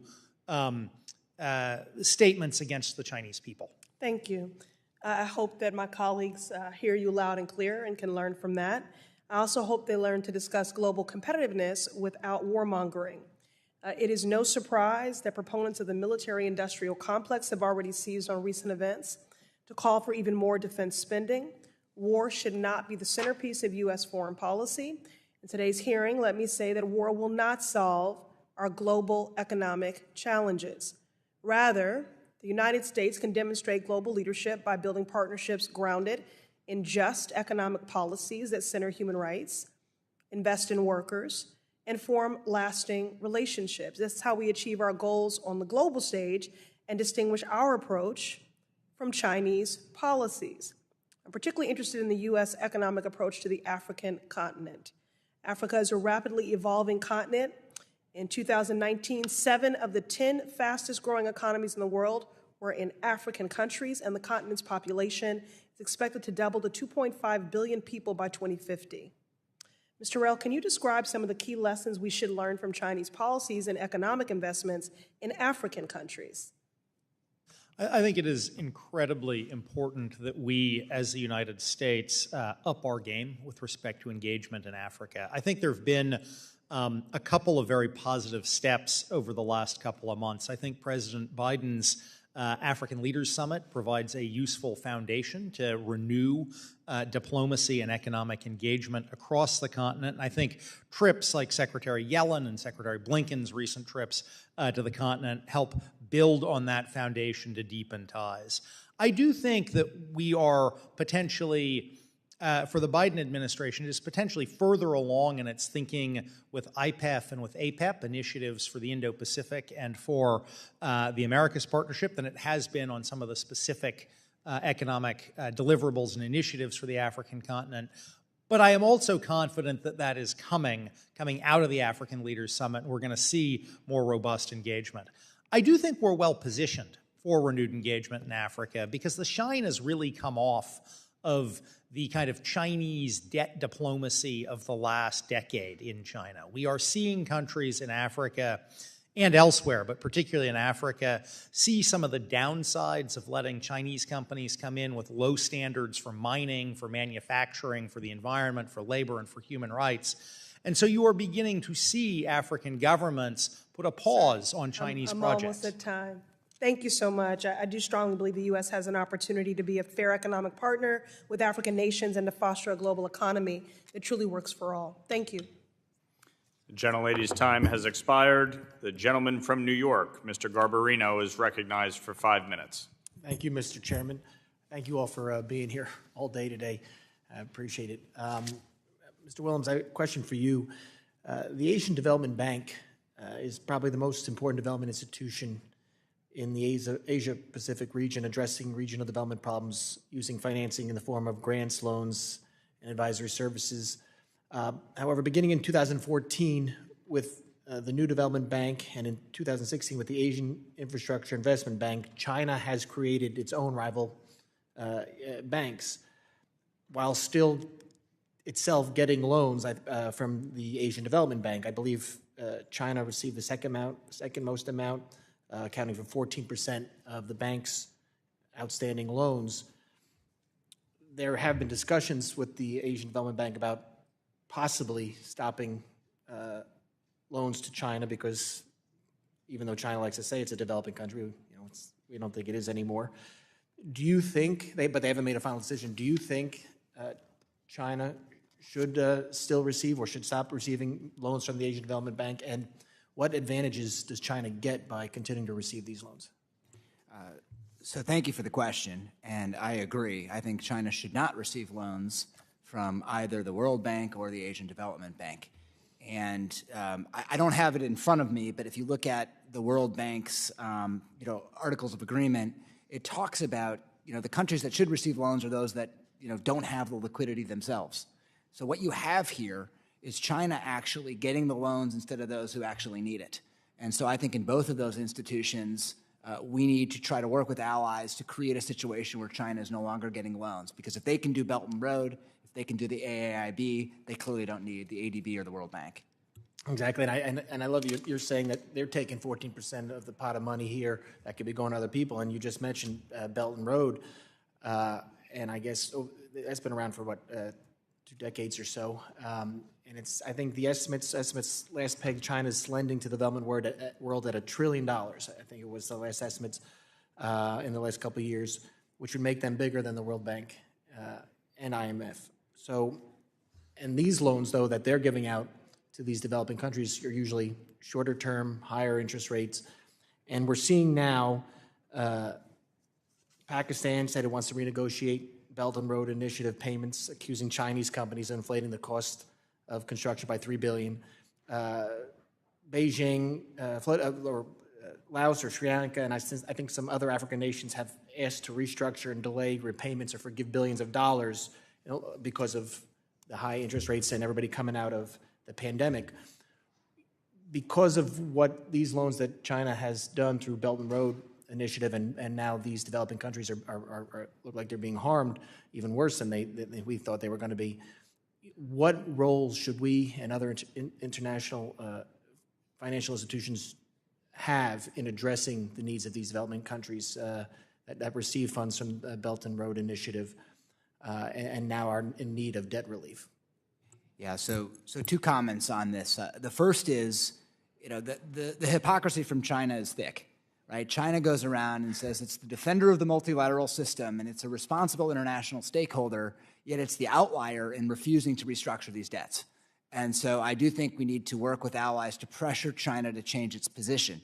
The second point I would make is we need to help prevent these countries from getting in that position in the first place. And one of the issues that I think we need to focus even more on is our development tools, the DFC and others, in figuring out how to provide a robust alternative to China so that these countries aren't taking Belt and Road money to begin with. Okay, but we have to make sure, we've got to make sure that taxpayers aren't bailing out these bad loans, because... Agree. Okay, I just want to make sure that, so what type of pressure, because I don't know if IMF or World Bank coming in and renegotiating these loans is going to work, but so what kind of pressure can we put on Beijing to make them do it? So I think one of the things we want to do is work with G7 partners. And the United States alone doesn't have the voting shares in either of these institutions to be able to leverage change itself. It needs partners. And so we need to get those partners who have enough voting shares to actually make a difference. We need all of them to band together on the same, get on the same page and pressure China, and that's the best way to do it, in my opinion. I appreciate those answers, and I'm out of time, so I yield back. Thank you very much. The gentleman yields back. The gentleman from Nevada, Mr. Horsford, is recognized for 5 minutes. Thank you. I want to thank the chairman and the ranking member for holding this necessary hearing today, and I want to thank our expert witnesses for appearing before the committee. I'm glad that you're here to elaborate on the various ways that the Chinese Communist Party is challenging the United States' interest on a global scale, whether it be through unfair trade practices and ignoring of international sanctions, undermining of the SWIFT banking system, expansion of influence through the Belt and Road Initiative, or simply military aggression. We are seeing a multifaceted campaign from Beijing to catapult China to the forefront of global markets and the world stage. We have a responsibility to our children and to the next generation to own the 21st century as the United States. No longer do we have the luxury of waiting for tomorrow, as we are locked in a competition for America's global standing today. So the work that we do here and have done over the last 2 years will be key to positioning our country for the economic fight to come. I'm proud to say that House Democrats have delivered and laid the groundwork for American success through strategic investment in our people, our production, and our infrastructure. The CHIPS and Science Act ensures that the technology of the future will be made right here in America by union members with good quality jobs And as the high-tech manufacturing sector evolves, our production capabilities will grow right along with it. However, other investments were necessary to rebuild our crumbling roads and bridges through the bipartisan infrastructure law, which will allow American businesses to bring their goods to the market faster and at a lower rate. Meanwhile, the Inflation Reduction Act delivered support to the nearly 60,000 manufacturing employees back in my home state of Nevada, while ensuring that the United States will lead the way forward on clean energy. Now, these are just some of the examples, and I know my colleagues on the other side will propose additional ones, and I hope to work with many of you on those efforts. But I believe that we should be focused on also supporting and investing in American companies and the American workforce.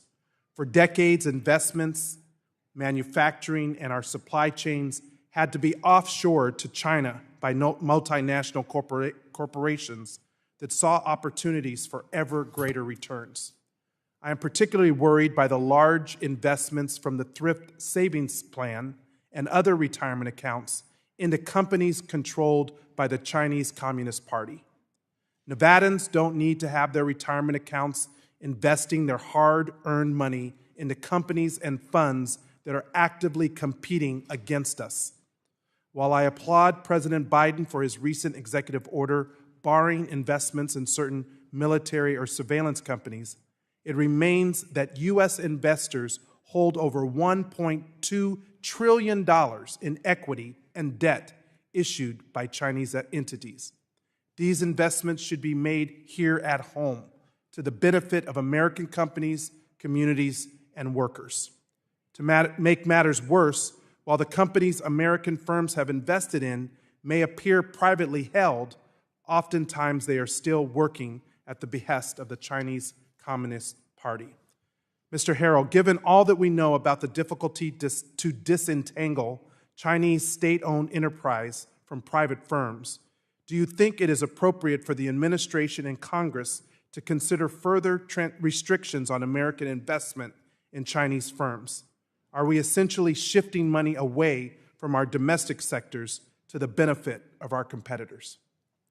So I do think it is appropriate for Congress and for the Biden administration to look at ways to expand limits on certain U.S. investments in China. I'd recommend in particular that the administration and Congress work to build out the list of Chinese military and surveillance companies where investment is currently prohibited to potentially include other kinds of companies where we see specific national security risks from the investment in those companies. And I also join several of my colleagues here in endorsing a narrowly targeted review mechanism for certain outbound private investments in China. I do think it's important to look at both these issues. Thank you very much, Mr. Chairman. Madam Ranking Member, I will yield back. Gentleman yields back. The gentlewoman from California, Ms. Kim, is recognized for 5 minutes. Thank you, Chairman. I want to really thank the witnesses. You are the experts in this field, and I think it's such a timely hearing on the topic of how we discuss the economic challenges posed by CCP. As you know, it's no secret that CCP, under the authoritarian regime of Xi Jinping, they are trying to displace the United States as the #1 economy in the world and counter the American dream with the CCP's version of the China dream on the global stage. I mean, I am an immigrant who came here to live that American dream, and to see that eroding every year by CCP, I can't tolerate that, which is why, when we see CCP strategically undermining U.S. interests and threatening U.S. economic and commercial interests abroad at every turn, we got to do everything we can to come up with policies that will counter it. We just saw in the last week, CCP is not just satisfied with threatening U.S. economic and commercial interests abroad.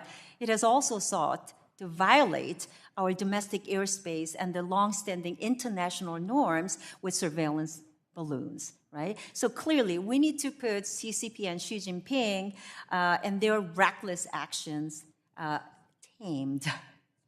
So let me ask you, with Mr. Lorber, question for you. The CCP has opted to increase its bilateral swap line agreements to further internationalize its currency and rival the US dollar as the world's reserve currency. So as in the case of Russia, these bilateral swap lines are being used to circumvent the US dollars and sanctions. So can you talk about the policies that US can implement to flatten or reduce bilateral swap line agreements between CCP and other countries? Thanks. Yeah, it's a great question, and I think there are two responses to it.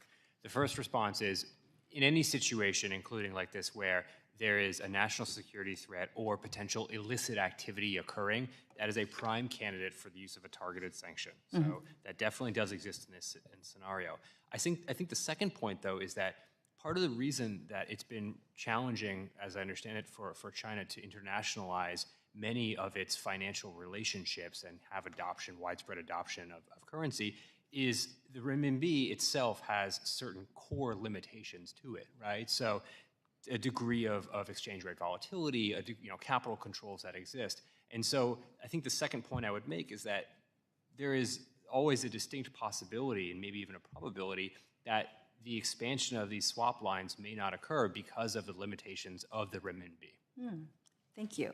Mr. Willems, I have a question for you. You know, the COVID-19 pandemic and the CCP's COVID-0 policy showed that critical supply chains and international commerce cannot be subject to the whims of an authoritarian regime that disregard the basic economic norms. So can you describe any policy recommendations that will help us move the critical supply chains away from China? And as a follow-up, your thoughts on re-engaging Indo-Pacific partners, and allies with our trade agreements.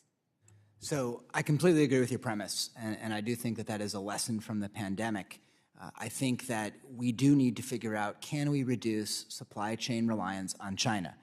Now, I think one unfortunate circumstance has been that this administration has not been pushing for the right policies to do that. And one of the things that I would like to see much more of that I think can be more effective is trade agreements. And to put it simply, if we want our companies to leave China, we need to provide them with positive incentives in other markets to go to. So we need to make it easier to link our supply chains with these other countries. And so I would like to see more trade agreements, in particular in the Indo-Pacific. Taiwan would be a top candidate for me. And then I would also look at renegotiating the TPP, trying to fix it and make it work for U.S. interests. Great, thank you. I mean, we agree on that. I have one more question for you, Mr. Willems. I've been an advocate for the United States to provide Taiwan, the membership in the international organizations, and I've done that in the first term that I served, and just recently I introduced H.R. 540, it's the Taiwan Non-Discrimination Act, to allow Taiwan to be included in the international monetary policy. So I want to get your take on that, and can you describe how getting Taiwan into IMF, for example, could strengthen the IMF and other international organizations? So I have 5 seconds, but I will strongly endorse your bill, and I do think Taiwan's already a member of many organizations. The gentlelady's time has expired. Please submit for the record. I heard what I needed to hear. Thank you so much for your endorsement of my bill. I yield back. The gentleman from Nebraska, Mr. Flood, is recognized for 5 minutes. Thank you, Mr. Chairman. Thank you to all the witnesses that have been here. In 2017, the People's Republic of China announced with glee that they were going to be giving us $100 million to build a garden in our national park here in Washington, D.C. It turns out they wanted to collect intelligence. They wanted to find out what was happening in our nation's capital, and they have been doing this all over the country. As a representative from Nebraska, I represent Offutt Air Force Base, which is home to STRATCOM. We also, as many of you know, have a very close connection to our nuclear triad, and we have sensitive military assets all over the state of Nebraska. And I found out that through a company called Huawei, cell phone companies, some of them owned by American companies, are providing cellular services using Huawei equipment. On top of this, folks in North Dakota and several rural states are raising the red flag about the Chinese government purchasing real estate in the United States. My question is for Mr. Feddo. During your time working at the Treasury, can you speak to how frequently Chinese real estate purchases came under CFIUS review? Was it frequent or infrequent? Thank you very much for the question, Mr. Flood. We implemented the rule. We had a statutory deadline of February 13th of 2020, and we implemented the regulations which made real estate jurisdiction effective at that time. Real estate filings are voluntary. They're not a mandatory filing, but the committee has the power to pull in filings that it deems deserve scrutiny under its jurisdiction. Oftentimes, real estate transaction jurisdiction overlaps with the normal jurisdiction of the committee, and so it's hard to say which ones might be real estate-related transactions, but the concern about proximity, which you're describing, is something that the committee and its members, especially the member agencies, the Justice Department and the FBI in particular, are very concerned about and very alert to. So that piece is addressed. There's a list of almost 200 military installations and other facilities that are published by the committee that relate to real estate jurisdiction. So to the extent, and those are provided by the agencies within the committee that have the subject matter expertise to say, this facility is sensitive and should be within the real estate jurisdiction of the committee. And so to the extent there's a facility or an installation that's not in there, that's on the committee and its member agencies to dialogue and tweak it so that there's appropriate coverage for something that's sensitive.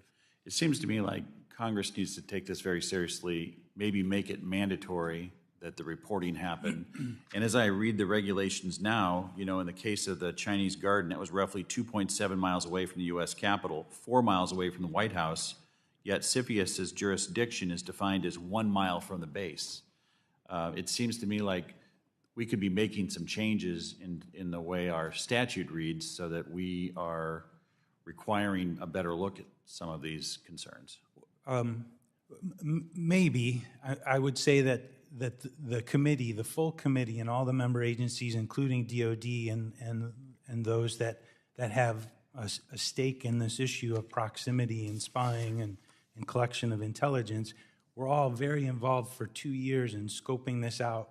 And one concern I would have, and as you consider what to do going forward, is to the extent real estate jurisdiction is scoped so broadly, it may consume everything that CFIUS does and sort of make it limitless. And I do appreciate your concern there, because I think we can draw this in such a way that draws everybody into a circle and we could waste some government resources.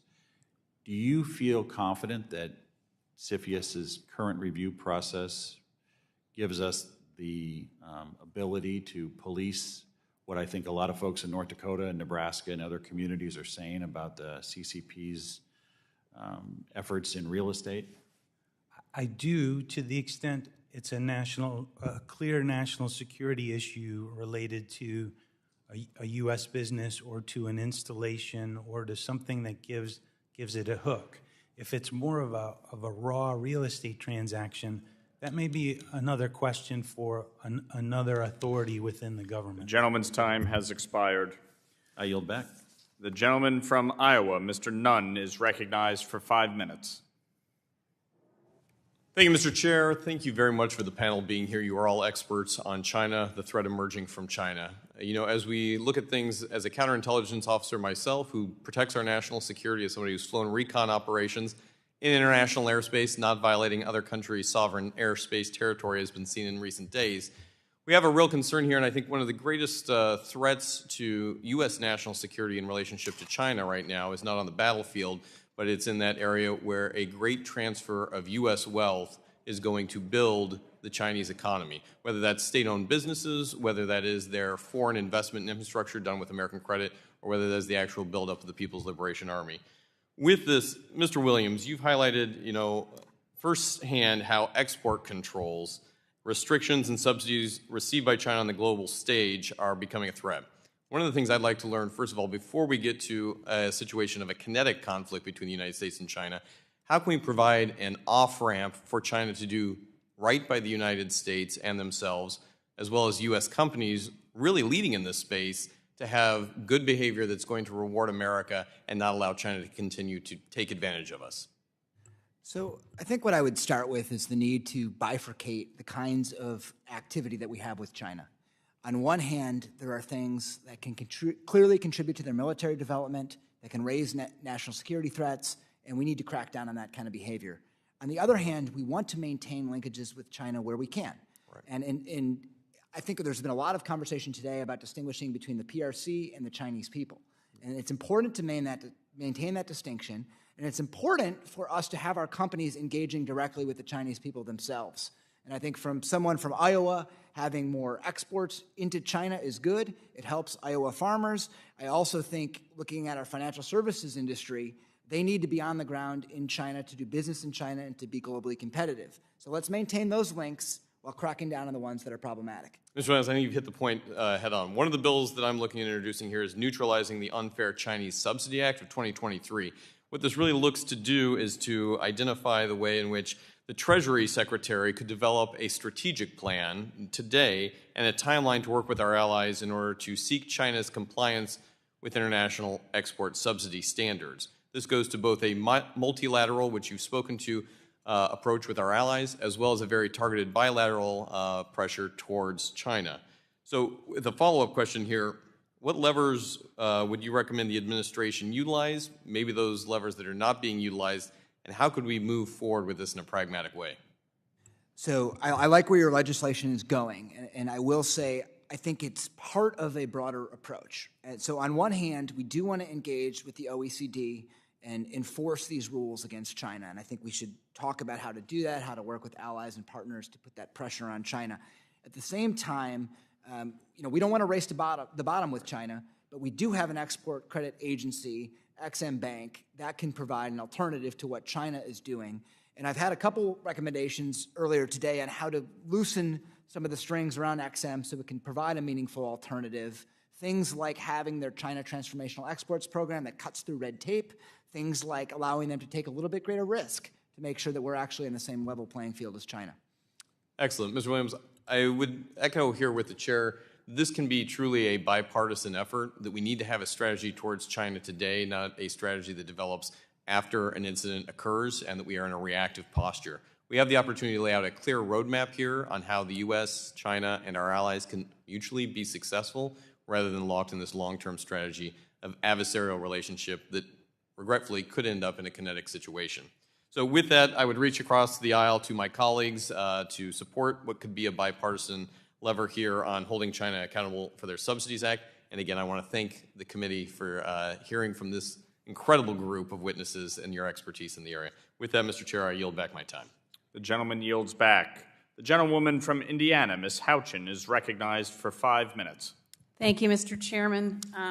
Thank you all for taking time to come and speak to us today, given the events occurring over the weekend, the Chinese spy balloon crossing, the breadth of the United States with what appears to be a clear attempt to spy on our military assets.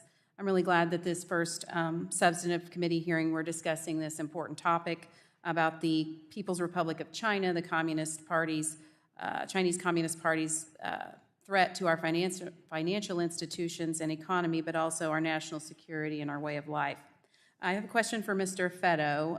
As a free market conservative, I read your testimony, and I'm particularly interested in your comments on how we can mitigate our risk while also maintaining a strong, open, free market investment environment. Thank you for the question. What I'm focused on primarily in the written testimony is this notion of creating a new outbound screening investment regime, a new committee and a new bureaucracy to go with it. I tend to be a little shy of expanding government, and I want it, if we need to do it, to make that decision based on facts and on a rational basis, and make sure that it is tailored to the problem we've defined. Here, I'm not sure we completely understand what we want to try and stop. I don't dispute that there is a national security risk that may need to be, the gap may need to be closed.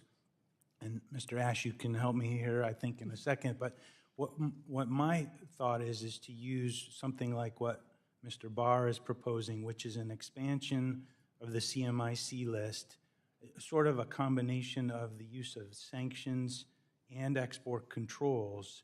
It would be nimble, it would be precise, it would be clear to private actors what is in and out of scope.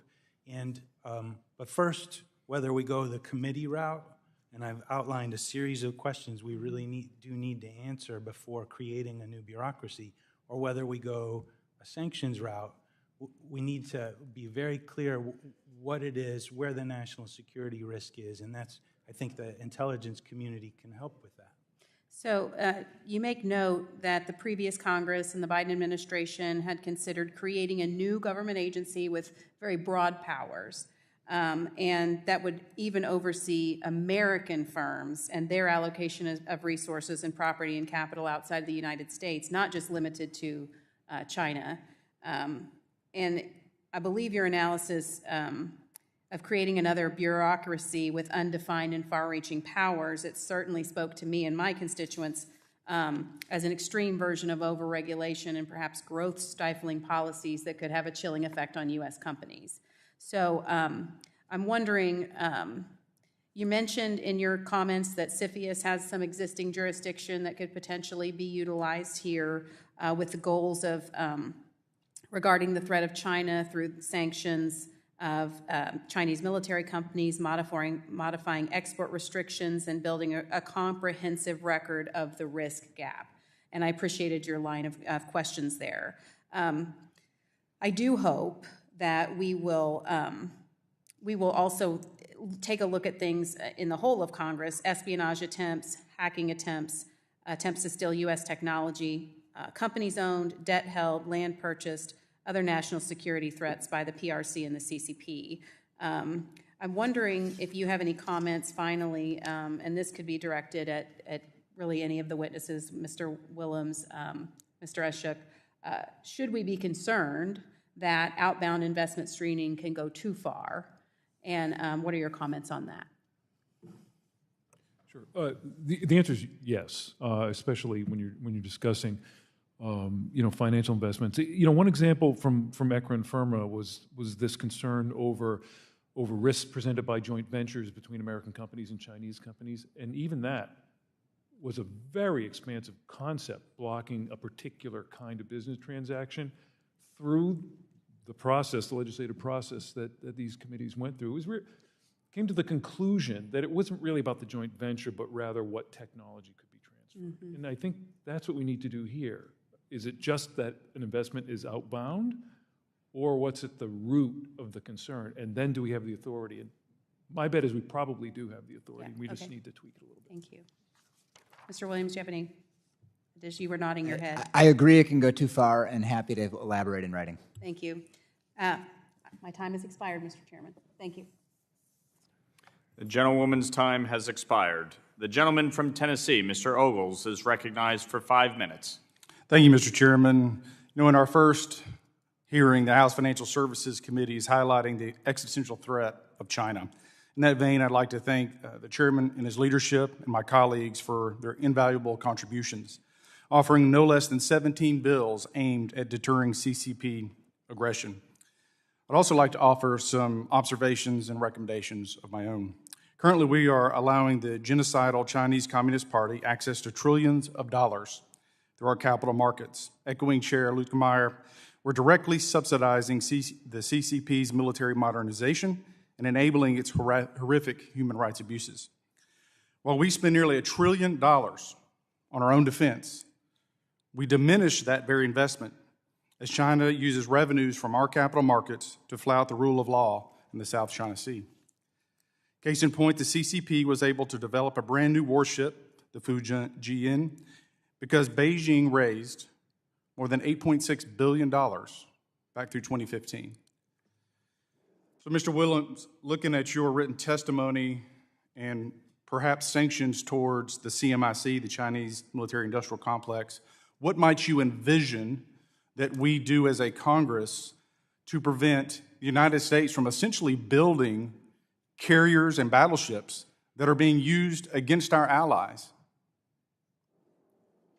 So I think there are two things I would look at here. And the first is what you alluded to, which is the CMIC, making sure we are plugging all applicable gaps and we're covering all types of financing that can go to those military companies. So that's number one.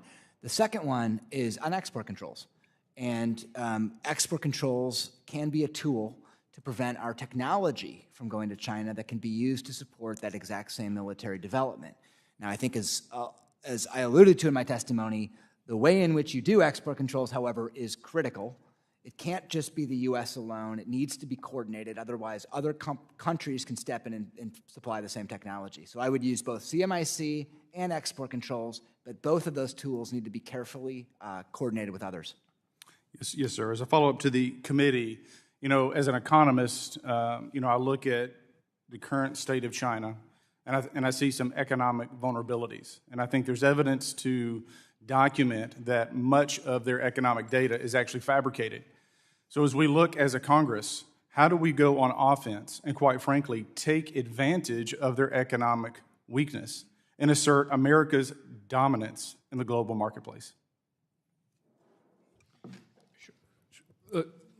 So I think one thing that we could do more of and be better at is identifying vacuums before they manifest themselves. So in the case of Russia, I doubt Russia is going to be the same state sponsor of whatever around the globe that it has been. That's creating a vacuum. Venezuela is a good example. As we've seen, China's moved in. Well, the economic weaknesses you point out are limitations on China's ability to do that, and it's even more acute if the U.S. is there to meet them at that challenge. So I think anticipating where those gaps are going to be is wise policy for the U.S. Feddo, anyone else? The other comment I would make on that, it's a great question, is, if that's the objective, then taking away the easy wins for them makes a lot of sense, right? So to your conversation earlier with Mr. Williams, if you're in a situation where they are able to secure financing for a wide range of civil military activities, taking away that avenue means that if they want to continue to maintain that pace of development and that pace of deployment, means that they'll have to find that money and those assets somewhere else, which makes it costlier and riskier for them to do so. So I think it's a twofold approach. It's identifying the vulnerabilities and then also plugging what we think of are the easy ways that they're able to access U.S. financial markets. Well, look, I would just add that I completely agree with where you started with this, which is to say that their economy is probably not growing as fast as they want us to all think it is. They're more vulnerable, and there is a lot of division even within the Chinese Communist Party. Xi Jinping is not as secure in his position as many of us often think and has his own vulnerabilities at home.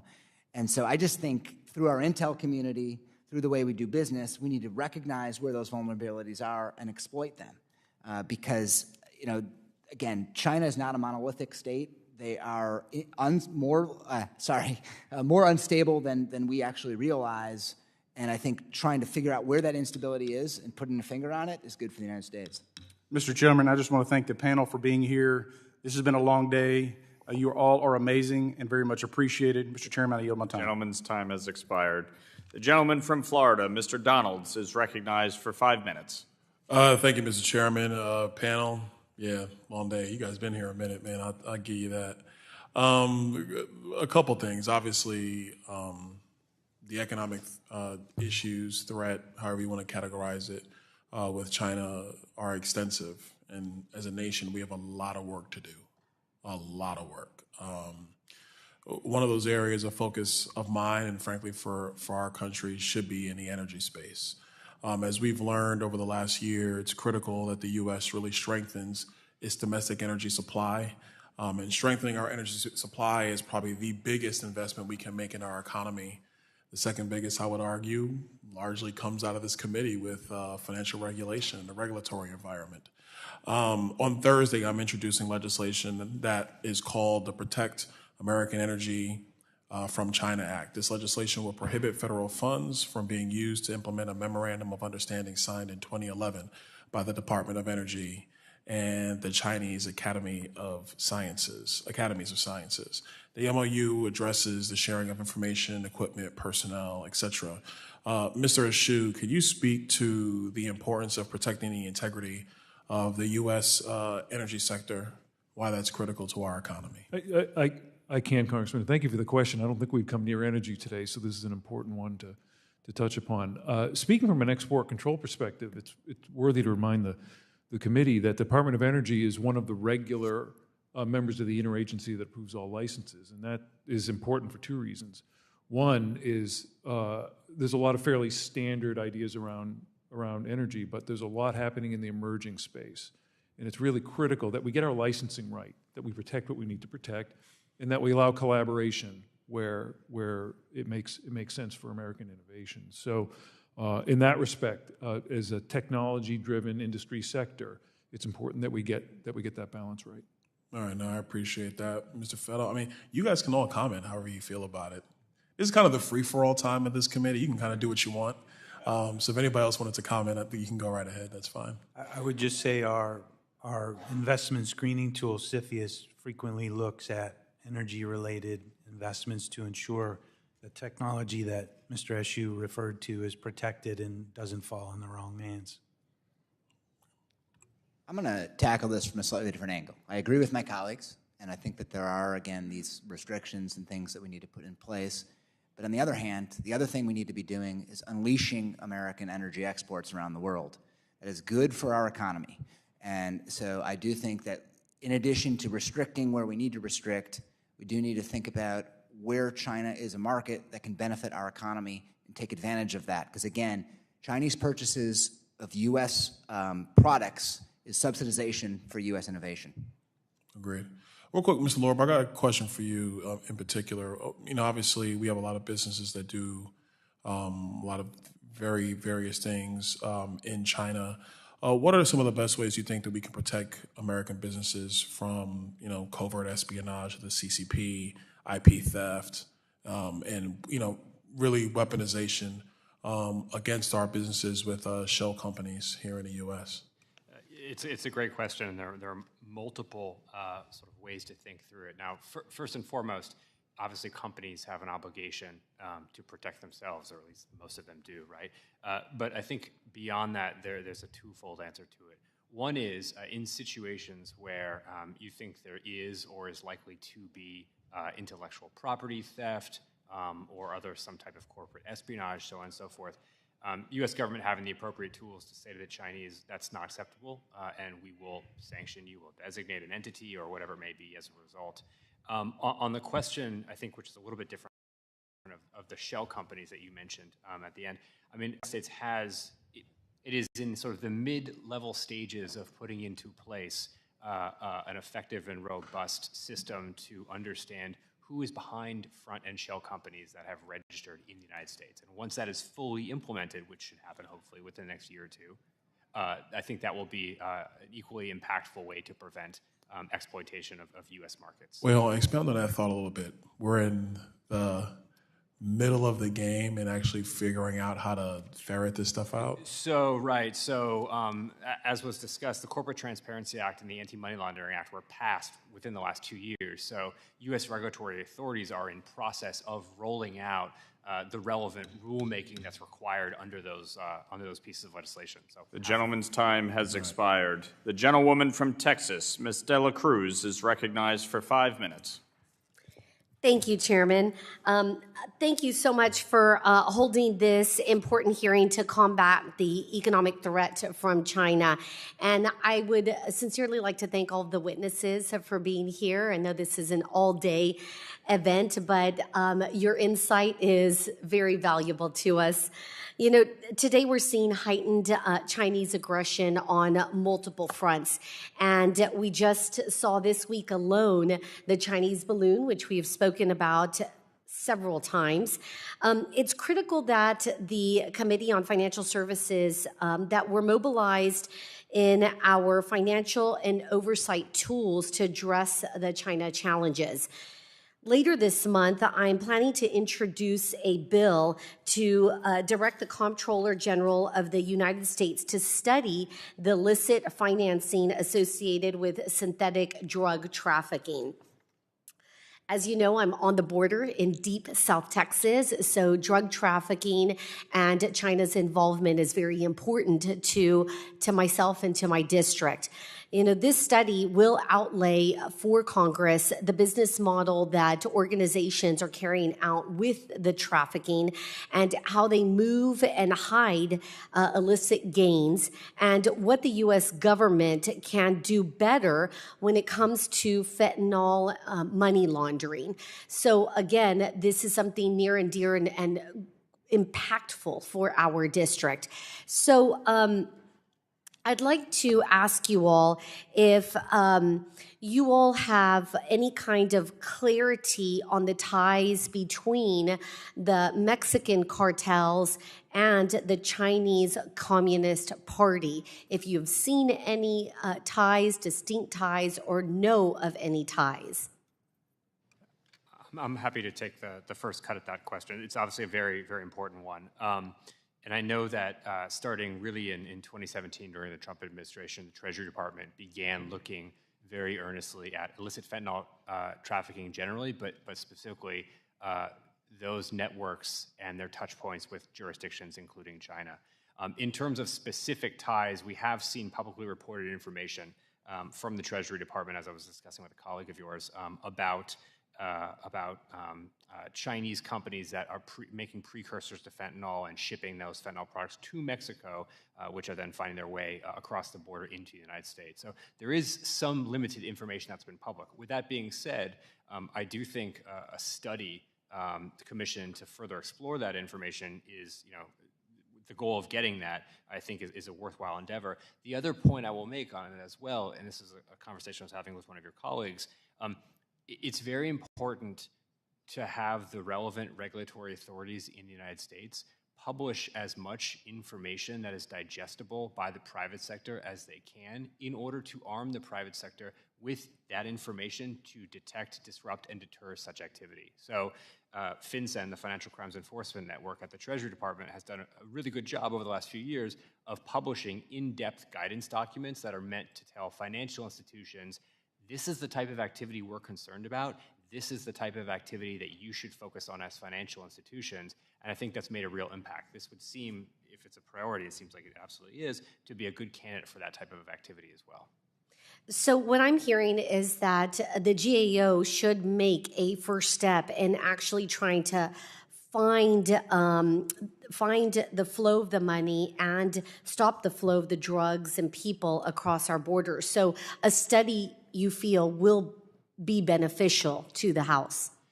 I think that's right. I also do think that it would be very important to have Treasury work, not collaboratively, but sort of in parallel tracked, because I think that the Treasury Department will have access to additional information that the GAO may not have access to, which could be useful in providing information to the private sector to help disrupt and deter. Thank you. I yield back. The gentlewoman yields back. The chair now recognizes himself for 5 minutes. Thanks to the witnesses for being here today. I know it's been a long day, and I want to thank Chairman McHenry and Ranking Member Waters for holding this hearing. Mr. Feddo, you served as the first ever Assistant Secretary for Investment Security and oversaw the implementation of the Foreign Investment Risk Review Modernization Act, which passed on a strongly bipartisan basis. Can you please elaborate on the effectiveness of FIRMA in ensuring a welcoming investment climate while protecting our national security interests? Sure. Thank you for the question. I think what makes that balance, the way the law has been drafted and the regulations have been implemented, it's got limited jurisdiction focused on specific things. For example, the control of a U.S. business by a foreign person gives jurisdiction, but the paradigm, the lens through which that is scrutinized is a national security lens exclusively. So And there's a enumerated list of national security factors that the government considers on whether or not to clear a transaction. Similarly, with non-controlling jurisdiction, minority investments that give some level of influence or access over the U.S. business, it's been limited by the Congress to very specific areas, something related to collection and maintenance of sensitive personal data, the business relates to critical technology that's export controlled, or it relates to a company that utilizes or is involved with part of our country's critical infrastructure. And so because of the precision with which those areas of jurisdiction are defined in very clear rules, the private sector has very clear swim lanes on what is of concern and what isn't. Further, it's a voluntary process, so it gives some latitude to the private sector to understand there really is an open investment environment. Thank you. So there's been some concern obviously raised over TikTok. However, similar concerning situations are present in our financial systems as well. Two prime examples of that, of broker-dealers that are subsidiaries of Chinese parent companies, are Webull and Moomoo. According to Webull CEO Anthony Denier, Webull is both a U.S. and Chinese company. Our technology team is based in Hunan, China, while all of our customer-facing and brokerage operations are New York City. That's a quote. The company also is partially owned by Xiaomi, a Chinese company whose consistent security concerns led to their temporary inclusion on a U.S. Department of Defense blacklist in 2021. Moomoo is owned by Futu Holdings, which has close ties to Tencent, a company with known ties to the CCP. Concerns about these companies have been echoed by others on the Hill, with these companies the focus of letters from Senator Cotton to the Director of National Intelligence, and from Senators Tuberville, Braun, Scott, and Marshall to the SEC chair. With millions of Americans using these apps, how concerned should we be about the potential for personally identifiable information or other user data to be shared with parent companies with strong ties to the CCP? Very concerned. This is a data economy, and it's very clear what the PRC views about the importance of collecting as much information and as available and possible, and leveraging that for its own use and advantage. And so, in the interest of time, just to that point, so if it's very concerning, what do you think should be done to address that in a meaningful way to protect the privacy of U.S. citizens and companies? So if it's a CFIUS transaction, if it's one that's within jurisdiction, then that would be something that I think the committee would want to look at. And when I was at Treasury, I frequently got letters from members bringing to my attention transactions of concern. Some of them weren't within jurisdiction, but we very seriously considered every letter we received. Thank you. The chairman's time has expired. I'd like to thank the witnesses on behalf of Chairman McHenry, Ranking Member Waters, and the members of this committee for their testimony today. I know it's been a long day. Without objection, all members will have 5 legislative days within which to submit additional written questions for the witnesses to the chair, which will be forwarded to the witnesses for their response. I ask our witnesses to please respond as promptly as you are able. And with that, much to your delight, this hearing is adjourned. Thank you.